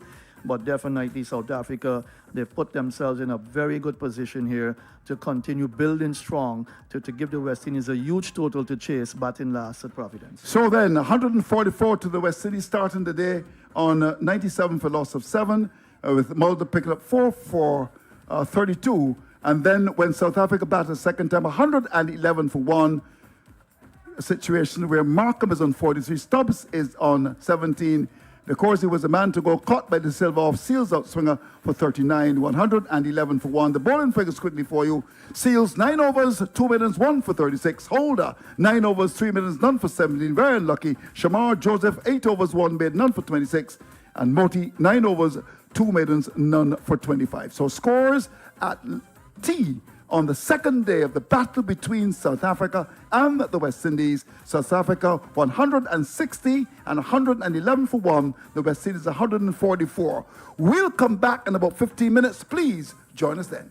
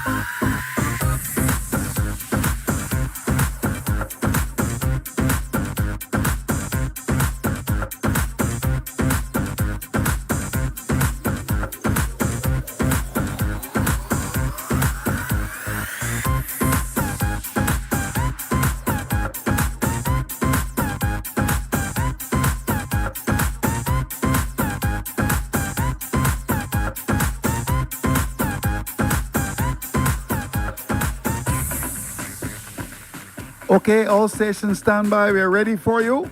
Naim Chan is your commentator at the start. We'll do our commentaries very soon. We'll come to you in a minute. I'll count the last 10. All stations stand by for broadcast.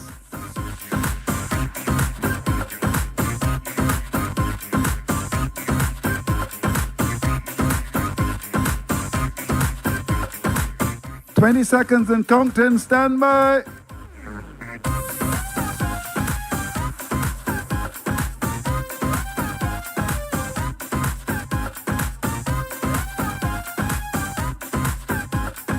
Ten, 9, 8, 7, 6, 5, 4, 3, 2, 1.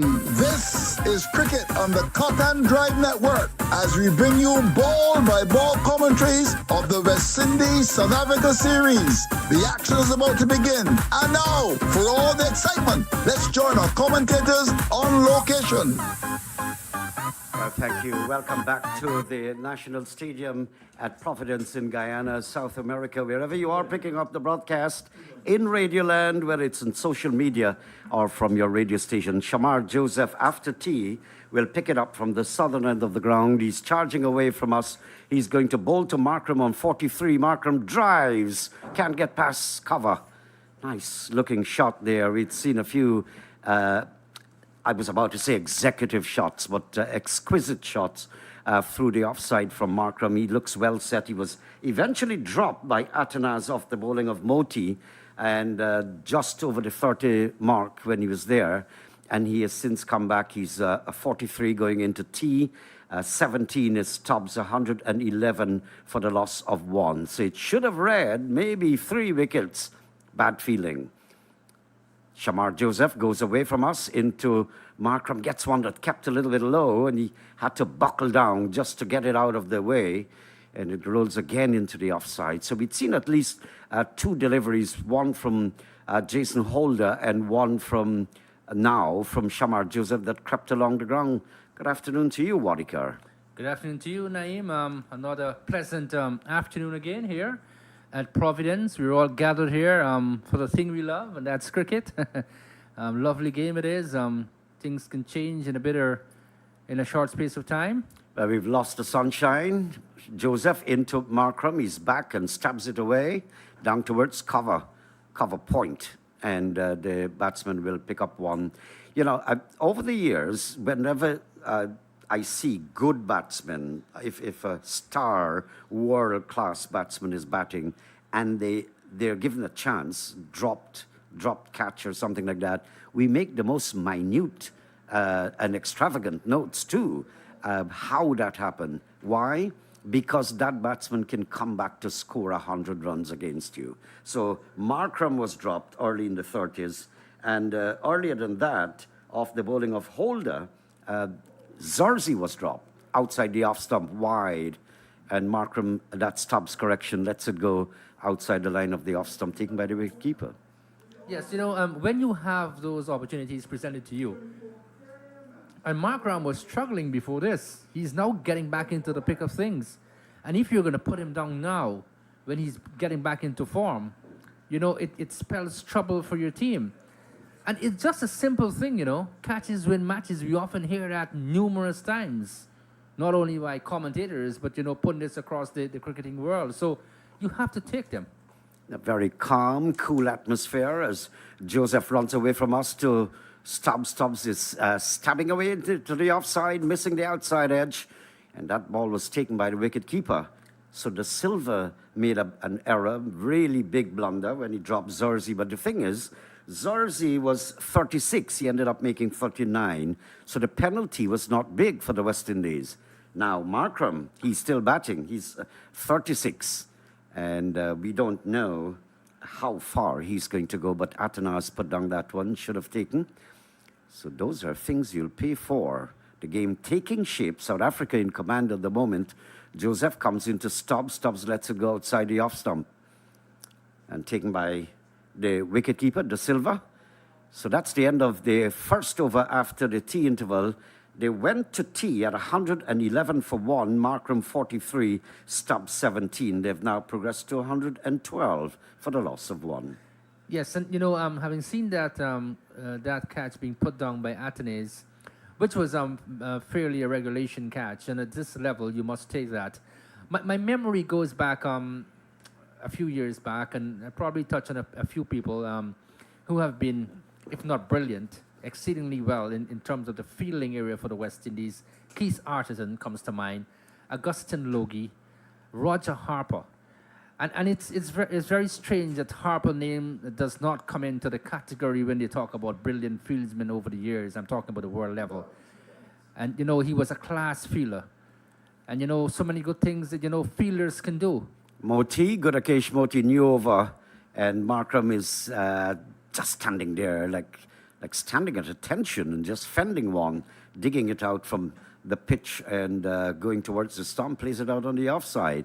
He looked pretty awkward there. Moti into Markram. Markram looks for the drive, gets it past the short extra cover. It'll go down towards the boundary mid-off, and the batsman will take an easy single. So, session number 3. Yesterday, we thought that South Africa would have been buried in problems and pity. We pitied them at 160. And the West Indies were all out. In response, 144, giving the South Africans a lead of 16. Since then, South Africa, they have resumed, and they're now 113. Good ball by Moti, almost getting the wicket of Stubbs. That one crept. It kept a little low. Stubbs was taken by surprise. The wicketkeeper got the ball just outside the line of the off stump. Moti comes into Stubbs. Stubbs forward, gets it up on the offside. There is no run. So Moti not deducing a lot of spin, and so is Warrican. I don't think that even Maharaj got a lot of spin from this. Moti comes in, reverse swim, there's an appeal. I think no signal coming from the umpire. Now, just remember that Stubbs is backing us, the commentators, and so he tried a reverse sweep, and the solitary slip took what appeared to be a catch here. And I don't know, the two umpires are consulting that they might just be asking for advice from upstairs. They're doing that. Yes, what happened there is, as you said, reverse sweep played by Stubbs straight into the waiting hands there of Hodge, who was in the slip cordon there.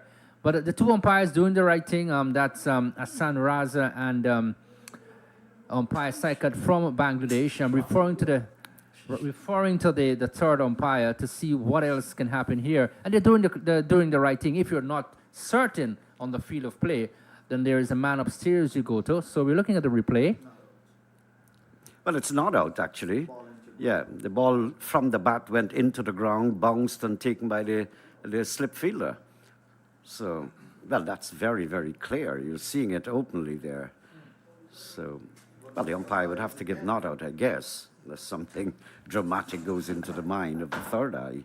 But, yeah, there it is. We're seeing it on our monitor, actually, in the commentary box. So the game will continue.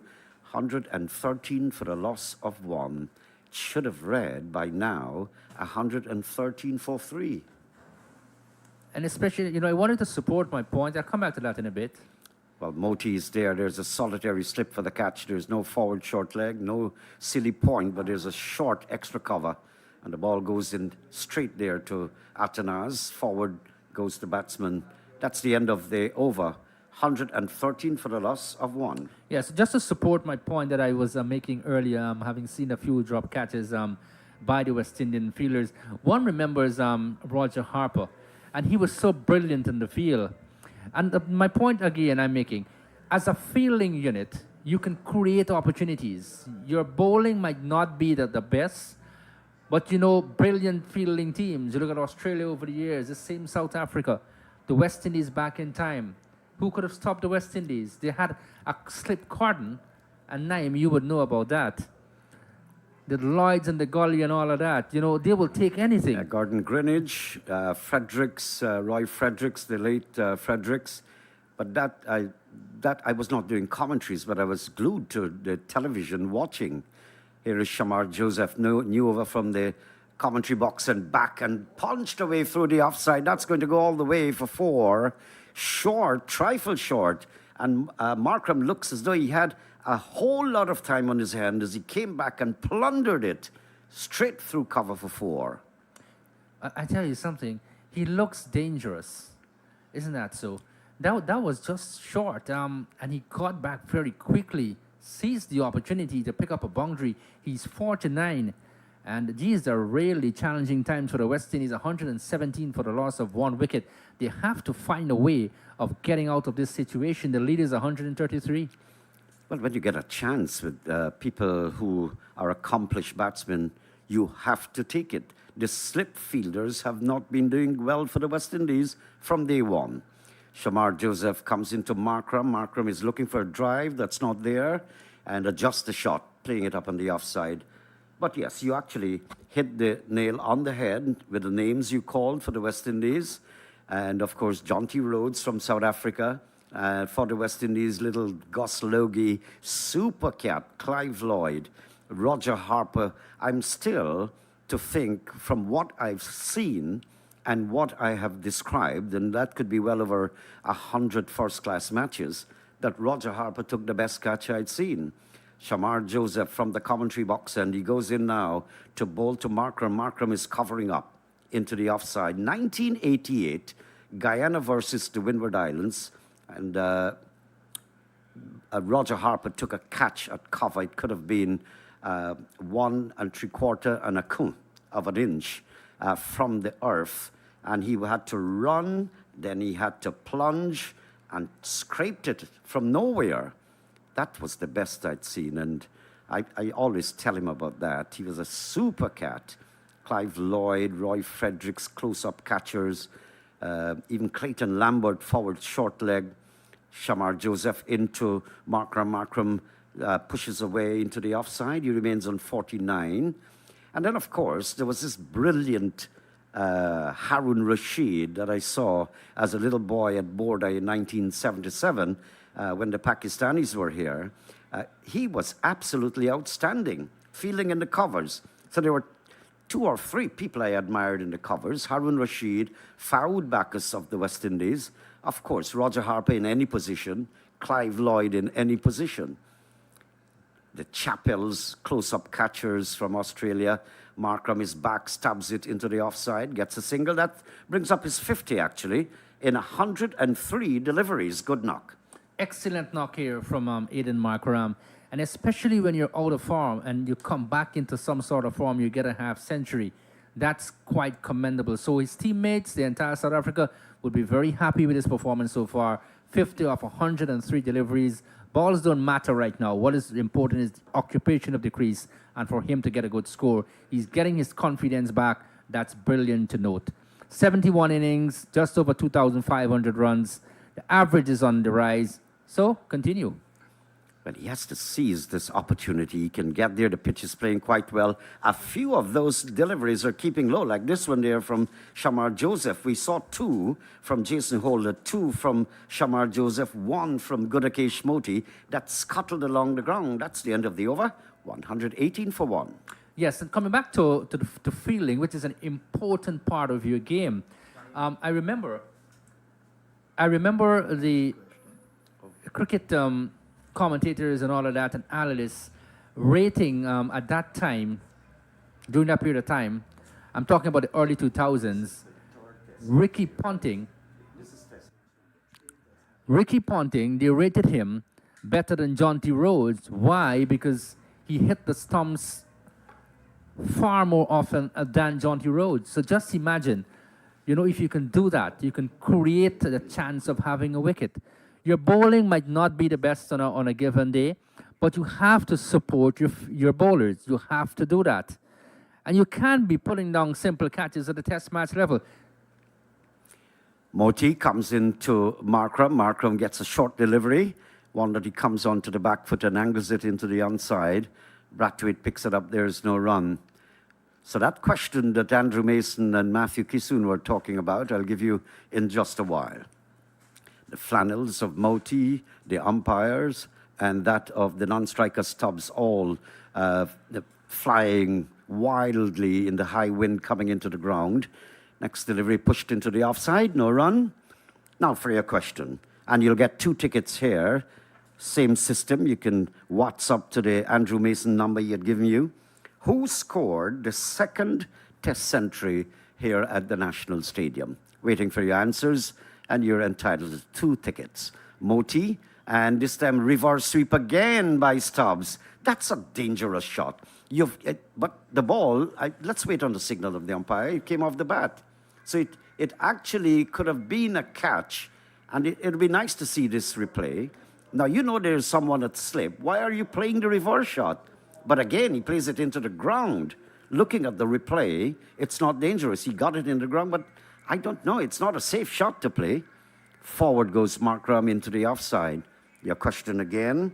Who scored the second Test century here at the National Stadium at Providence? And the number to add the WhatsApp number, I'll give you that in a moment.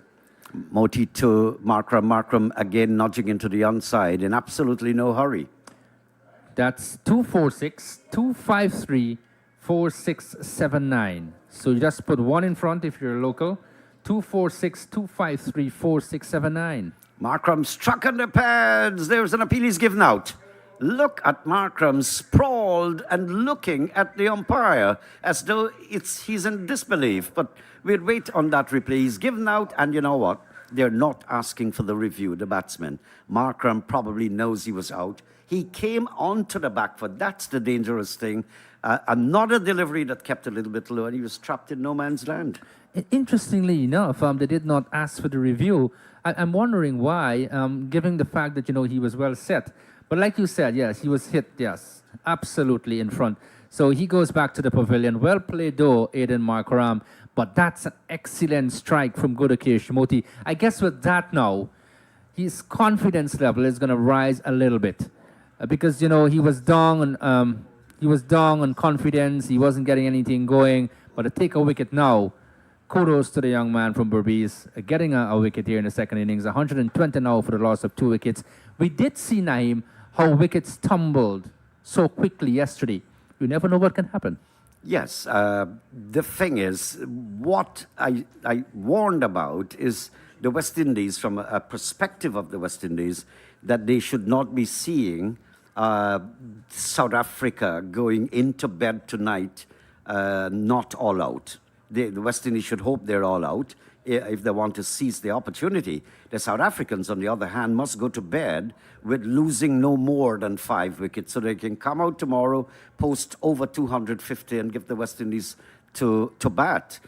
But something that's very peculiar, especially after the tea interval, this happened after lunch and it's more pronounced after tea, is the amount of deliveries I'm seeing scuttling along the ground. That kept low with Gudakesh Moti getting Markram.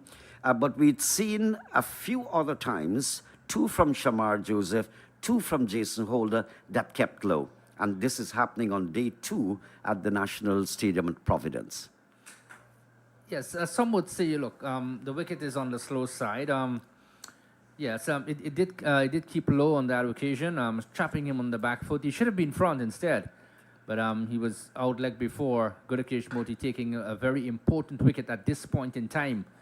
And that brings to the crease Temba Bavuma, who did not trouble the scores in the first inning. So he would want to get a score under his belt here.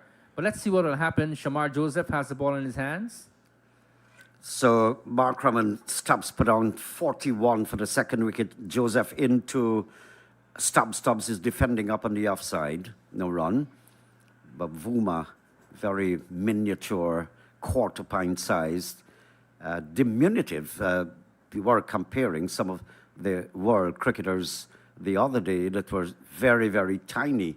David Williams out of Trinidad was one. Gus Logie also out of Trinidad, giving a bad name and reflection on the Twin Island Republic, but 2 short, very short cricketers coming out there in Guyana, but he didn't play international or test matches. Sheikh Mohammed, also pint size. He was the wicketkeeper. Down the leg side, flicked away to long leg by Stubbs, just a single. So we've had very diminutive-looking cricketers. Devendra Bishu and Pamal from Berbice, also pretty squatty people. And the list can go on for a pretty long time. but just a few cricketers were extremely tall. I remember Tony Gregg out of England, Bruce Yardley out of Australia, of course, Joel Garner, Jason Holder. There have been, there's an Indian guy, I don't seem to remember his name, very tall, but he plays, I think, in South Africa. He plays in the IPL also, I think. Pretty tall. This is worked into the onside by Bavuma, and there is no run. Is it Ishan Sharma you're referring to? Yes. And a few other cricketers, I'm just stretching my mind here, that would go over 6 feet. Some of them extremely tall. Yes, pretty lanky players, if I can join into that. Stephen Finn, tall bowler as well from England. So a few players who have been really, batters have had to look up to them. Shamar Joseph from the commentary box end to Bavuma. Bavuma is forward, pushing, and picked up down at mid-on. But the interesting thing about Bruce Yardley, I looked at him as a little boy when Australia were here. He's tall, and you'd think from his run-off that he's a pace bowler. He's leg spin. And the guy runs in and then has this gentle delivery, leg spin. Then, of course, I mentioned Tony Gregg, also out of England. Had a few tall cricketers. Roger Harper is pretty tall as well. Here is Shamar Joseph. He's up there now to Bavuma, edging away. But this time, it falls in front of Warwickon at first slip. And that was not a chance. Would never be considered in all decency. So outside edge, good delivery. Found the edge. Bavuma is looking in trouble. And this is not a good offer. He was searching. Yeah, so Kavim Hodge, I think, Wadikar. So what happened there? I was thinking maybe they take a step or two up, and as I said, earlier, the wicket might just be on the slower side, not carrying through to the slip fielders. Things are beginning to happen here. 121 for 2. Bavuma lets it go outside the off stump, but suddenly there's almost like a state of emergency. But people are more peppered up. They're more animated. That's the West Indies side. That's after the dismissal of Markram. Good for Moti, too, that he picked up a wicket. So, just to go back, what happened today, the West Indies resumed on 97 for 7 and were all out just about after 11 o'clock today. Warwickon went for a duck, Seals for a duck, and Shamar Joseph 25. Together with Holder, they had posted 40 runs. Holder was left not out on 54. And so, with a deficit of 16, South Africa batting a second time, 121 for the loss of 2. Moti comes in, bowls to Stubbs. Stubbs is forward. Stubbs is stubborn, may I say, and pushes away into the offside. Now there's a short extra cover and a solitary slip up for the catch. Stubbs is on the back foot, short delivery, punching, gets a single. And they're taking it in ones and twos. They're very cognizant of the fact that one of the top batsmen, Markram, has gone back, but they still have batting to come. South Africa, Wadikar, I think, will be looking for a minimum of 250 to give the West Indies. Anything over, it's bonus. Getting over 300 would be excellent. Yes, if they can post that, it's going to be excellent for them. Just 2 wickets down, 122. I'm not under real pressure. Moti comes in, bowls to Bavuma, forward, plays it up the pitch, and Moti picks it up himself. Interesting stats about Bavuma. He's a specialist batsman and the first black African batsman picked in South Africa's Test squad. Bavuma comes forward and plays it up on the offside. But when you look at him, especially people who are pretty short, you get the feeling. Sachin Tendulkar comes to mind? Yes, I think he's taller than Bavuma, though. But you seem to attach insignificance to that person. That's why maybe a lot of people don't attach significance to you and Andrew, not Andrew, Matthew Kissoon, Inderjeet Prasad, John Ramsing. Yeah, I just escaped that category. Moti comes into Bavuma, outside edge. So things are beginning to pick up a little bit. Outside edge, he was in no control. It popped on him, took the upper part, but there's no silly point. So it came down, the batsman crossed for a single. End of the over. Yes, he was beaten all ends up there. He was coming now looking for the drive. Moti might have just given that a little bit more air, and we were preaching about that earlier. And beat him in the flight. He got a boundary though, not in total conviction. He goes up to 4, stops his on 20. The lead now, 142, and I think you were just mentioning about 250 odd. If the West Indies were to get maybe 300 in the 4th innings here on this pitch, which of course is going to be dried out, you never know what can happen. It might be just a tough situation for them. So they need to take wickets and take them quickly. Let's see what will happen here, though. And I remember Brian Lara orchestrated that victory for the West Indies, batting finally the last time, the last innings, and got over 400 runs. But that's Brian Lara. He's missing in action now, and we are hungry and looking for stars like him and not finding them, actually. The batting of the West Indies side has been a mess.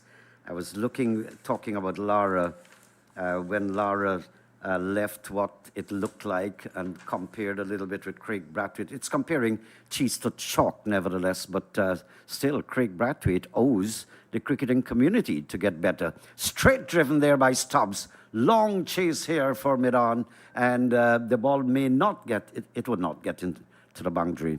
So the batsmen, in the meantime, have crossed for 3. Nice-looking shot.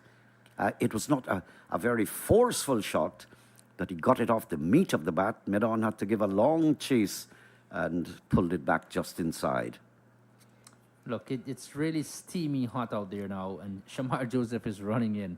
So you can just tell that, it's not easy bowling on this track right now in blistering sunshine, 129 for 2. That was pretty well played, though. Here is Joseph bowling to Bavuma. Bavuma is forward, takes the inside edge, gets out on the onside. I don't think he was looking for it to go there. He was looking more to down the pitch or down towards mid-off. So a little victory there for Shamar Joseph. In the first innings, I saw him cutting back that ball into the right-handed batsman fiercely, so fiercely that sometimes they appealed for an LBW, but it was going down to beating the leg side, the leg stump. So that much, he's not getting that amount of cut or turn from the ball. So Shamar Joseph, as you look at the monitor, just doing some repair work on his bowling boot and getting those spikes in place. They can be dangerous, don't they, Naeem? Those spikes? Well, athletics, it's more dangerous because you're running close to another competitor. I did a bit of athletics, thanks to God that I wasn't made to run at nationals because the people I had to compete with, I was on standby, actually. Shamar Joseph to Bavuma, just nudging it away into the onside, can't get the run. But it's more dangerous then because long ago, many of us ran barefooted. And I remember people like, this guy came out of one of the creeks, and he won the mile at nationals, but you had Nizam Ali, a powerful athlete. And to see him and Basil Bradshaw battle for supremacy at border nationals, it was exhilarating. And he used to run barefooted. Now, if that neighbor's boot catches you with the pegs, you're in trouble. Bavuma, not in any kind of trouble. He's pushing away into the offside, no run. Yes, it's always great when you go to school and you're part of the athletic team and all of that. I remember back in school days, and the 2-3 nights before the inter-house sports, as we call it, I wouldn't sleep. There's little or no rest because you're always eager to get out there for the sprint and the cycling and all of that. And lots of fun. And cricket was the same thing. I got a message for these children now. Shamar Joseph to Bavuma, correction, he's playing it into the offside. If you're young and listening to me, especially those children in my country, Guyana, You are so fortunate. We played cricket, went to trials under 15 for East Coast and Demerara, and many a times there was one pad available when we played club cricket as well. So each batsman would have on one single pad. And when you get out, you go back into the pavilion, take off that pad, and then the incoming batsman puts it on. And this is flicked away. It's got to go for 4, but I rather suspect that this is going to be signaled byes, leg byes, the umpire signals. So the score, nevertheless, will move on by 4. 129 plus 4, 133 for 2. But those were the difficult times. The same thing with the bat. In fact, some clubs, we had one single bat. So when I finish batting, you and I are batting Wadikar, and I'm at the non-strikers, and I have to walk back and give you that bat. And it was a Slazenger bat. You know those days. Even though a lot of people struggled. And we produced all those great names that Yep, you know, yep, Rohan yep. Kanai and all of them, Lloyd, yep. Lance Gibbs, Fredericks. That we never had boxes to protect downstairs. And there was one guy, we were playing at Enmore, he and I were batting, and Garfield Charles, I'll tell you what he did me, but then the other guy was struck in the testicles. And he looked at me, and that was it. He fell to the ground. He fainted. Garfield Charles, I was batting, the pad, the knee roll, there was no knee roll. It was like a little piece of flop. When he fell, Naim, did you pick him up? All of us went there. I was dying at the other end with fear, actually. This is played back to Moti no run. And when I was batting, I went to flick Garfield Charles, and the ball struck the outstretched left leg on the knee, 6 months. Not in hospital, but retired in bed. So little children, if all these gears, the president went the other day, some 400 people benefited. Moti into Stubbs, Stubbs drives, no run, picked up an extra cover. So lots of help these youngsters are getting, undeservedly, some of them, undeservedly. You got to prove your stuff. Moti comes in, bowls to Stubbs. Stubbs is back and punches down to cover. He'd get a single here. Single that takes the score to 134 for 2 over number 43 in progress. 24 is Stubbs, Bavuma 4. After this over, Matthew Kisoon will come. He'll repeat that question for you about the second century. Who scored that second century here at the National Stadium? Out into the onside. Now, Moti has just improved. I think he's varying a little more. He's getting the ball to turn a little more. So let's wish him well. He comes in now, short approach, up and bowls to Bavuma. Bavuma forward. And it gets it up on the offside. I think that's the end of the over. We'll hear more from Wadikar and then Matthew Kisoon. Yes, so the lead being 150 now, Stubbs 24, Bavuma 4. It spells a lot of headaches for the West Indian team out there. They'll have to find a way to get another wicket and get it early. Because if they don't, South Africa will just go away with this game. That's a massive position, massive lead for me. Looking at that scorecard, 150 runs they lead by just 2 wickets down in sweltering heat out there.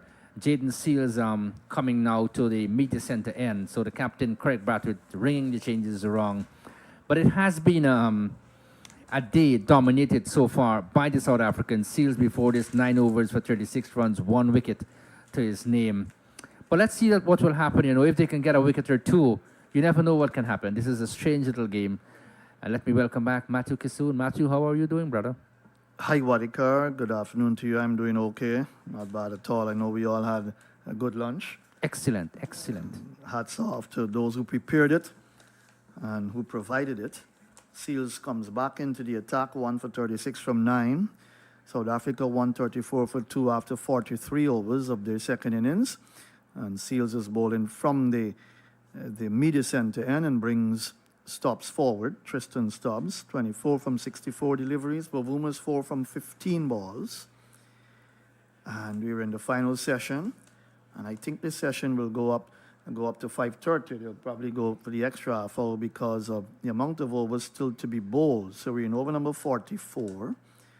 13 overs would have been bowled to complete the West Indies innings this morning. That's 57, and then you add 259 and 160. I think about 40 overs are remaining. That's forward he comes, plays it into the offside, and there is no run. So let's say 44 so far plus 13. That's 57. You have to add on 2 when they had a change of innings. 59 and 160, that's 31. Should be 31 overs left after this 30. So we're going to go into extra time. But it's been another beautiful day, brilliant sunshine at Providence. The crowd looks a little bit better than yesterday, to be honest. And Shamar Joseph's family is here. I think it was said in the interview, more will be coming out to watch. Here is a ball that beats him. He comes forward and beaten outside the line of the off stump, taken by Joshua De Silva. He had to move to his left there. And that ball came back into Stubbs, the right-hander. That's a lovely delivery. Jaden Seals has been good since from England, and is 10th over here now, 1 for 36. He's a hard worker, the 22-year from Trinidad and Tobago, a hard worker. One of the fast bowlers that I fancy can go on to remain in the West Indies side for a little while. And he's just got to watch his workload, of course, and don't want to get injured much at all. Even if you do get injured in between, here is a ball outside the off stump, no chance of a run taken by the keeper. You need fast bowlers in the West Indies lineup. The test team needs quality fast bowlers. Talk about Isaiah Thorne, a young man coming on. He went to England, and I think many felt he should have stayed there, but he came back to play in the Under-19 tournament in St. Vincent. Yes, Isaiah Thorne, a Barbadian, a man from the Kanji area, the same area that Shimon Hetmeyer comes from. Right. So, we've got a few young players, but the thing is that, a lot of these players promise to deliver, and they never do. Seals over the wicket, comes up, bowls to Stubbs. He lets it go outside the off stump. Niall Smith from Berbice as well. Should have been one of the fast bowlers from Guyana. He has good pace, but injury problems to him in between his career, in terms of his first-class career. He hasn't gotten into the West Indies side. I remember a few years back you had Joseph from Berbice as well. What was his first name again? Joseph, the fast bowler. I'm trying to remember his first name, but yes, I think it's Joseph, if I got the name correct. Here is Seals, comes up, he's in, bowls to Stubbs, again wide of the off stump, doesn't offer a shot, and the over comes to an end. 44 overs gone in South Africa's second innings. 134 for 2, they lead by 150. Stubbs is 24, Bavuma 4. The man you're referring to is Keon Joseph. Keon Joseph. Well, that's right. injury has had the better of him. Unfortunately, he had some pace, no doubt about it. He had some pace. We did see it at the regional level, the first-class level. But my point is, a lot of these players on the 19 level, and if I can go back just a little bit, look at a player like Asad Badr Furuddin, who was man of the match in the Qatar the 15 World Cup in England many, many years ago. He promised a lot. Did he deliver? No, he didn't. So a lot of these players come, with a promissory note, but it just don't go on because of different reasons. The thing is, maintaining that level of intensity, that transition from under 15 to under 17, under 17 to under 19, under 19 to the senior team, sometimes it's very difficult. So Moti has picked up a wicket in this innings, comes up, he's in, bowls to Bavuma, the South African captain. We're talking about height just now. And you remember Tatenda Taibu from Zimbabwe as well. But Naeem talked about Sheikh Mohammed, very short wicketkeeper for Guyana. Forward, Bavuma comes and plays it into the onside, or back along the pitch, no run. He has a sports business on the East Coast, Sheikh Mohammed. So he's invested to help cricketers in terms of cricket gear. And he does well with that business. Here is a ball, comes down the track, checks the shot, maybe wraps him on the pad, but that advancing down the track might have made the umpire realized that it's going to be difficult to probably give an LBW decision there. But I think the West Indians, they're looking for DRS. Yes, Craig Brathwaite has gone for it. He did come down the track. And when you look at impact, the umpires, you know, when you look at the LBW law and you look at where the ball hits you and the remaining space to the wicket, that's very important for umpires to be able to assess. So they've gone for that review now. Moti, bowling well from the place pavilion end, the south end of the ground. We'll have a look at it here. And that looks reasonably good. But he did chip down the track. Well, I think that looks reasonable. I'm not a big judger of LBWs when you look at it back on the DRS here, but the determination, did he get a bat onto it, a little bit of bat? It's going on to hit the stumps, and I think that decision is going to be reversed. He's going to be out. He's out. He is out. LBW, and even though Bavuma came down, chipped down the track, that ball was going on straight to hit middle and leg. And so Bavuma, the South African captain, he's failed in this test match, 0-4. He's gone for 4, 134 for the loss of 3. And not a good blow struck here by Gudakesh Motie. And West Indies have got 2 reviews, South Africa 3. But they lead by 150. That's another big wicket for Motie. Yes. You know, life is always so interesting, isn't it? One period of time, Gudakesh Motie had his confidence level really low. He wasn't flighting the ball. He wasn't getting anything out of the wicket. The next moment or two, he gets a wicket, and his confidence is up. He's flighting the ball. He's getting response from the wicket. This occasion, Bavuma was coming down. Probably thought he killed the spin, but was struck on the pad, was in front. The decision was overturned. They get their man, the West Indies, 3 wickets down now. And you know, people will tell you that all the time. No matter what the score is, add a wicket or 2 to that, and it makes a huge difference. Right, Doesn't it? So Bedingham comes out to do battle. Yeah, so Motie is struck twice with his left-hand orthodox spin. You have a look at that on the big screen again. He came down the track, bat behind the pad, and that was going on to hit leg stump. So brilliant review there taken by the captain. You saw Motie asking him for it. You know, he says, this is good. And put in a lot of confidence in Motie. And the wicket goes to West Indies. So 3 down now. That lead is 150. Very interesting stage of the game now as Bedingham comes out to do battle. He will face up to Gudakesh Motie. Bowling with a solitary slip. There's a backward point cover, extra cover, and a very short unorthodox mid-off position. Forward he comes, plays it into the onside, picked up at mid-on by Shamar Joseph. No run. There's a mid-wicket and a backward square on the boundary as well, and you've also got a long off. Here is Motie, comes up, round the wicket. Bedingham is on the back foot and plays back to Motie.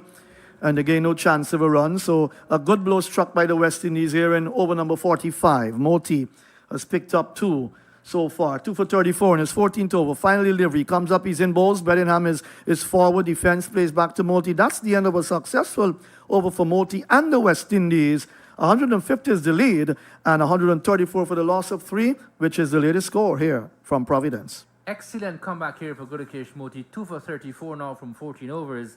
And this is awesome what he's doing now. Just a transition from what we did see earlier from Motie. We look at the scorecard, and we see the Zersey 39, Markram 51, Stubbs is 0 and 24, Bavuma 4. Bedingham hasn't scored as yet. But if the West Indies can just prize out another wicket at this point in time, you never know what can happen, you know, Matthew. This is the funny little game of cricket. Amazing things happen in this game, isn't that so?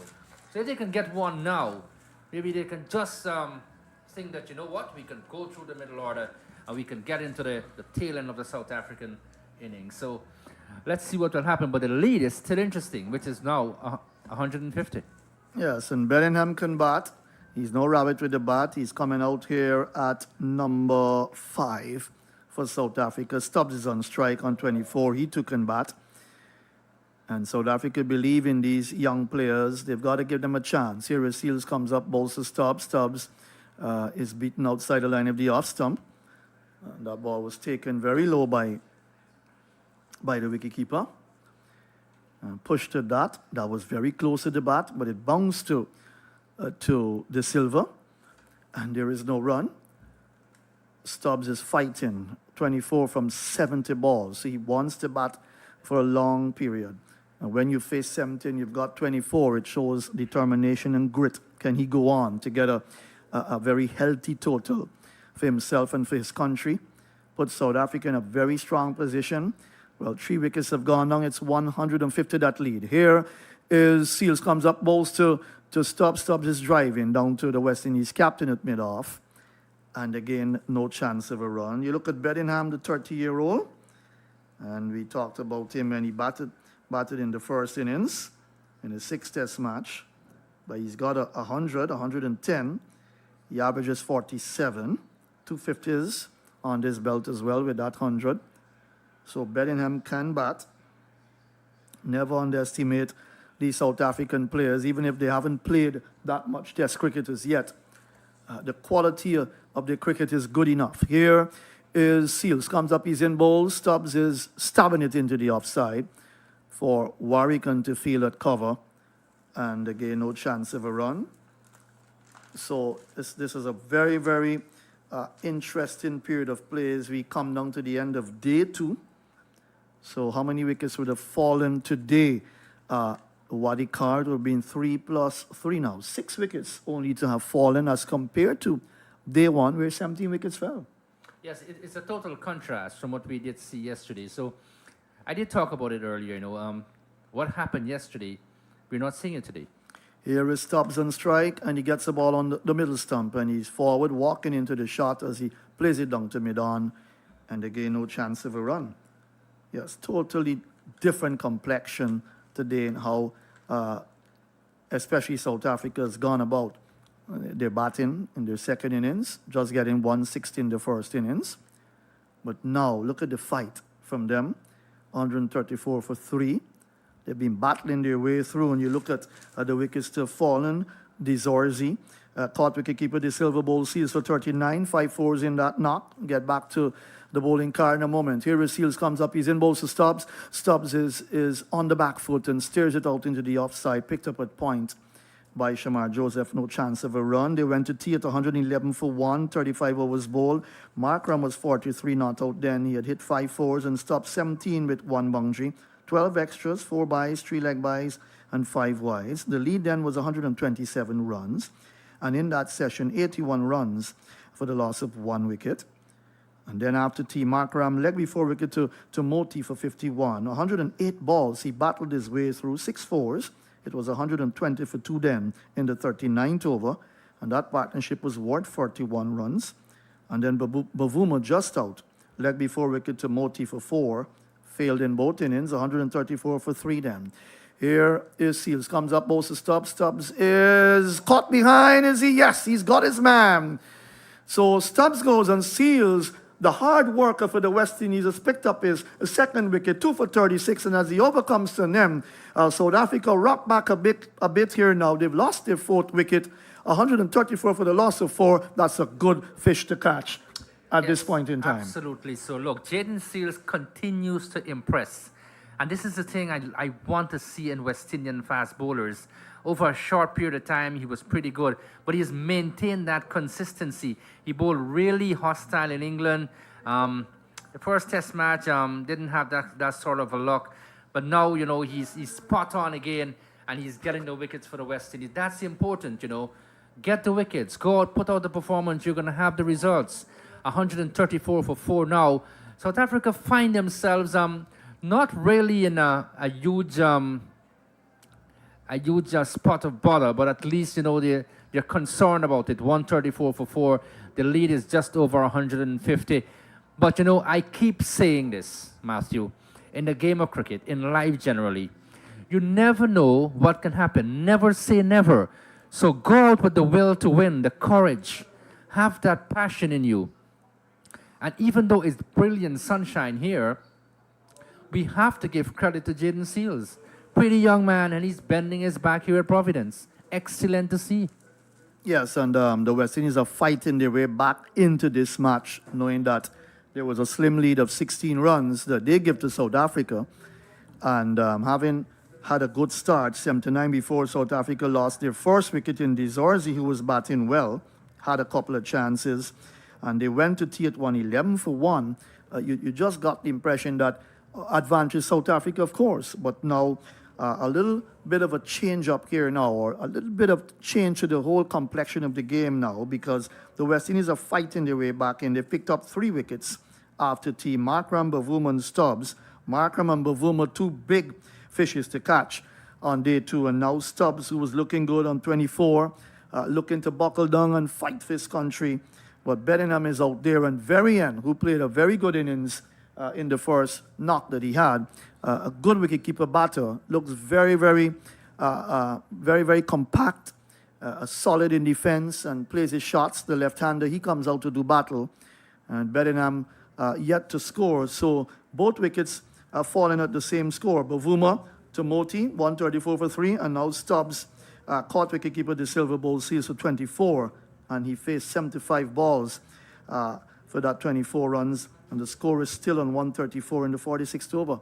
So really the West Indies are fighting their way back into this game, and if they can prize out a few more wickets before the close of play, I think they will be fancying their chances on day 3 to come out and to keep working away, even if they do not dismiss South Africa today. They can come back and fight on day 3, and they're still in a chance. They're still in with a chance. Yes, I said it earlier, I want to see that fighting quality, that fighting spirit continue in the West Indies players. I want to see the bowlers running in with a purpose, and Jaden Seals, my word, he's doing that. Excellent effort from the young man. 134 for 4, as I said. Now, you never know, it's a very a nervous situation, maybe, if you want to put it that way, a little bit for these 2 batters now, because they're relatively new at the crease. Varian is coming in here now, and things can happen, and can happen very fast for the West Indies. But kudos so far to the West Indian bowlers for coming back into the match somewhat and taking those 4 wickets. Gudakesh Moti from the Players Pavilion end, he's been very impressive of late. And when I say late, I mean the last few overs that he has sent down. He's back into bowling in a nice rhythm and all of that. And bowling requires a good rhythm. Bellingham will face up to Moti, and he's off the back foot, looking to find the gap. Can't beat that's Louis at cover deep. And there is no run, solitary slip. There's a backward point, cover deep, extra cover, and a very short, unorthodox mid-off position. Moti comes up, that's turned away towards mid-wicket, where that's Jaden Seals fields, and there is no run. You've got a mid-on, then you've got a long off and a long on, actually, and then a mid-wicket. Here is Moti comes up, Bellingham is defending into the onside, and again, no chance of a run. When you look at Bellingham, in the first innings, he got 28, did get a start. He settles and is defending, kills the spin, plays it into the offside, and again, no chance of a run. And then you've got, of course, Varian. He got 21, the wicketkeeper batter. He would have faced 33 balls in the first innings. Here is Moti, comes up, bowls to Bellingham. He's on the back foot, plays it into the offside, picked up by, that's Atenes, down at that very unorthodox mid-off position, very short mid-off position, no chance of a run, almost a silly mid-off, that position. Here is a ball that he gets on the leg stump, and he turns it down to the mid-wicket area, where Brathwaite, the captain, comes across to field. He tidies up. That's the end of Gudakesh Moti's over, maiden over, and the latest score here from Providence. South Africa in the second innings, 134 for the loss of 4. I want to say thank you to the sponsors again, the Sports Network out of Berbice, Guyana. We do coverage for radio, TV, and the internet. And of course, Red Rose Advertising, also out of Berbice, Guyana. Red Rose Advertising, your success is our business. Thank you very much to Bobby Vera Bobby Vera radio station and his entire team here, and reminding you to keep listening to Light FM 104.1 FM. That's the way to go. Would you please, Matthew, repeat the question for the fans out there? I have the number here. Oh, yes. Thank you very much. I actually forgot to repeat it. The question is... Thank you very much. The second Test 100 scored here at Providence. Give the name of the player who scored the second Test century at Providence. Here is Seals comes up, bowls to Varian, and Varian is defending, the right-hander. And if you haven't joined us on WhatsApp, the answer must go to this number. It's a Bajan number, 246-253-4679. Just put 1 in front. So 246-253-4679, and send your answers in. You might be lucky to get into the National Stadium tomorrow. Yeah, you can give the name of the batter as well as maybe the runs he scored. If it's a male, of course it is. But I'm not going to give no further clues here. That's very easy. Here is Seals comes up, bowls to Varian. He's driving. That's a lovely shot down behind point. Beating Shamar Joseph to his right. And he's off the mark in fine style. This young man can bat Varian. He's picked up his first boundary. And that was a lovely shot to watch. Look at that. Off the back foot and square driven nicely to Shamar Joseph. Joseph is right. And down to the boundary for 4. One name comes to mind, a former West Indian player, Ramnaresh Ronnie Sarwan. Remember him? He was pretty good at that shot, right? That's right. Excellent with that square drive. Very good through the offside. Ramnaresh Sarwan. And that middle order for the West Indies was good in those years. You had Lara, Chandrapal Sarwan. Here is a ball that's on the leg stump, and that is gone down towards the long leg area. A bit of a stifled appeal there, but obviously that would have missed leg stump. Jaden Seals, leg by, signaled by the umpire. 1 more to the total, 1 more to extras. It's gone up to 138 for 4, but you can just see the fight in the West Indians out there now. They know that they're in here with a good chance of being able to bowl out South Africa, but they've got to continue working hard. That was a good delivery, but it was angled down the leg side to Bedingham. Yeah, excellent bowling again here from see what he's doing here now. He's trying to bring the ball back into Varian, and that's Bedingham. So Bedingham on strike now. They did take that leg by. He's bowling him, is he? Yes, he's got his man. Yes, he's walking back ball, comprehensively ball by a beauty from Jaden Seals, who's picked up his 3rd wicket.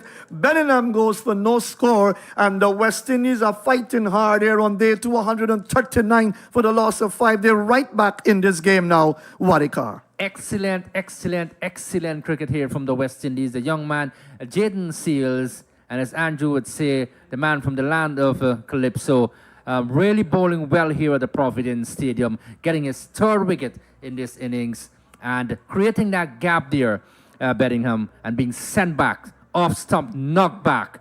Brilliant express bowling here from Jaden Seals. This is really a really, really good piece of cricket here from the West Indies. And that's why you've got to give credit to Jaden Seals in particular. He's an improving fast bowler.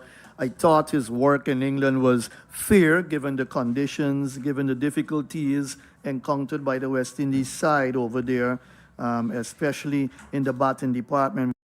His work in England was fair, given the conditions, given the difficulties encountered by the West Indies side over there, especially in the batting department. But bowlers did not really produce the goods. They couldn't pick up 20 wickets. And so you find someone like Seals working away very hard at his game. He's given the West Indies a chance here along with Moti. They've picked up the 5 wickets to have fallen so far. Moti's picked up 2 and Seals has picked up 3. Picked up Zorzi and then Stubbs, and now Bedingham going back for a duck. So really and truly the West Indies here are in with a big chance here now to ensure that South Africa do not get away and give them over 250, because that would be very difficult to get batting last here at Providence. Yes, of course. You don't want to put yourself in a situation where you have to to be defensive. So whatever target the South Africans would pose, I guess the West Indies would want to chase down. Mulder comes out to do battle. That lead is 155. First ball on the middle stump. He's looking for a quick single, gets it. Casey Carty runs in, picks up, but doesn't throw at the stumps. That run was easily on. Mulder gets off the mark. 140 for the loss of 5. Yes, excellent running there between the wickets, and they will realize, look, that we have got to come up with a plan as well. We just can't allow the West Indies speedsters to just bowl us out just like that. We have to come up with a plan to be defensive, be smart about what we're doing, and to pose a very good competitive total. 150 odd, and if the West Indies can dismiss them for under 200, who knows? Here is Varian taking strike. That's flicked away down towards mid-wicket. The return comes in quickly. Nicely backed up on the offside there by Shamar Joseph. He was looking for a run that was not on. Varian is 4. And you look at Mulder, good all-rounder, the 26-year-old. He's a bowling all-rounder in his 14th Test match. And you look at his highest score of 42.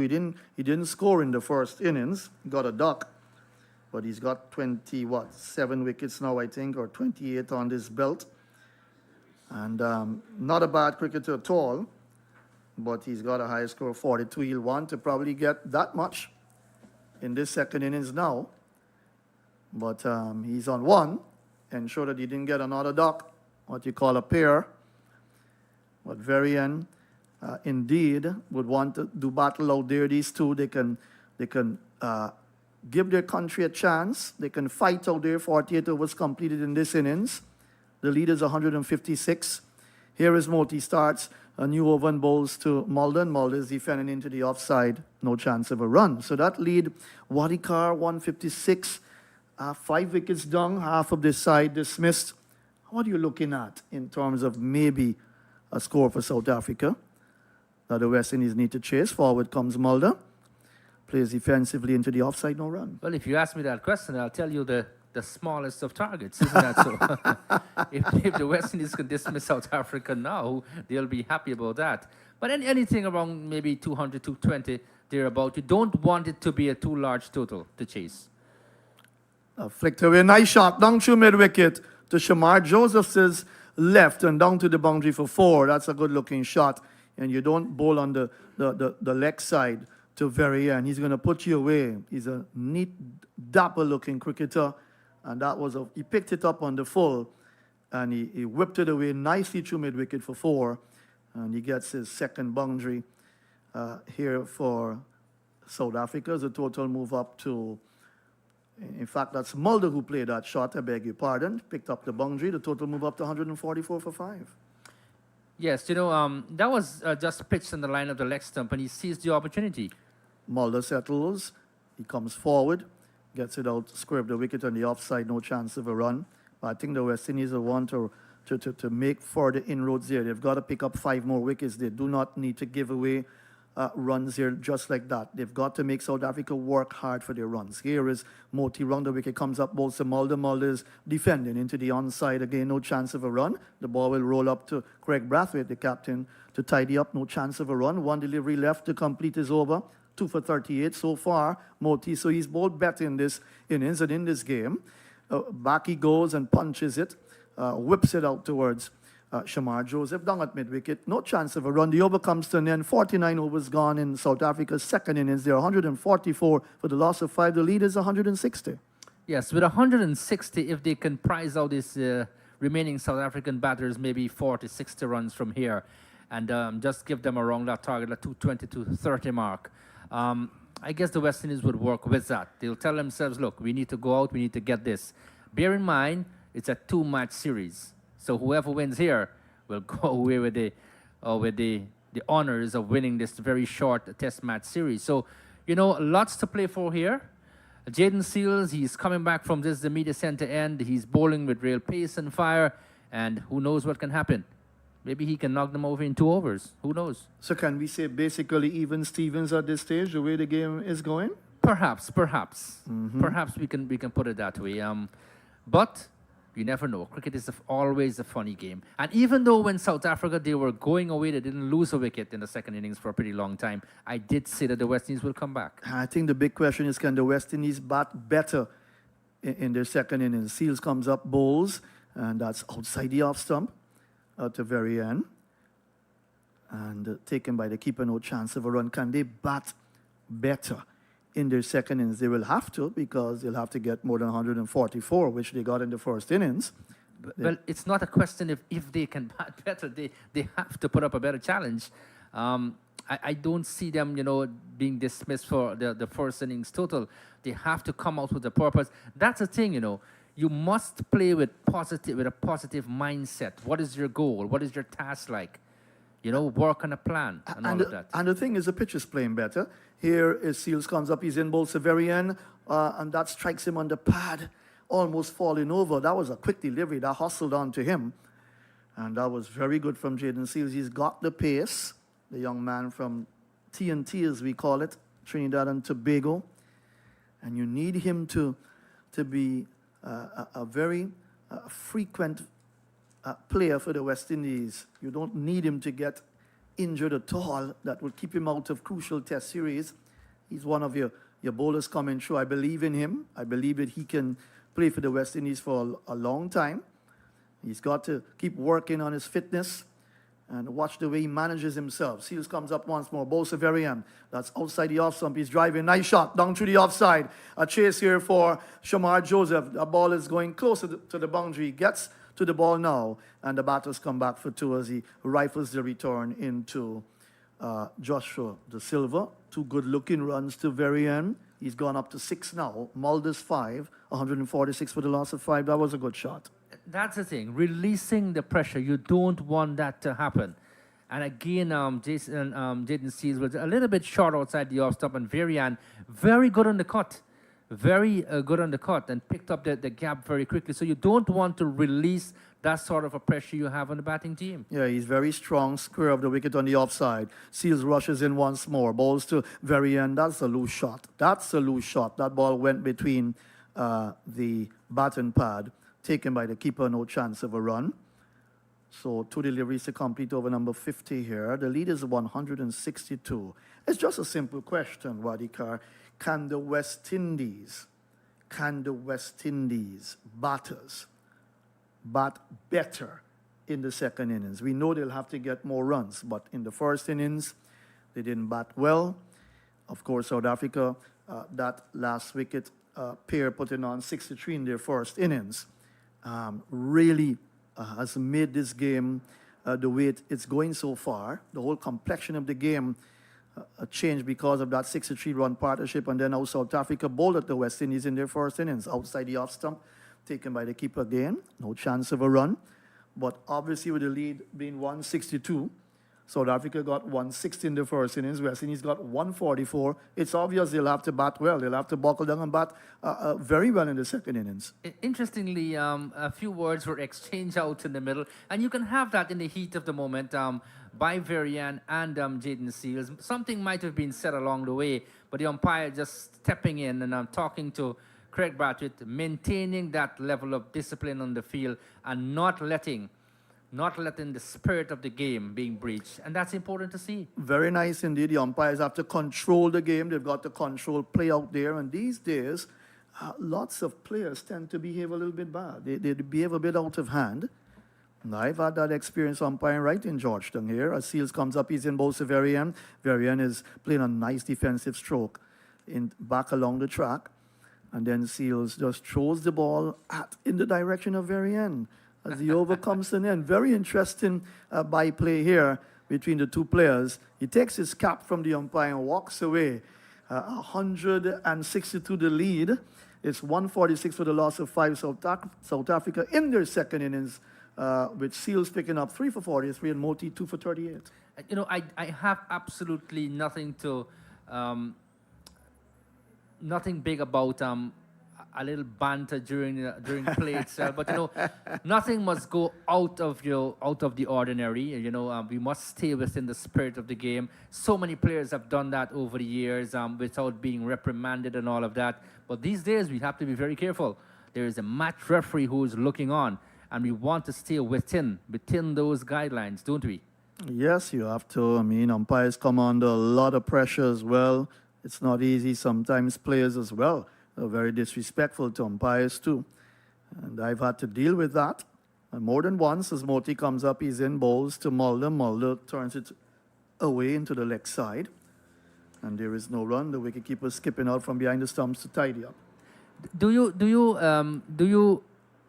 Would you say that this is the case? I'll give you a scenario in a moment. Here as Moti comes up, he's in bowls to Mulder. Mulder is forward and drives down towards the short mid-off position where Athens fields and there is no run. You would always find a bowler hitting the pads. In the mind of that bowler, the batter is out. He's always out. Here as Moti comes up, he defends into the leg side, no run. Well, a batter will tell you he's never out.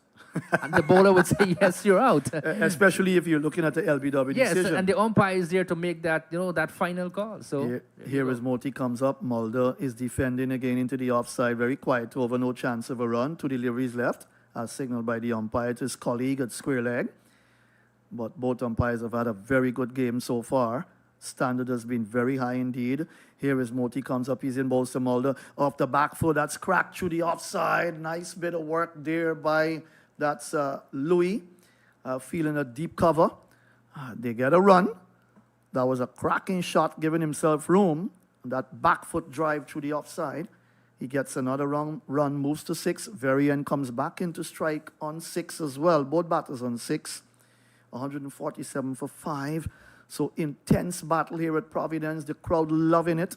They want to see the West Indies right back in this game and probably picking up another 2 or 3 wickets before the close of play. Here is Moti. He's going to finish his over now. 2 for 39 so far. Comes up, bowls to Varian. He's quietly forward, plays it into the onside. That's the end of the over and the latest score at Providence. South Africa in their second innings with a lead of 16. They're 147 for the loss of 5. If I can go back in time, maybe rolling back the years, I heard stories of Rodney Hogg running into the great Sir Viv and being deposited out of the ground and all of that, words being exchanged and all of that. But we have had these fiery exchanges in the game of cricket. They make the game of cricket interesting the way it is, isn't that so? Yeah, and the Australians are very tough cricketers, There are a lot of bantering, a lot of sledging, but they use that psychological warfare to enhance their ability to get at the opposition.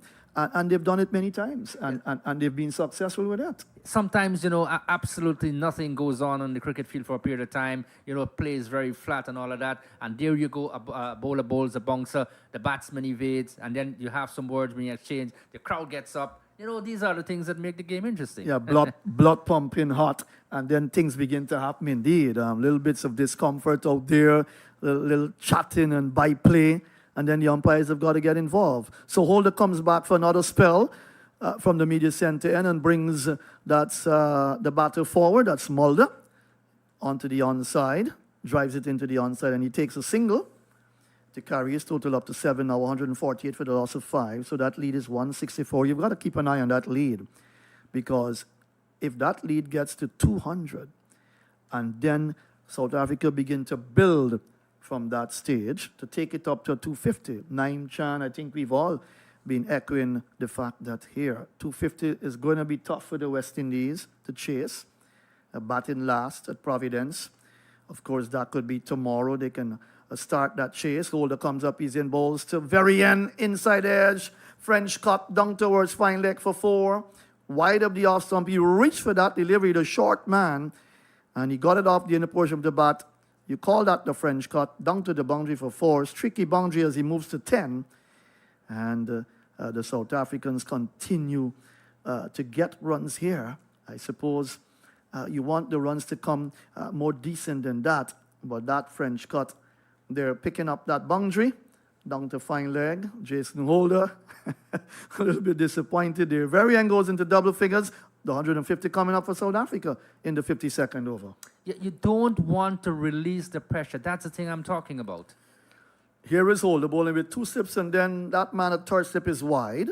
That's a full leg delivery. That's punched down to mid-on, where Jaden Seals feels. And there is no run. Let me endeavor to go through what happened today so far. Remember, the West Indies, they were 97 for 7 overnight. Well, today they lost. Warwick caught Maharaj at mid-wicket, bowl Rabada for a duck. Seals leg before wicket to Burger for no score. Joseph leg before wicket to Maharaj for 25. 4 fours and 1 6 in that knock. 144 all out the West Indies.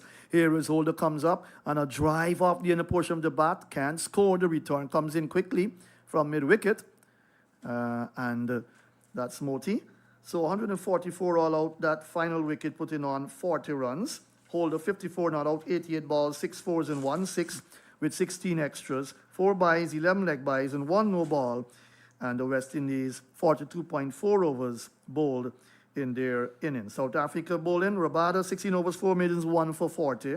Burger 12 overs, 2 maidens, 3 for 49. As Holder makes his way now, comes up now, he's in bowl to Varian. Varian is stabbing at that outside the line of the off stump. He gets it down towards backward point, no chance of a run. Mulder, 9 overs, 2 maidens, 4 for 32. The pick of the bowlers along with Burger. Maharaj, 5.4 overs, 2 maidens, 2 for 8. And the lead there by South Africa. They got a lead of 16 runs in the first innings. And 13 overs were bowled in that session. And then, of course, South Africa's second innings. They went to lunch at 30 without loss. 8 overs bowled. Then Dizorzi was 19 not out. Markram 11 not out. Here is Holder, comes up, he's in bowl to Varian. Varian is forward. Defense gets it out towards cover. Again, no chance of a run as the over comes to an end. 52 overs gone. Varian is 10, Mulder 7, 152 for the loss of 5 is the latest score from Providence. Look, you look at the lead of 168, and one would want to think from a West Indian standpoint that, look, we need to get wickets. We don't want to lose that consistency. We look at some of the fans in the ground, and they're having a pretty good time, coming out in their numbers, supporting cricket here, Matthew. Nice to see those people coming out. That's nice because Test match is not really supported that well in the Caribbean, to be honest. And I think it's because of the way the West Indies has been performing as well. But then the influx of white ball cricket, especially T20 cricket, and the excitement it brings the large crowds out. Here is Moti, comes up, he's in bowls to Mulder. Mulder on drives. Down to long on, he gets a single. The total now move up to 153 for the loss of 5. Let me continue what happened today so far. So that lead at lunch for South Africa was 46. And then after lunch, they lost Dizorzi, caught wicketkeeper De Silva Bowl, Seals for 39, 5 fours in that knock. I thought he looked pretty good, 79 for 1 at that stage. Here was a ball that's driven down to extra cover, no chance of a run, 79 for that first wicket, and they went to tea at 111 for 1, 35 overs bowled at that stage. Markram was 43 not out, 5 fours. Moti comes up, he's in bowls to Varian. Varian is defending, back along the pitch, no chance of a run. Stop 17 not out, 12 extras, 4 byes, 3 leg byes, and 5 wides. At tea, 111 for 1. The lead then was 127 runs. Here is Moti, comes up now, he's in bowls to Varian, down the track, checks the shot, gets it off the outside edge, along the ground, through the slips area, of course, along the ground, and he picks up 2. So 2 more to Varian. He's gone up now to 12, 157, I make it, or 155 for the loss of 5. So that lead 127, then 81 runs in that session for the loss of 1 wicket. And of course, there were a couple of drop chances. The West Indies put down a couple of catches, Dizorzi, and then, of course, Markram. Here is Moti, comes up, he's in bowls, that's swung away, that's gone. I think that's gone for what? Let's wait for the signal, is it 4? And that'll be 4, signaled by the umpire now. So that was a good shot, picked it up nicely, Varian, and he's gone up to 16, 159 for the loss of 5. Good shot. Yeah, we're seeing this time and again, when the West Indies seem to be coming back into the game, South Africa, they have an answer. They come up with an answer. Breaking the shackles there, that's Varian, going over the top and getting a boundary. Lovely shot. Here is Moti comes up, bowls to Varian on the leg stump, works it away, backward of square. Here is the fielder comes in, that's Seals, Jaden Seals. Does good work, sends a return in. 1 more to the total as the over comes to an end. 160 for the loss of 5. That lead now is 176 with Varian 17 and Mulder 8. Moti 2 for 47 after 18 overs. So that lead 127 runs at that stage at tea. And then after tea, The West Indies have picked up 4 wickets. Markram leg before wicket to the bowling of Moti for 51. A well-played half-century to Aiden Markram. 108 balls. He had to fight hard for that half-century. 6 fours in that knock. 120 for the loss of 2 at that stage. And that partnership was worth 41 for that second wicket. Bavuma leg before wicket to Moti for 4. 134 for 3. And that partnership worth 14 runs. And then Scott wicketkeeper De Silva bowled Seals for 24, 75 balls, 6 fours in his little stubborn knock. As Holder starts, comes up, he's in, bowls to Varian. Varian is forward, plays it into the offside. No chance of a run. So 75 balls, 6 fours to Stubbs for that 24. And then, of course, 130, in fact, 1-4, I beg your pardon. And then 134 for 4 it was at that stage. So 2 wickets going down at the same score in Bavuma and Stubbs.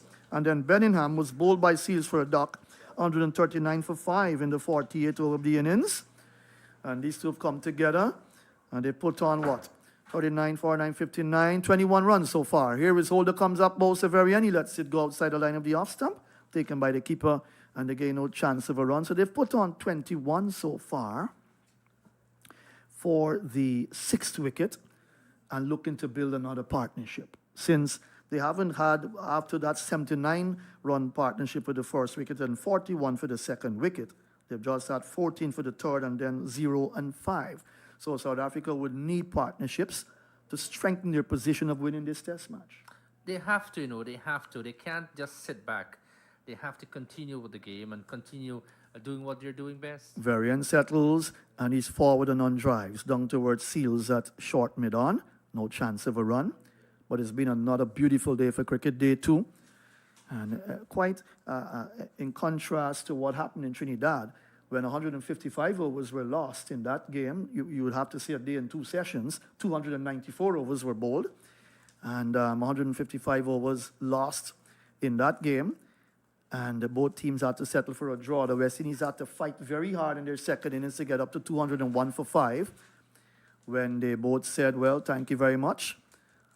That's down the leg side, beats the keeper, and that will go away for 4 byes, it should be. Well, leg byes. So that came off the pad, or the body of Varian. 4 more extras to the total. Extras are now 21, 4 byes, 12 leg byes, and 5 wides. And you don't really want to give away extras because you're looking at, you don't want to look at a large total to go and have to chase.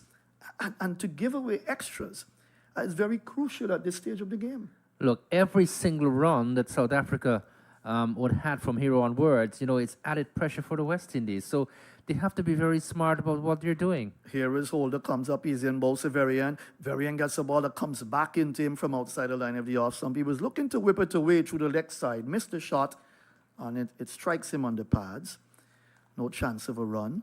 I want to say that perhaps, just perhaps, Craig is missing a trick or two. I was thinking that with this pair here now out in the middle, bring Shamar Joseph from maybe the players' pavilion in and have Seals run in from this media center and just give them a few overs more. Ask them for a final burst maybe to get at least 2 or 3 wickets more. Well, he's gone back to his very experienced play in the side. Holder comes up, he's in. That's on the leg stump, worked away to mid-wicket. No chance of a run. As the over comes to an end, 54 overs completed in South Africa's second innings, 164 for 5. Varian is 17, Mulder is 8, and the lead now is 180. Yeah, so when you look at it, South Africa would look at 180 and say to themselves, look, we've got a lead to work with here, but we just can't throw it away. It's up now for the West Indies to up their game. They have to take wickets. That's the thing. If they want to go for the kill and go for the win, take wickets and take them at regular intervals. We're often associated with the word consistency. And this is a word that's associated with West Indies cricket. Sometimes they're consistently inconsistent. Yes, that's really a rare commodity in West Indies cricket. Consistency, the name of the game, it's been lacking, it's been missing for so many years now. And you really can't find a proper top 4 batters for the West Indies. Forward comes, that's Mulder, new over from Moti. And there is no run, 164 for 5. You've got to lament the problematics of West Indies cricket. And sometimes you tend to find people in the Caribbean finding excuses for their bad performance. Here is a ball that's driven into the extra cover area, and again, no chance of a run. But other teams are performing well. Of course, you've got the top test teams doing pretty well, but they put a lot into their cricket. We just can't complain about money only. There are players who are available, and they've got to build on their talent. Forward he comes, plays into the offside, no run. And they're given levels of chances to play cricket in the Caribbean and develop their game. I suppose a domestic tournament, they need to play a bit more longer. Playing each team once, probably not good enough. Here is Moti comes up, he's in balls off the back foot, that's punched down to extra cover, where that's Casey Carty fields, and there is no run. The score is kept on 164 for 5. But I think the domestic tournament in the Caribbean, leaves a lot of question marks. Here is a ball that's worked away, shows the backward square leg area for 1. What can the West Indies do to improve their domestic competitions? Think about it, Wadikar. There are many things. Look, so many things are happening in white ball cricket at the West Indies level, at the CPL level. Look at the CPL. It's attracting, so much of interest. People are lining up for tickets. And, I would be probably one of the happier persons in Guyana if I see that line for test match here in Guyana. We haven't seen that in years. But shouldn't there be what you call a domestic T20 tournament as well, involving the teams that play? Here is a ball that's driven down towards backward point. A little bit of misfeeling there by Carty. And they'll get a run. One more to the total. It's gone up to 166 for the loss of 5. When we talk in T20 cricket, of course, this is Test cricket. But I have nothing against T20 cricket. What I'm saying is the marketing of the game. It's a different product, and how do you put it out to people out there? That's the thing. How do you sell the game? You just can't sit back and say, oh, Test cricket is dying, and we can't play Test cricket, and nobody's going to go to Test cricket. No, you as the administrators and the people in charge, in authority, need to take the bull by the horns and promote the game in a different way. We have to do that. If we don't take the lead role, who is going to do it? Nobody. I agree with you. And then the problem with West Indies cricket too is that I find there's the confidence level in terms of our thinking process leaves a lot. I hope I'm not being critical, but it's just like, a few words, you just have to express yourself sometimes. And I do think that the West Indies Cricket Board, they have something in place for our local competition here. Here is Holder, starts a new over, comes up, bowls a very end. Very end is fishing a dot outside the line of the off stump. And he gets it down towards, driving down towards the field at cover. That's Casey Carty, no chance of a run.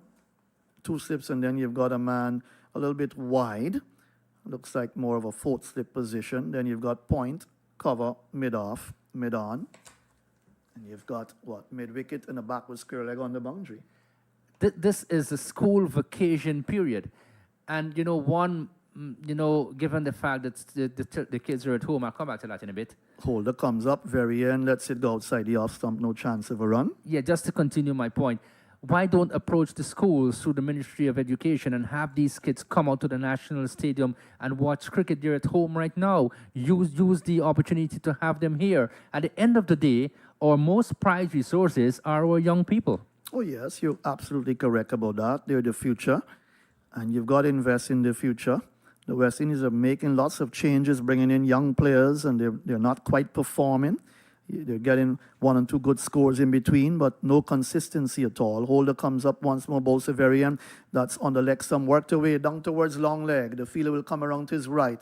He fields, sends his return. They get 2 for that, so 2 more to the total. Very end now moves up to what? I make it 20. The total has gone up to 168 for the loss of 5. Just train outside the leg stump on that occasion, Jason Holder.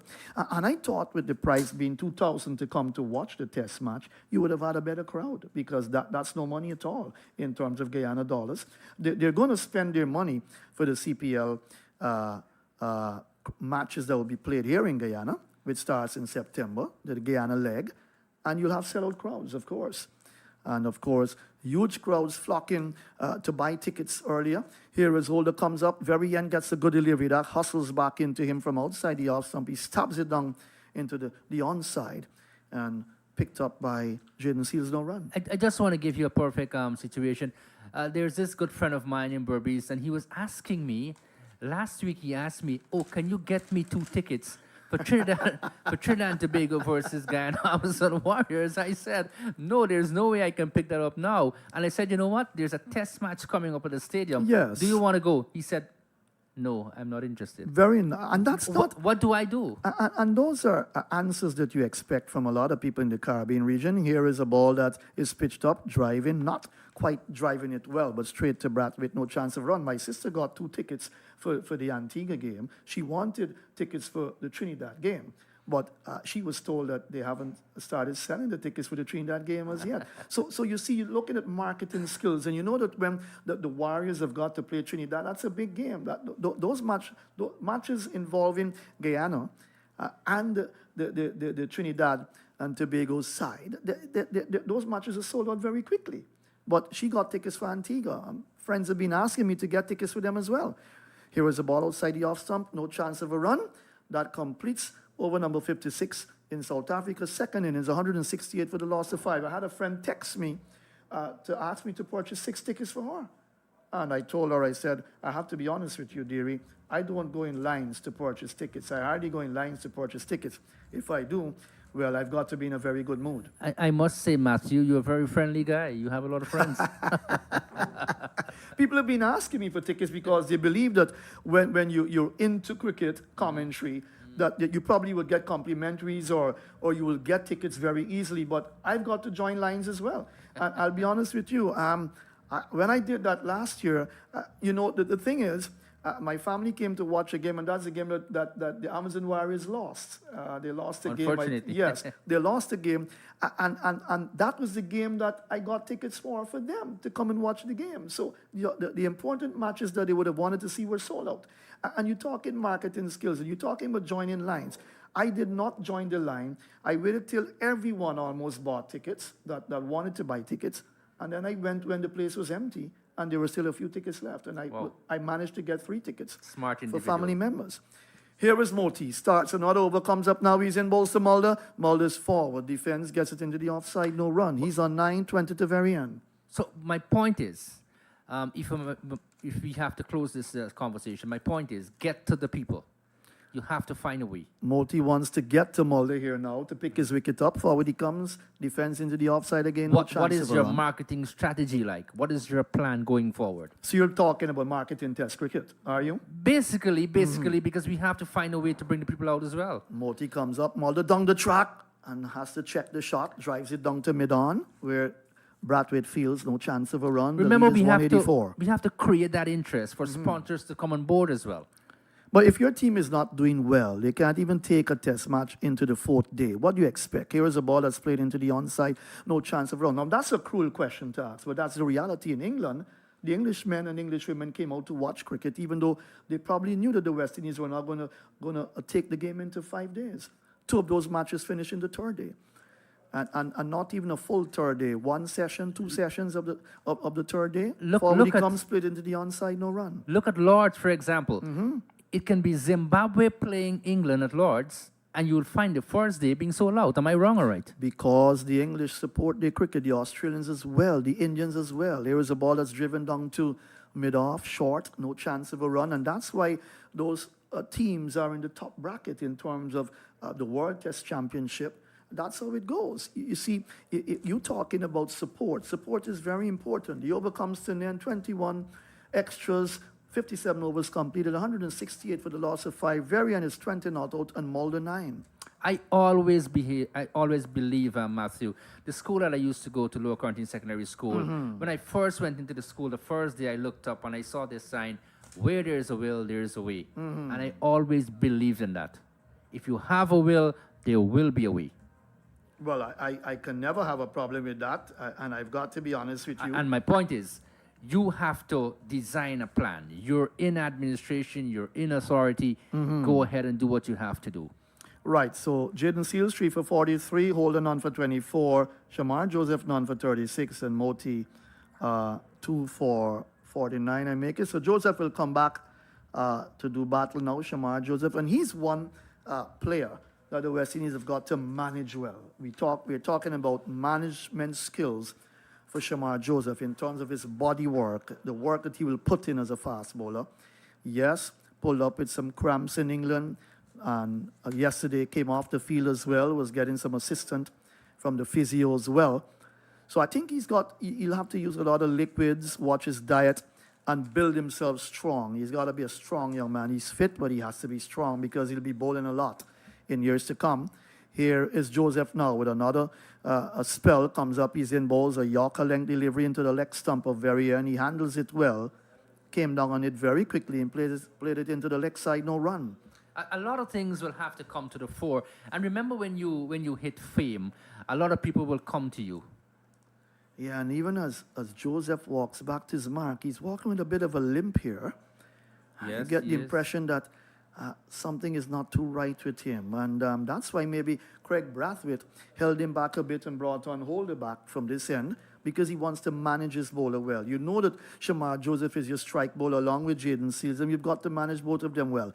Here is Joseph, comes up, he's in bowls to Varian. Varian is driving down towards cover, where Casey Carty feels, and there is no run. And we don't want this situation to just arise. We don't want an extended injury to Shamar Joseph now. And if he's injured, he must be taken off. Simple as that. And looking from the way he was walking just now, point taken, he looks as though he was carrying a little niggle. Who knows?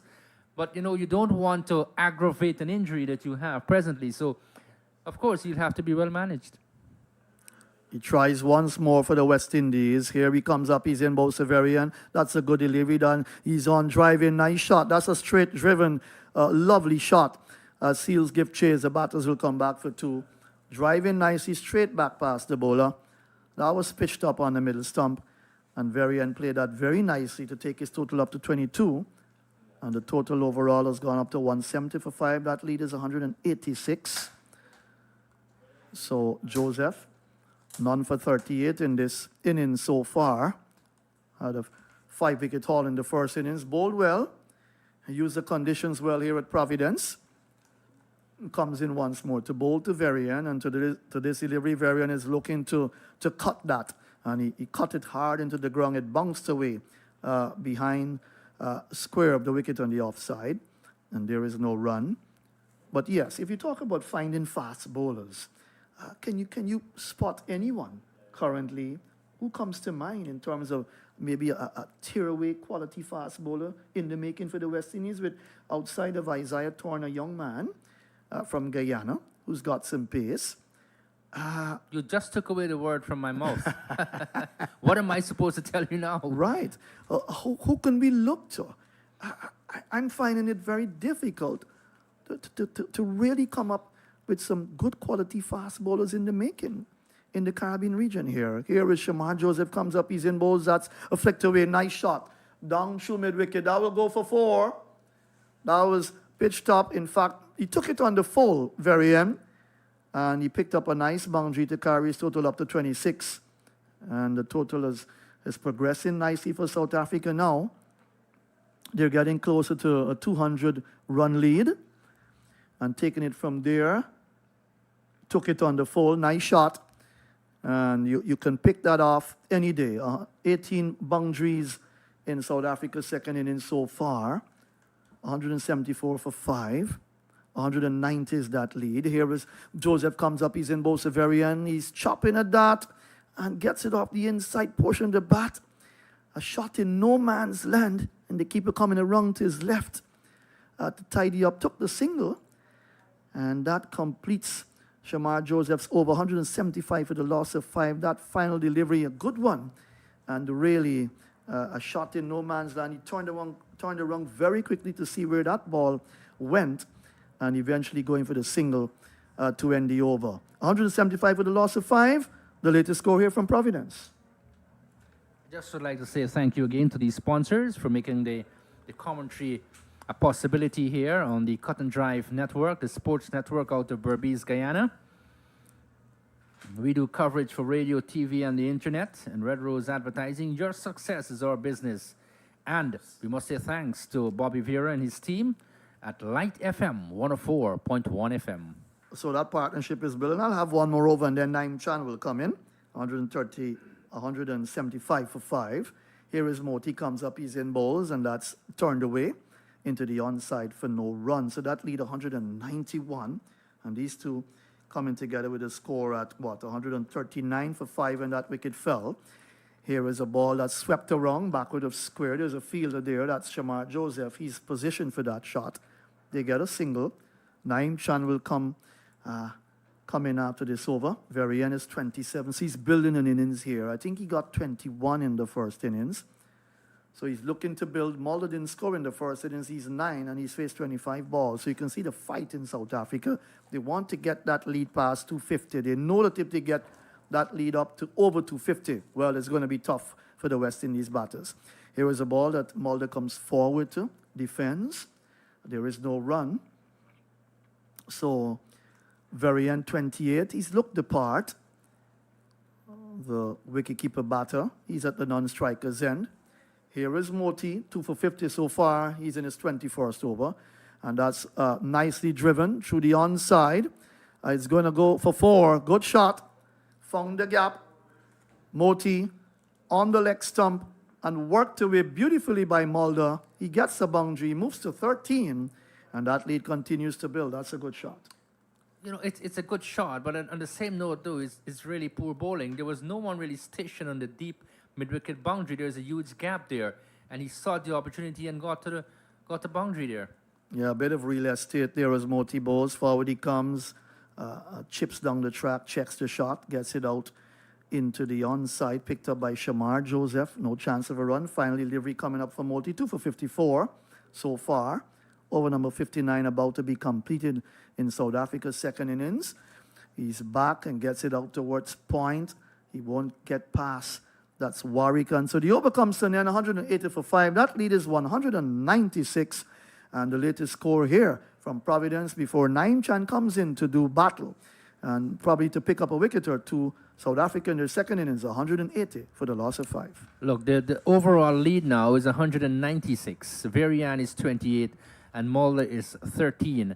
If South Africa would get up to maybe 250, 260 or thereabout, it's gonna be a real tough situation for the West Indies. I'm not saying that the West Indies can't win from here, but they had a chance by taking wickets and taking them regularly, and the inconsistency is starting to step in again, and we just don't want to see that. We want to see consistent play. But you know, these two South Africans continue to peg away for their team. They're giving their all in day number 2, session number 3. Good afternoon again to you, Naim. Is all well? Yeah, good afternoon. All is pretty well. I've had quite a lengthy rest. Here is Shamar Joseph. He's going to bowl to Varian. Varian is back and chops it between the gap. This will go for 4.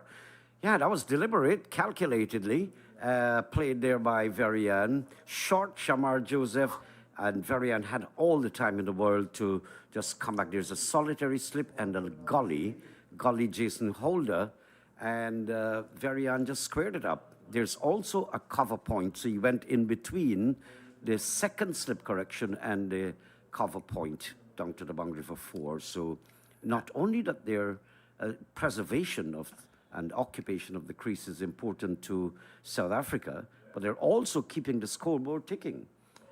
Shamar. Yes, and I think Jason Holder was signaling to Craig, look, you need to put someone back. Borkan is going back there now.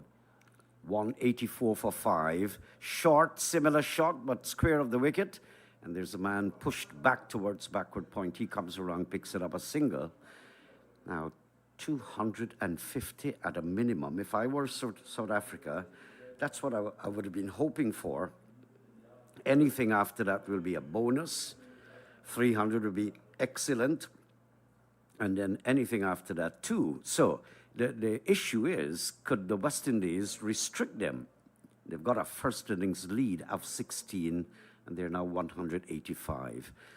Joseph comes in, bowls to Mulder this time. Mulder is defending, looks as compact as ever.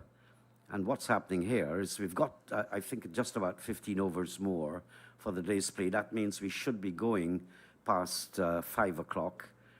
And that means also you should be hearing the voice again of Andrew Mason. He's very busy utilizing products out of Guyana like pineapples. So he's having a whale of a time.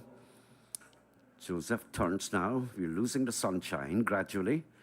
Mulder is on 13. He's up there now. Bowls outside edge. I'd like to see the replay of that. But Holder is whipping his fingers as though he was struck by it. I don't know if it was a catch. And if it carried, we'd have to have a second look at it on the replay. Yes, we look at the replay now. He was coming forward, got the outside edge. And to the left of the fielder there, that's Atenes. And to the right of Hola, he lives to survive though. Not basically a drop chance. This wicket partnership has been valuable so far. Yes. And they came together outside the off stump, missing the outside edge. Shamar Joseph is asking now, what else do I need to do? So 185, they came together when the score was 140. And that simply means that they've put on 45. Good work here from the South Africans. They've been very, very focused. They have put on quite a good show on relatively a low scoring match. So the lead is 139? No, they came together at 139. I have 140, so I'll just jot that little correction. Shamar Joseph comes in down the leg side, nicely taken by De Silva. Well, De Silva has not had a lot of splendid moments in this game. He put down a catch earlier on, and so it's good enough to celebrate that take down the leg side. Good, nice take. Reminds me a little bit of Jeffrey Dujon. So they're going to have a slight refreshment. Long ago, we used to say water cart, but the watermen are coming onto the field. That was at Border Ground. They pushed out a square little cart, nicely decorated. Long ago, it used to be cable and wireless. You'd see it emblazoned. It's on 3 wheels, and they push it out. Men in uniform, and each person takes a glass. Now they're making it simpler, not a big hullabaloo. 2 men from the batting side will come out, bring some water. Someone from the fielding side will bring out some, and so they're all satisfied. So a little disruption that might bring a little ease from the pressure the West Indies are going through, and for the 2 batsmen to refocus at the same time. So you look at it as you said, Naeem. 60 overs gone, 185 for 5, and when you add the lead to that, South Africa hindering around the total now hinges around the 200 mark. So it's pretty good. It's pretty good for South Africa. These 2 would want to go for a pretty long way, maybe bat to the close and come back tomorrow. But the West Indies, they have to come up with a plan. They just can't sit back. The last wicket was taken when the score was 139. And from then to now, we have seen a total dominance by these 2 South African players, Varian and Mulder. Reminding you, whoever wins this test match wins the short series. So lots to play for there, right? So let's see what will happen. But I just hope that, the inconsistency that is creeping into West Indies cricket or is consistently there is going to erase some days. And, it's hard to see that dwindling away. So the players are having that much-needed refreshment. I like the stubbornness. In a measured way, I'm saying this, because we have not seen outstanding batting. Markram had a nice little knock, but apart from that, Markram had 51. The rest, Zorzi was not absolutely attractive. I think he was more stubborn than attractive. He made 39, 24 from Stubbs. But the outstanding innings so far in the South African second innings has been that of Markram, 51. Had a few beautiful, exquisite shots through the offside field. But I like, when I mentioned stubbornness, we saw in the first innings for South Africa, Burger and Pete had come together to post 63. So that was very, very impressive. We saw some other good partnerships, 41 from Holder and Moti when they batted. that was a decent partnership to bring some respectability to the response that the West Indies were offering South Africa. Of course, South Africa 160 in the first innings. The West Indies replied with 144 all out, all in day number one. So this has been a tumbling of wickets and not necessarily an outstanding display of batsmanship. It has been pretty ordinary, I think. And when I say that, please forgive me if I sound offended or offensive, sorry, to anyone, but what I've grown into looking at first-class cricket and describing it, this is a rank low, of course. That's how I feel.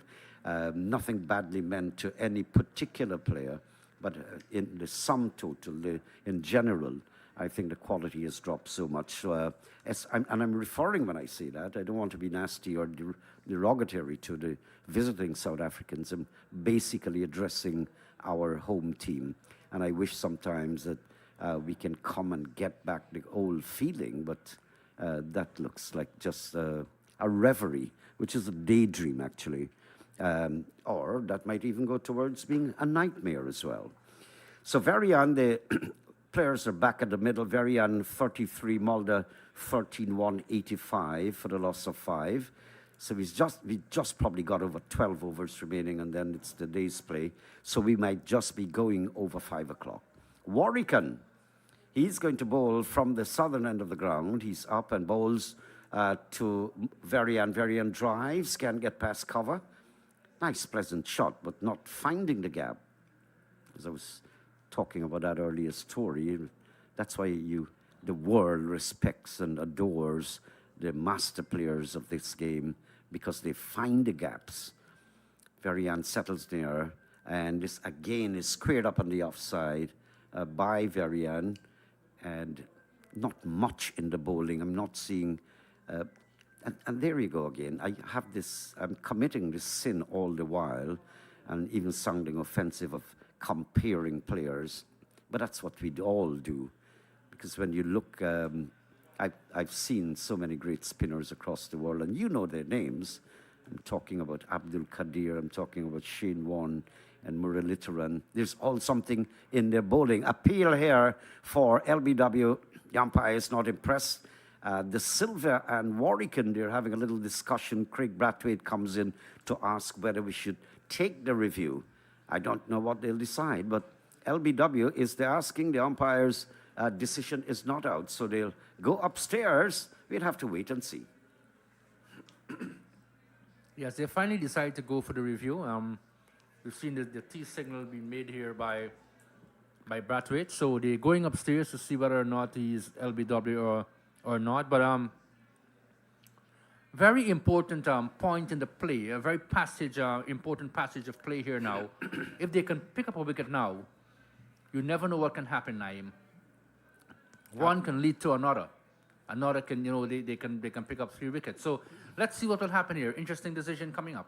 Yes, you're absolutely right, because this is not only getting a wicket, it's breaking the momentum of South Africa, because they have fallen into a rhythm. We're looking at the replay, and I guess the umpire is looking at whether there was any bat onto that, and quite frankly, it doesn't seem so. He's struck on the pad, so I guess they'll be looking to see whether the ball would go on towards the stump. Here it is now. And that looks like it's going down the leg side. Yes, going down the leg side. So the batsman survives. Yeah, good. Good for him. Good for the quality of the game.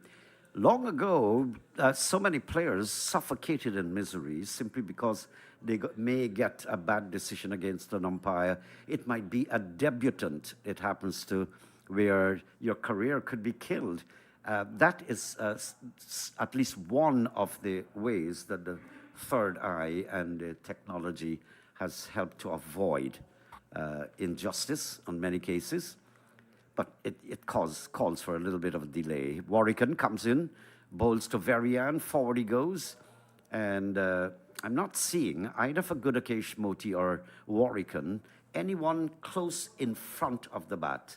I remember in the olden days, you always have 2 men out there. Warrican comes in faster delivery, play down to mid-on, there is no run. That's the end of the over. At the end of it, it's 185 for the loss of 5. So two things are happening. The West Indies, they're looking out for the breakthrough. The South Africans are looking not to lose another wicket. Well, while you're busy commentating and describing the action, Naim, I'm making good on some Guyanese fruits. And, it's absolutely great. Little bit of fruits to be had, and I'm having that at the moment. Guyana, a land blessed with so many things when you talk about it. If you're going to start now, there's never going to be an ending to describe what we have in this beautiful country, Naim. Good-looking women, too, of all shapes and sizes. Fruit Plaza. Yeah, good afternoon to you, Fruit Plaza. Andrew Mason says to tell you thanks. All of us, we're enjoying it, but we all know how we got it. It was via the begging style of Andrew Mason. Thank you too, Andrew, because all of us have benefited.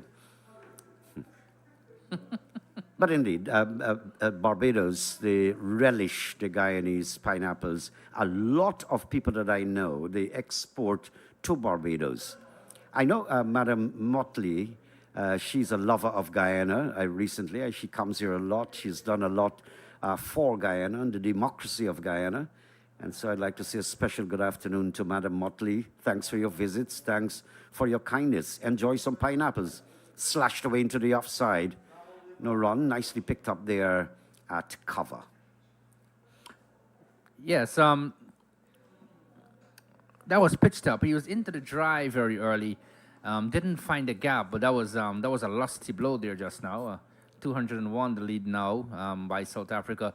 Coming back to what you were mentioning, we've had lots of diplomats visiting this country, Naim, and we must extend a warm welcome to them, a Guyanese welcome.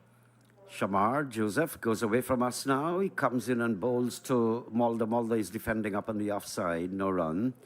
Yes, well, all. I remember the late Owen Hart. You also visited here, and he did a fantastic job as well. So it's nice when you have that Bajan influx, Caribbean nationals coming to Guyana, and sharing pleasantries and all of that. So we always, live as one. After all, our motto is one people, one nation, with one destiny. Well, many Guyanese have settled in Barbados. They have left their country, found happiness in Barbados. And then, of course, there were unpleasant issues and occurrences with Barbados and the immigration. But all of that seemed to be resolved. This is flicked away in the onside. And the batsman will go back for 2. So Mulder moves to 15, 187 for 5. Add 16 to that, you've got the total. So I think they'll be going just over the 200 mark there, 187 and 10, 197 and 6, 203. So they're 203 runs on. I think that South Africa, when they go to bed tonight, can put a little pat on their backs and say, we haven't done too badly, comparing to, of course, the paltry score that they posted in the first innings. Down the leg side, De Silva has to go a very, very far way. Makes a good save in the end. But Shamar Joseph just displaying there a bit of exhaustion, maybe, spilling it down the leg side. After a lengthy spell, they've been in the field for a pretty long time. It does happen sometimes. Sometimes you get jaded, you get tired. After all, we're only human beings. Isn't that so? Yes, and that's why old men don't play cricket, because of the stamina. Not even 5-5, much less 20-20. Many of our former players, they hardly want to go play the Legends cricket and all of that.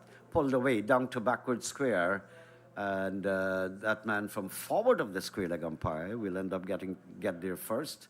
Backward square is a little way away, and so the batsmen have crossed for a single, 188 for 5. If I may give you a scenario, there was this one friend in Berbice. He would play second division cricket, quite ageable, in his 60s. So when we were little boys playing with him, he would have a bottle of water on the boundary line, and at the end of every over when he was feeling, he would go take a sip of it just to keep hydrated. It just goes to show you that, when you age, a lot of things would come up. Isn't that so, Naim?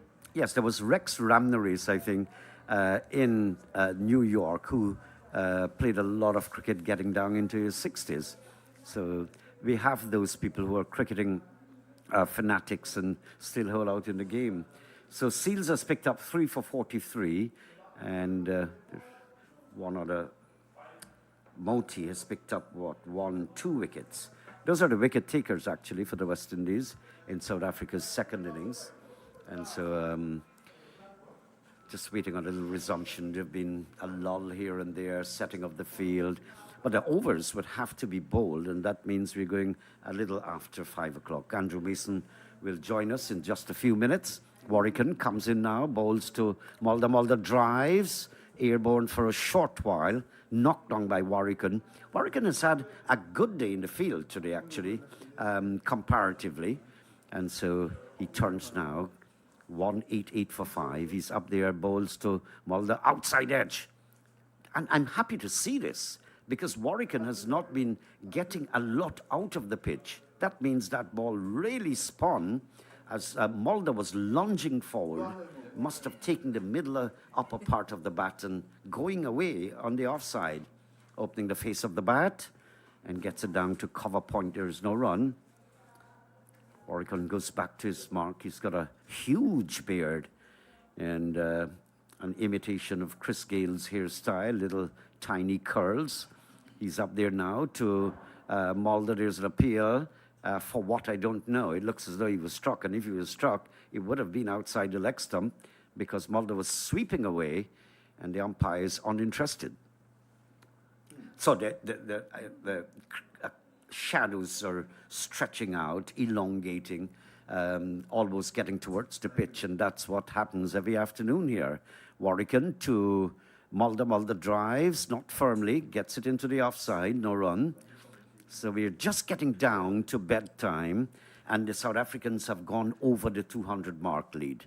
Warrican up and bowls to Mulder. Mulder is very cognizant of the fact that the sunshine is fading, the clock is ticking. I have to stay there and see South Africa to bed. More from you, Wadikar, and then we'll have Andrew Mason going to bed too.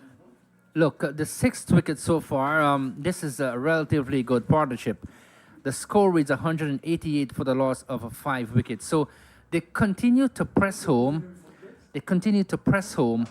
And, you know, that's interesting to see what's going on here for South Africa.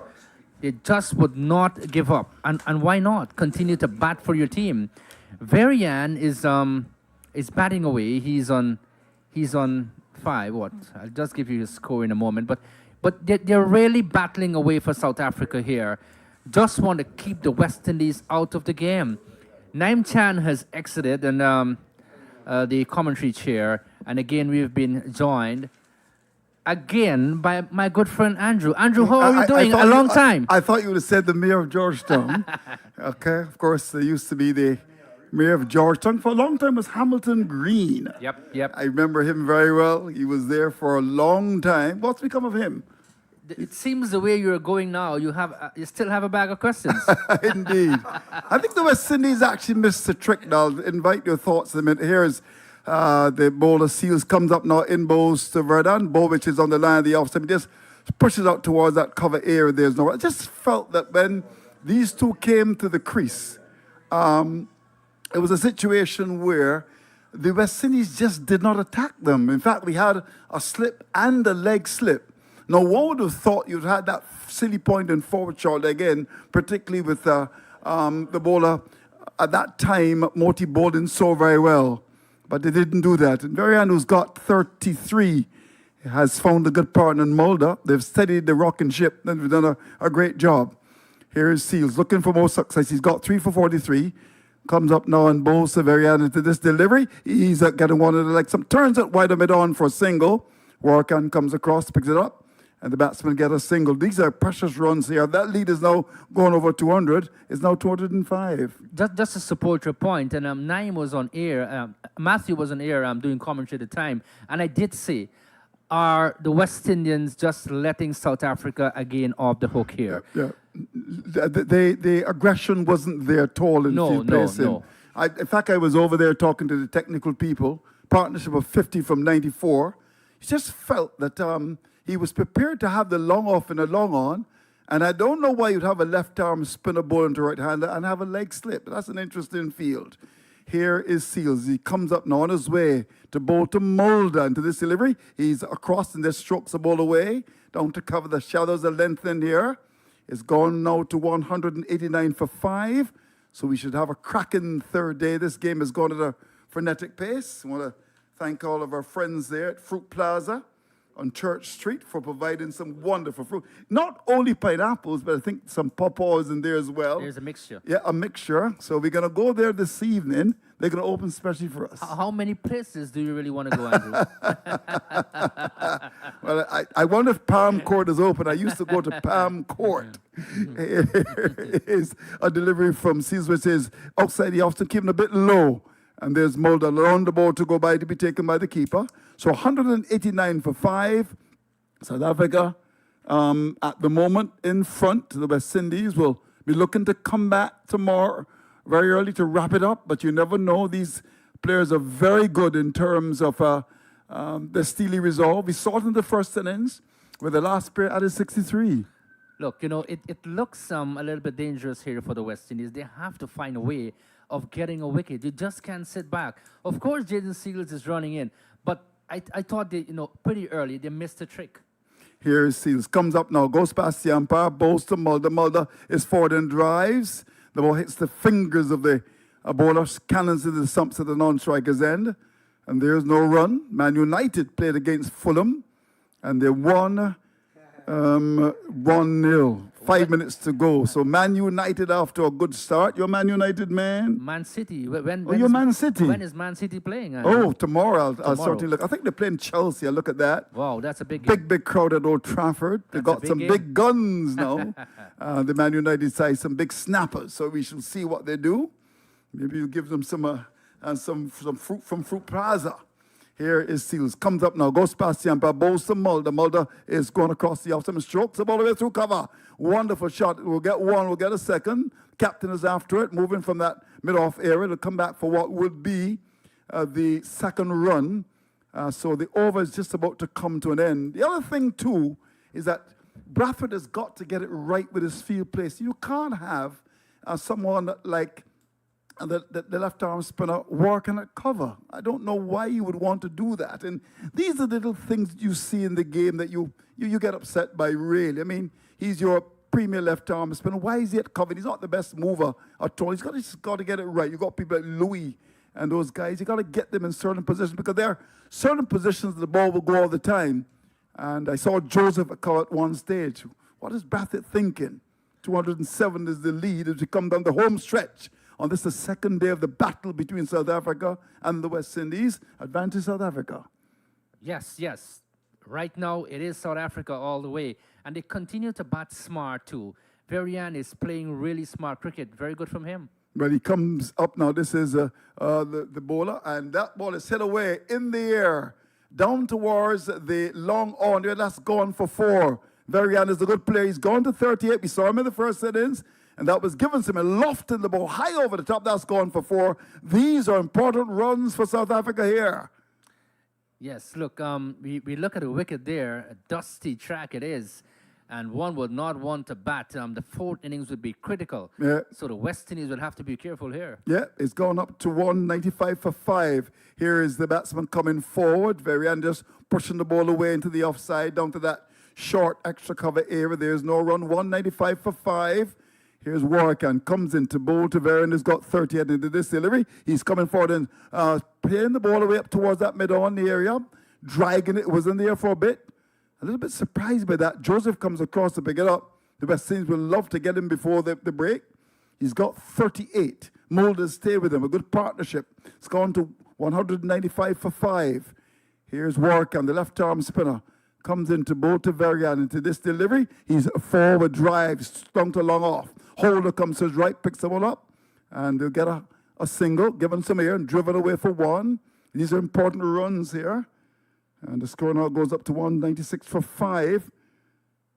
West Indies looking for success. They had a couple of wickets, but these two have steadied the ship, and they've done well. It's been a good day for South Africa. Excellent day for South Africa, and they continue to press home the advantage. Here is work and comes up now. Bowls to Mulder. Mulder is coming onto the front foot. Ball pitched in the off stump, just blocks it into the offside, down to that cover area. And there is no run. 212 is the lead now and getting bigger. Warkan again grips the ball, comes in to bowl to Mulder. Mulder to the series forward and drives out towards that cover area. There's no run for him. Carty comes across to make the stop to end the over from the left arm spinner Warkan. At the end of it, it's gone to 196 for 5, which is the latest score at Providence. As my very good friend leaves the scene, I think he's on his way now, I would imagine, back to Berbice. He promises some lovely pineapple tomorrow. Place taken by a gentleman, Matthew Kassoon, who promises to take me out tonight. Where are you going to take me? To Palm Court? Are you a Palm Court man? No. I'm not a Palm Court man. The only place I can take you tonight is church. Oh, and not churches. I love that. Okay. Not churches. Yeah. You worship on Sundays, generally? Yeah, we do have service Sunday Okay. morning. What time do you start? We start around 9:30. Oh, you can't make it. Well, the game may be over by Sunday. Well, possibly, yes. You never know. It could be over tomorrow. It could be over tomorrow. We just have to wait and see. 196 for 5. And it's been a good performance by Jaden Seals. He's very strong, has increased his pace as well. As he comes in to Varian, who's got 39 into this delivery. He's blocking it into the onside, digging the ball out. Goes up towards Warkan, who picks the ball up. And there is no run. It's been a hard day again at the office. The West Indies started at 97 for loss of 7. They made 144, replying to 160. And in response, the South Africans are 196 for 5, an overall lead of 212. I would think the first session tomorrow is going to be of great importance. West Indies looking to pick up a wicket or two before the end of the day's play. 65 overs and 1 ball gone. Here's Seal as he starts his run. Comes up now on his way to bowl to Varian into this delivery. He's wrapped in a pad, a big appeal for leg before. Now it says the umpire played at that. The ball hit the pad, might have been struck outside the off stump, went down to cover, and there was a big appeal for leg before. Are they going to go upstairs? We're going to see. All eyes on Brathwaite, and it looks as if they're not going to challenge it. One review remaining. Let's have a look at that. Did the batsman go outside the off stump? Or was it going down the leg side, actually? But have a look at that. In fact, there was inside edge. There was inside edge. So good call. The ball hit the inside edge. So it would not have been out. So good call by Brathwaite not to go upstairs. South Africans have got 3. The West Indies have got just 1 left. 197 for 5. And here we go. As we come to the end of day 2, Seals comes in to bowl to Mulder. Mulder is back, and there's an appeal for leg before. He's been given leg before. Played across the struck on the pad. And that's gone. Well, we shall see. He's going to go upstairs. We shall see. Played across the struck on the pad. And he's been given leg before. And he's decided, look, I am going to go upstairs. He walked across the stumps. Will the West Indies get a wicket just before the cross? Holder is congratulating Jaden Seals. He's at second sip. They feel they've got their man. We shall see. Umpire Sharfadullah from Bangladesh is a very good umpire. I've watched him, and he's hardly got it wrong. So let's see what happens here. I think just one decision was overturned today. Have a look at this. The batsman comes across, struck on the pad. And, well, if there's no bat there, I think he's going to be in some trouble here. I Played agree with across that. it, struck on the pad, and not out. Is what he thinks, because he went up for the review. Here we go. There is no bat involved here. The ball is cutting back at the right-hander, so he reckons that is going to head down the leg side. But on that evidence, you think he's going to be in trouble? I think he'll be in some trouble Okay, here. so we're going to look now to see decision time. Here we go. All eyes on the television. Late on the second day of the second test. Here we go. The ball hits the pad, inline, impact, missing wicket. Oh, my golly. Missing the wicket. So good call by South Africa. And the West Indies do not get that. Oh, my golly. So, our friend has got to turn it down. Overturned. Wow. Yes. Missing wicket. But it certainly cut a long way. He played across the stumps. And Jaden Seals, well, he is a very frustrated man. He thought he had him. Yes, and they've lost their final review there, the West Indies. They won't have another one until after 80 overs have been bowled in the innings, if I'm correct. So Seals didn't get that wicket. I thought they were very confident with that appeal, but the replay shows that it's going down the leg side. Yeah, so but they would have retained it. I mean, remember the umpire gave it, there was an appeal, and the umpire gave it. And yes, so- you're correct yeah, about that. yeah. In fact, nothing will change because the South Africans won Right, the appeal. right, yes. They won the appeal. Yeah, I got that one Yeah, wrong. okay. No, Sorry about that. That's okay. Uh-huh, Maybe we need some pineapple. Absolutely Just before correct. the close from our friends at Fruit Plaza there on Church Street. We'll certainly give you some later.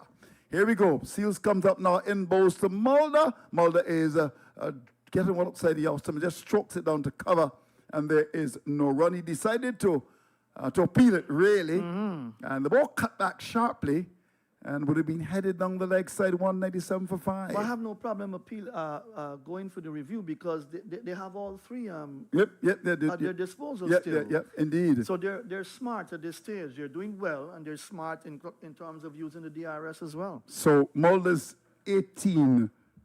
Radian has got 40. It's been a good partnership. 197 for 5. And Jaden Seals looking for wicket number 4 for him. Comes in to bowl to Mulder. To this delivery, he's forward. Ball on the off stump, pushes up towards mid-off. The bowler tries to trap the ball and just try to kick it away. So watch Michael Holden, who did that so well, flicking the ball from boot to hand. He tried it, and that's why he's not in the Trinidad and Tobago football side. So what do we have? 197 for 5. Thanks to all of you for your wonderful hospitality in Guyana. And it's been brilliant so far. Let's see what happens on a Friday night in Georgetown. We shall see. A lot of lime, you A know. lot of lime. Yeah, You're going to take me to church. Here we go. Seals comes up now, bowls to Mulder. Mulder is forward, wrapped to the pad and appeal for leg before. The umpire says no. Oh. Wondering if he might Oh, have going to been. go upstairs there, struck on the pad. The eyes are on Brathwaite. 10, 9, 8, 7, 6, 5, 4, 3. Brathwaite is not going to go upstairs. Might have been struck outside the off stump. Played at that. And there was Seals going up with a big appeal. And in the end, they decided not to go up to see what can happen here. Let's have a look at that. The batsman, as we look at the monitor, coming forward, there might have been an inside edge. I think there was an inside edge onto that. Yes, here we go. Big edge as well. So that's the correct thing to do, not to go up with it. The umpire, who's generally been very good, saw the edge, and therefore the batsman should not be given out. 197 for 5. And here we go. It's going to be Warkan, who's just been, in fact, a little bit surprised. He's only bowled, 3 overs. He came into the attack rather late, concerned that he did so well in Trinidad. He comes in to bowl to Varian, who's back, and just strokes the ball away up towards that extra cover area. They got a second here comfortably. Jason Holder lumbers across from that wide, long on air, like right long off air, picks it up. They get a second to carry the score to 199 for 5. It's been a good day for South Africa. And the pitch which has gotten better for batting. Here we go. Marianne is on 42. And he's coming across the line and just working the ball from that off stump, going right across the line, down towards long on. As a single to carry the score to 200 for 5. The West Indies cricketers looking a little bit flat now. I think they want to go off the field, get a shower, get some good rest, and come back fighting tomorrow. 200 for 5. The lead is 216. Here we go. As it's going to be Warkan. Comes in, bowls to Mulder. Mulder is coming onto the front foot, strokes the ball away out towards that cover area. Ball given lots of air, just stroked out towards extra cover. There's no run. 200 for 5. In he comes and bowls Warkan, and the batsman is coming forward and drives very well. Out to extra cover. Hole has got a run. Picks the ball up just about now. Moving from that wide long off there down to extra cover. They're back for the second. And it happens so often. Players are tired towards the end of the day. And you can score freely. Because you can tell now that the momentum very much with South Africa. And all these runs was a pressure partnership of 63. And from 114 balls, this really could be the decisive partnership here. Here's Warkan. Comes in and bowls. There's the batsman coming right across the stumps, Mulder, who's up to 20, just strokes it down to cover. Varian has got 43. And it's 202 for 5. Warkan again. Comes in to Mulder to this delivery. He's back and forces the ball away out to cover. There's protection, as there was a Varian looking for a run with that on. And in the end, they don't get the run, as the fielder down at cover made a stop, picked it up, and fired the ball at the stump. So, what do we have? We've got another over gone. 202 for 5 is the latest score here at Providence. Varian, probably a prodigy of Mark Boucher, that wicketkeeper batsman for South Africa. He looks very good, very nimble on his feet, plays lovely shots. Varian, he's looked good. You have to admire the effort of Mulder as well. He didn't get a score in the first innings, but he's battling his way through, and I think he's faced over 50 deliveries already, Mulder, for his 18. And that partnership, another frustrating partnership building here, that the West Indies seem to buckle under when partnerships begin to develop by the opposition.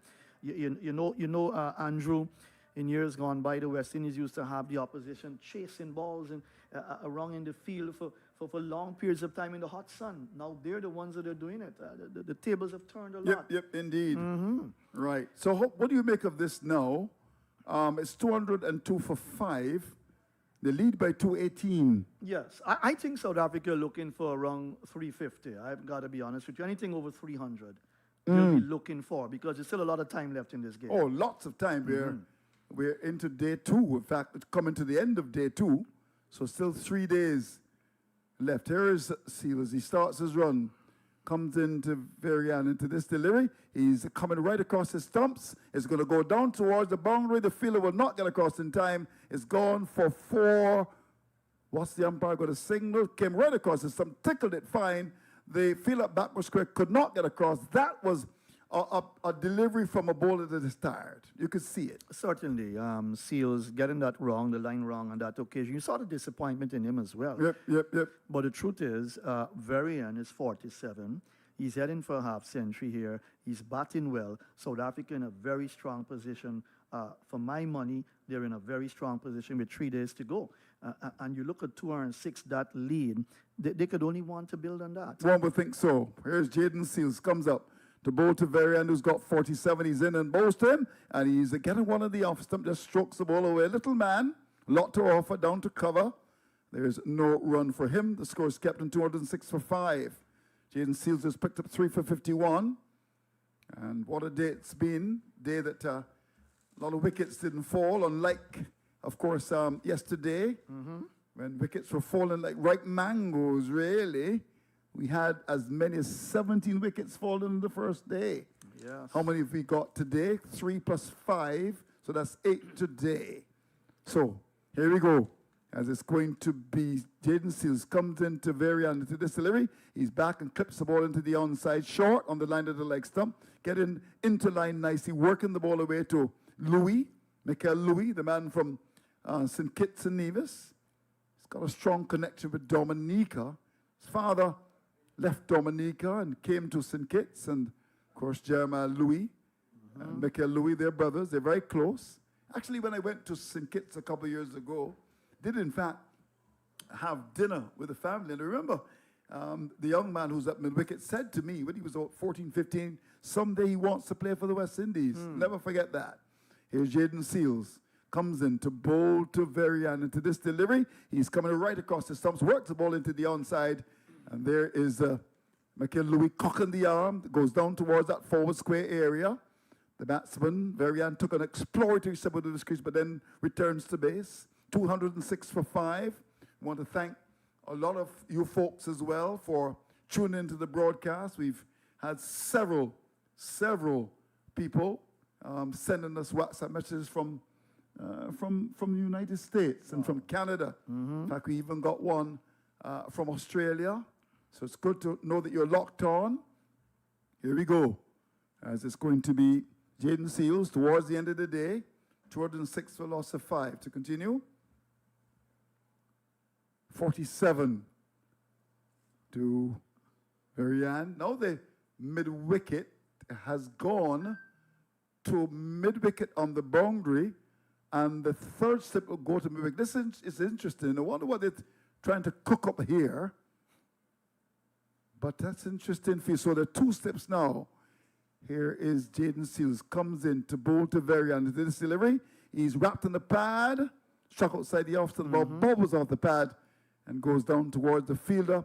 At that second slip position, actually was taken off the pad. Lead is 222, and Varian has really batted well. We've seen him. In fact, in the first innings, he looked good. He's a good player. There's no doubt about that. Yeah, very balanced with his stroke play, very strong through the offside, and a very good strong leg side play as well. So he's played shots to all parts of the ground, and I like the way he went over the top as well. He played with a lot of confidence, and he's nearing a half century. Look at that lead, 222. Yeah. So you think you want to think that they come back tomorrow and they'll bat at least for the first session. Here is Jaden Seals, comes into bowl to Varian, who's 47 to this delivery. He's driving and driving well out towards cover, gets one. Will he come back for the second? No, he won't. It's Shamar Joseph coming off that cover boundary, walks to the ball and lobs it to the keeper. The batsman contemplated the second run, but decided not to go for it. The shadows are lengthening, so we've come in very close to the end of the second day. What a day it has been. The first day was interesting. South Africa would have the advantage. Today, the West Indies weren't able to get away. 97 for 7, they made 144. And batting solidly. Markham at the top, 51. Varian is on 48. Zorzi got 39. Seals 3 for 52. Moti 2 for 54. The wicket takers for the West Indies. And as we come down the home stretch on the second day of the match, the equation then is that the South Africans 223 to the good with 5 wickets in the bag, and on that evidence, you would think they've got the advantage, and we want to press that advantage. One would think on the third day. We invite you to come to Providence to watch the cricket, the green stand. Not just a couple of spectators there, but I think we should get some more tomorrow. Here's Moti, he's back in the attack. He comes in and bowls to Varian, and Varian is back and strokes it out towards the cover area, too short, and punched out to cover for little Carty to come across to pick it up, moving to the right. Moti grips the ball, and the Berbetian starts his run, comes in from the southern end, and this batsman is coming forward, just walking quite nicely forward there, and just pushing the ball away down to that mid-on area. Variani's on 48. Mulder's got 20, 207 for 5. 62, make that 68 overs and 2 balls gone. In comes the bowler, Moti. He's in balls very short. The batsman was coming forward. I think that's why he bowled it short, but you still be able to punch it nicely. Down to long off for 1. To go to 49, Mulder's got 20, 208 for 5, with 3 balls left in the over from Moti. That partnership is 69 so far Yeah, with the 6 very wickets. important partnership, yeah. Very, very important partnership indeed. This is very frustrating for the West Indies. You've got to be honest. We're talking honest cricket here. This is where West Indies tend to lose it. They came back into the game and they had them 139 for 5. Yep, indeed. Here we go as Moti's in balls, and there's the batsman looking to rip the ball into the onside. That's the only way I can describe it, because he actually played across it, Mulder, but in the end it hits the front pad. It was full. He would have been disappointed not to put that away. It was full outside the leg stump, hit the pad, dribbled down to square leg. There's no run. 208 for 5. Here's the left arm spinner. Moti comes up in bowls, and there's a ball hit in the air, out towards long off.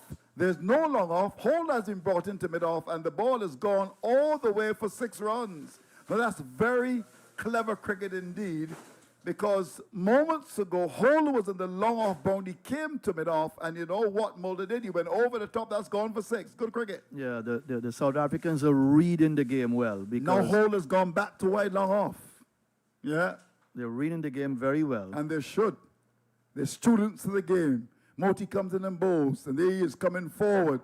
Having hit the 6, there's no need to flirt with danger. The ball is turned away down to forward short leg to end the over. At the end of it, 214 for 5, and with that, Mulder goes to 26. 214 for 5 is the latest score at Providence. All about grit and determination, mental strength, being fit as well. When you get into situations like these in a test match, where the West Indies tend to wilter, you know, they tend to give up a bit. You know, mental strength is so important when you play in Test cricket. And you find that when partnerships begin to build, Andrew Mason, to my mind, Craig Brathwaite, he just doesn't know how to handle these partnerships that well as a captain. I think this is where he's probably failed as a captain when put under a lot of pressure. And that's what you want to see in captaincy ability. We saw it in England when Joshua De Silva was on 49 and Ben Stokes set up a silly point and a silly mid-off to keep down the stroke Well, play of Kevin De Hodges Silva. into the attack, and well, I don't understand why he's not bowling. He's got 2 for 44 his best, and it's almost as if, look, towards the end of the day, let me try something. But Kevin Hodges is a decent left-arm spinner. He is. He comes in to bowl. Taverin has got 49, and he's on the pitch when he gets there. Drives up to long off. That's his 50. As we look towards the pavilion to the far side of the ground, applause for a very good knock from him. 50 raised the bat to the acknowledgement of the few spectators here, and his fellow teammates will be quite happy. 71 balls, 7 fours, 50 to Kyle Varian, an important 50 for his country, and it's now 215 for 5. Well done to him. Yes, his third half century in Test match cricket for South Africa. He's got 100 as well. And so he's really shown that he's got the ability as a wicketkeeper batter here for South Africa. You always need your wicketkeepers to perform well with bats. Yep, here's Hodge. Comes up now in bowls. One which is outside the land, like some lapped away by Mulder. Down towards fine leg. Is going to go out towards the boundary. 1. They'll get a second. As a fielder from backward square. As a long run. That's Louis going to his right from backward square to fine leg. They're back for the second. It was badly lined there by Hodge. Left arm spinner off the docks. Round the wicket. And paddled for 2 by Mulder. He's got 28. 217 for 5. Partnership of 78 off 131 balls. He's in and doesn't deliver. Comes from Dominica. Hello to our friends in Dominica. You've been to Dominica? I've not been there. I'm planning to go Nature there. Isle. It's a wonderful country. Here we go. Hodge comes in to bowl to Mulder. And Mulder is going back and stroking the ball away up towards cover. Too short. No problems at all. Carty comes to his right to pick it up. 217 for 5. Hodge has got 2 balls left in the over. Slip and a forward shot leg waiting there. Streaming the offside, saving 1. The mid-off is deepish. Mid-on. Mid-wicket backward square. Here's Hodge. Comes in, bowls to Mulder. Mulder is back and looks to swing the ball away. Where's that gone? It's a poor delivery and it's gone through the mid-wicket area. That's actually gone away for 6 runs. It was short and pulled away. That's gone for 6. Meat and drink. And he said, I'm going to take that. It was a rank long hop. There we go. Bang! Over wicket. That's gone for 6. The West Indies are looking for closer play here. Yeah. You look at the players out there. Look at the body they look language. jaded. Yeah, they are. Huh? Very jaded indeed. You know, and this is where they're failing their fans. They're failing cricket in the Caribbean because this is Test cricket. You've got to keep fighting all the time. Now, why don't you don't have no one out? No. And these guys are hitting the ball in the air. Yeah. They know when to play their shots. I think the ball is lost too. It's maybe lost under the orange stand at the far side of the ground. It was a huge hit over the wicket. And they have not found the ball as yet. I got a question for you, Andrew. 3 left-hand spinners actually in the side, even though Hodge is now being used. Would you have played an off spinner? No, not at all. Yeah, you had to. You see, the thing, though, is that, Warcan got wickets in Trinidad. Right. You're coming to Guyana. Moti knows this pitch well. He's really your top spinner. I mean, he bowled well, I thought, in England. Right. Was a bit disappointed in the first test. So what do? Do you leave him out? And then, of course, you've got Hodge, who's a pretty decent left-arm spinner. And no, but you don't want to play the 3 left-arm spinner to the right-hander, turn the ball away. You've got the off-spinner in the side in Brian Charles. Yes, and he didn't get a chance. No.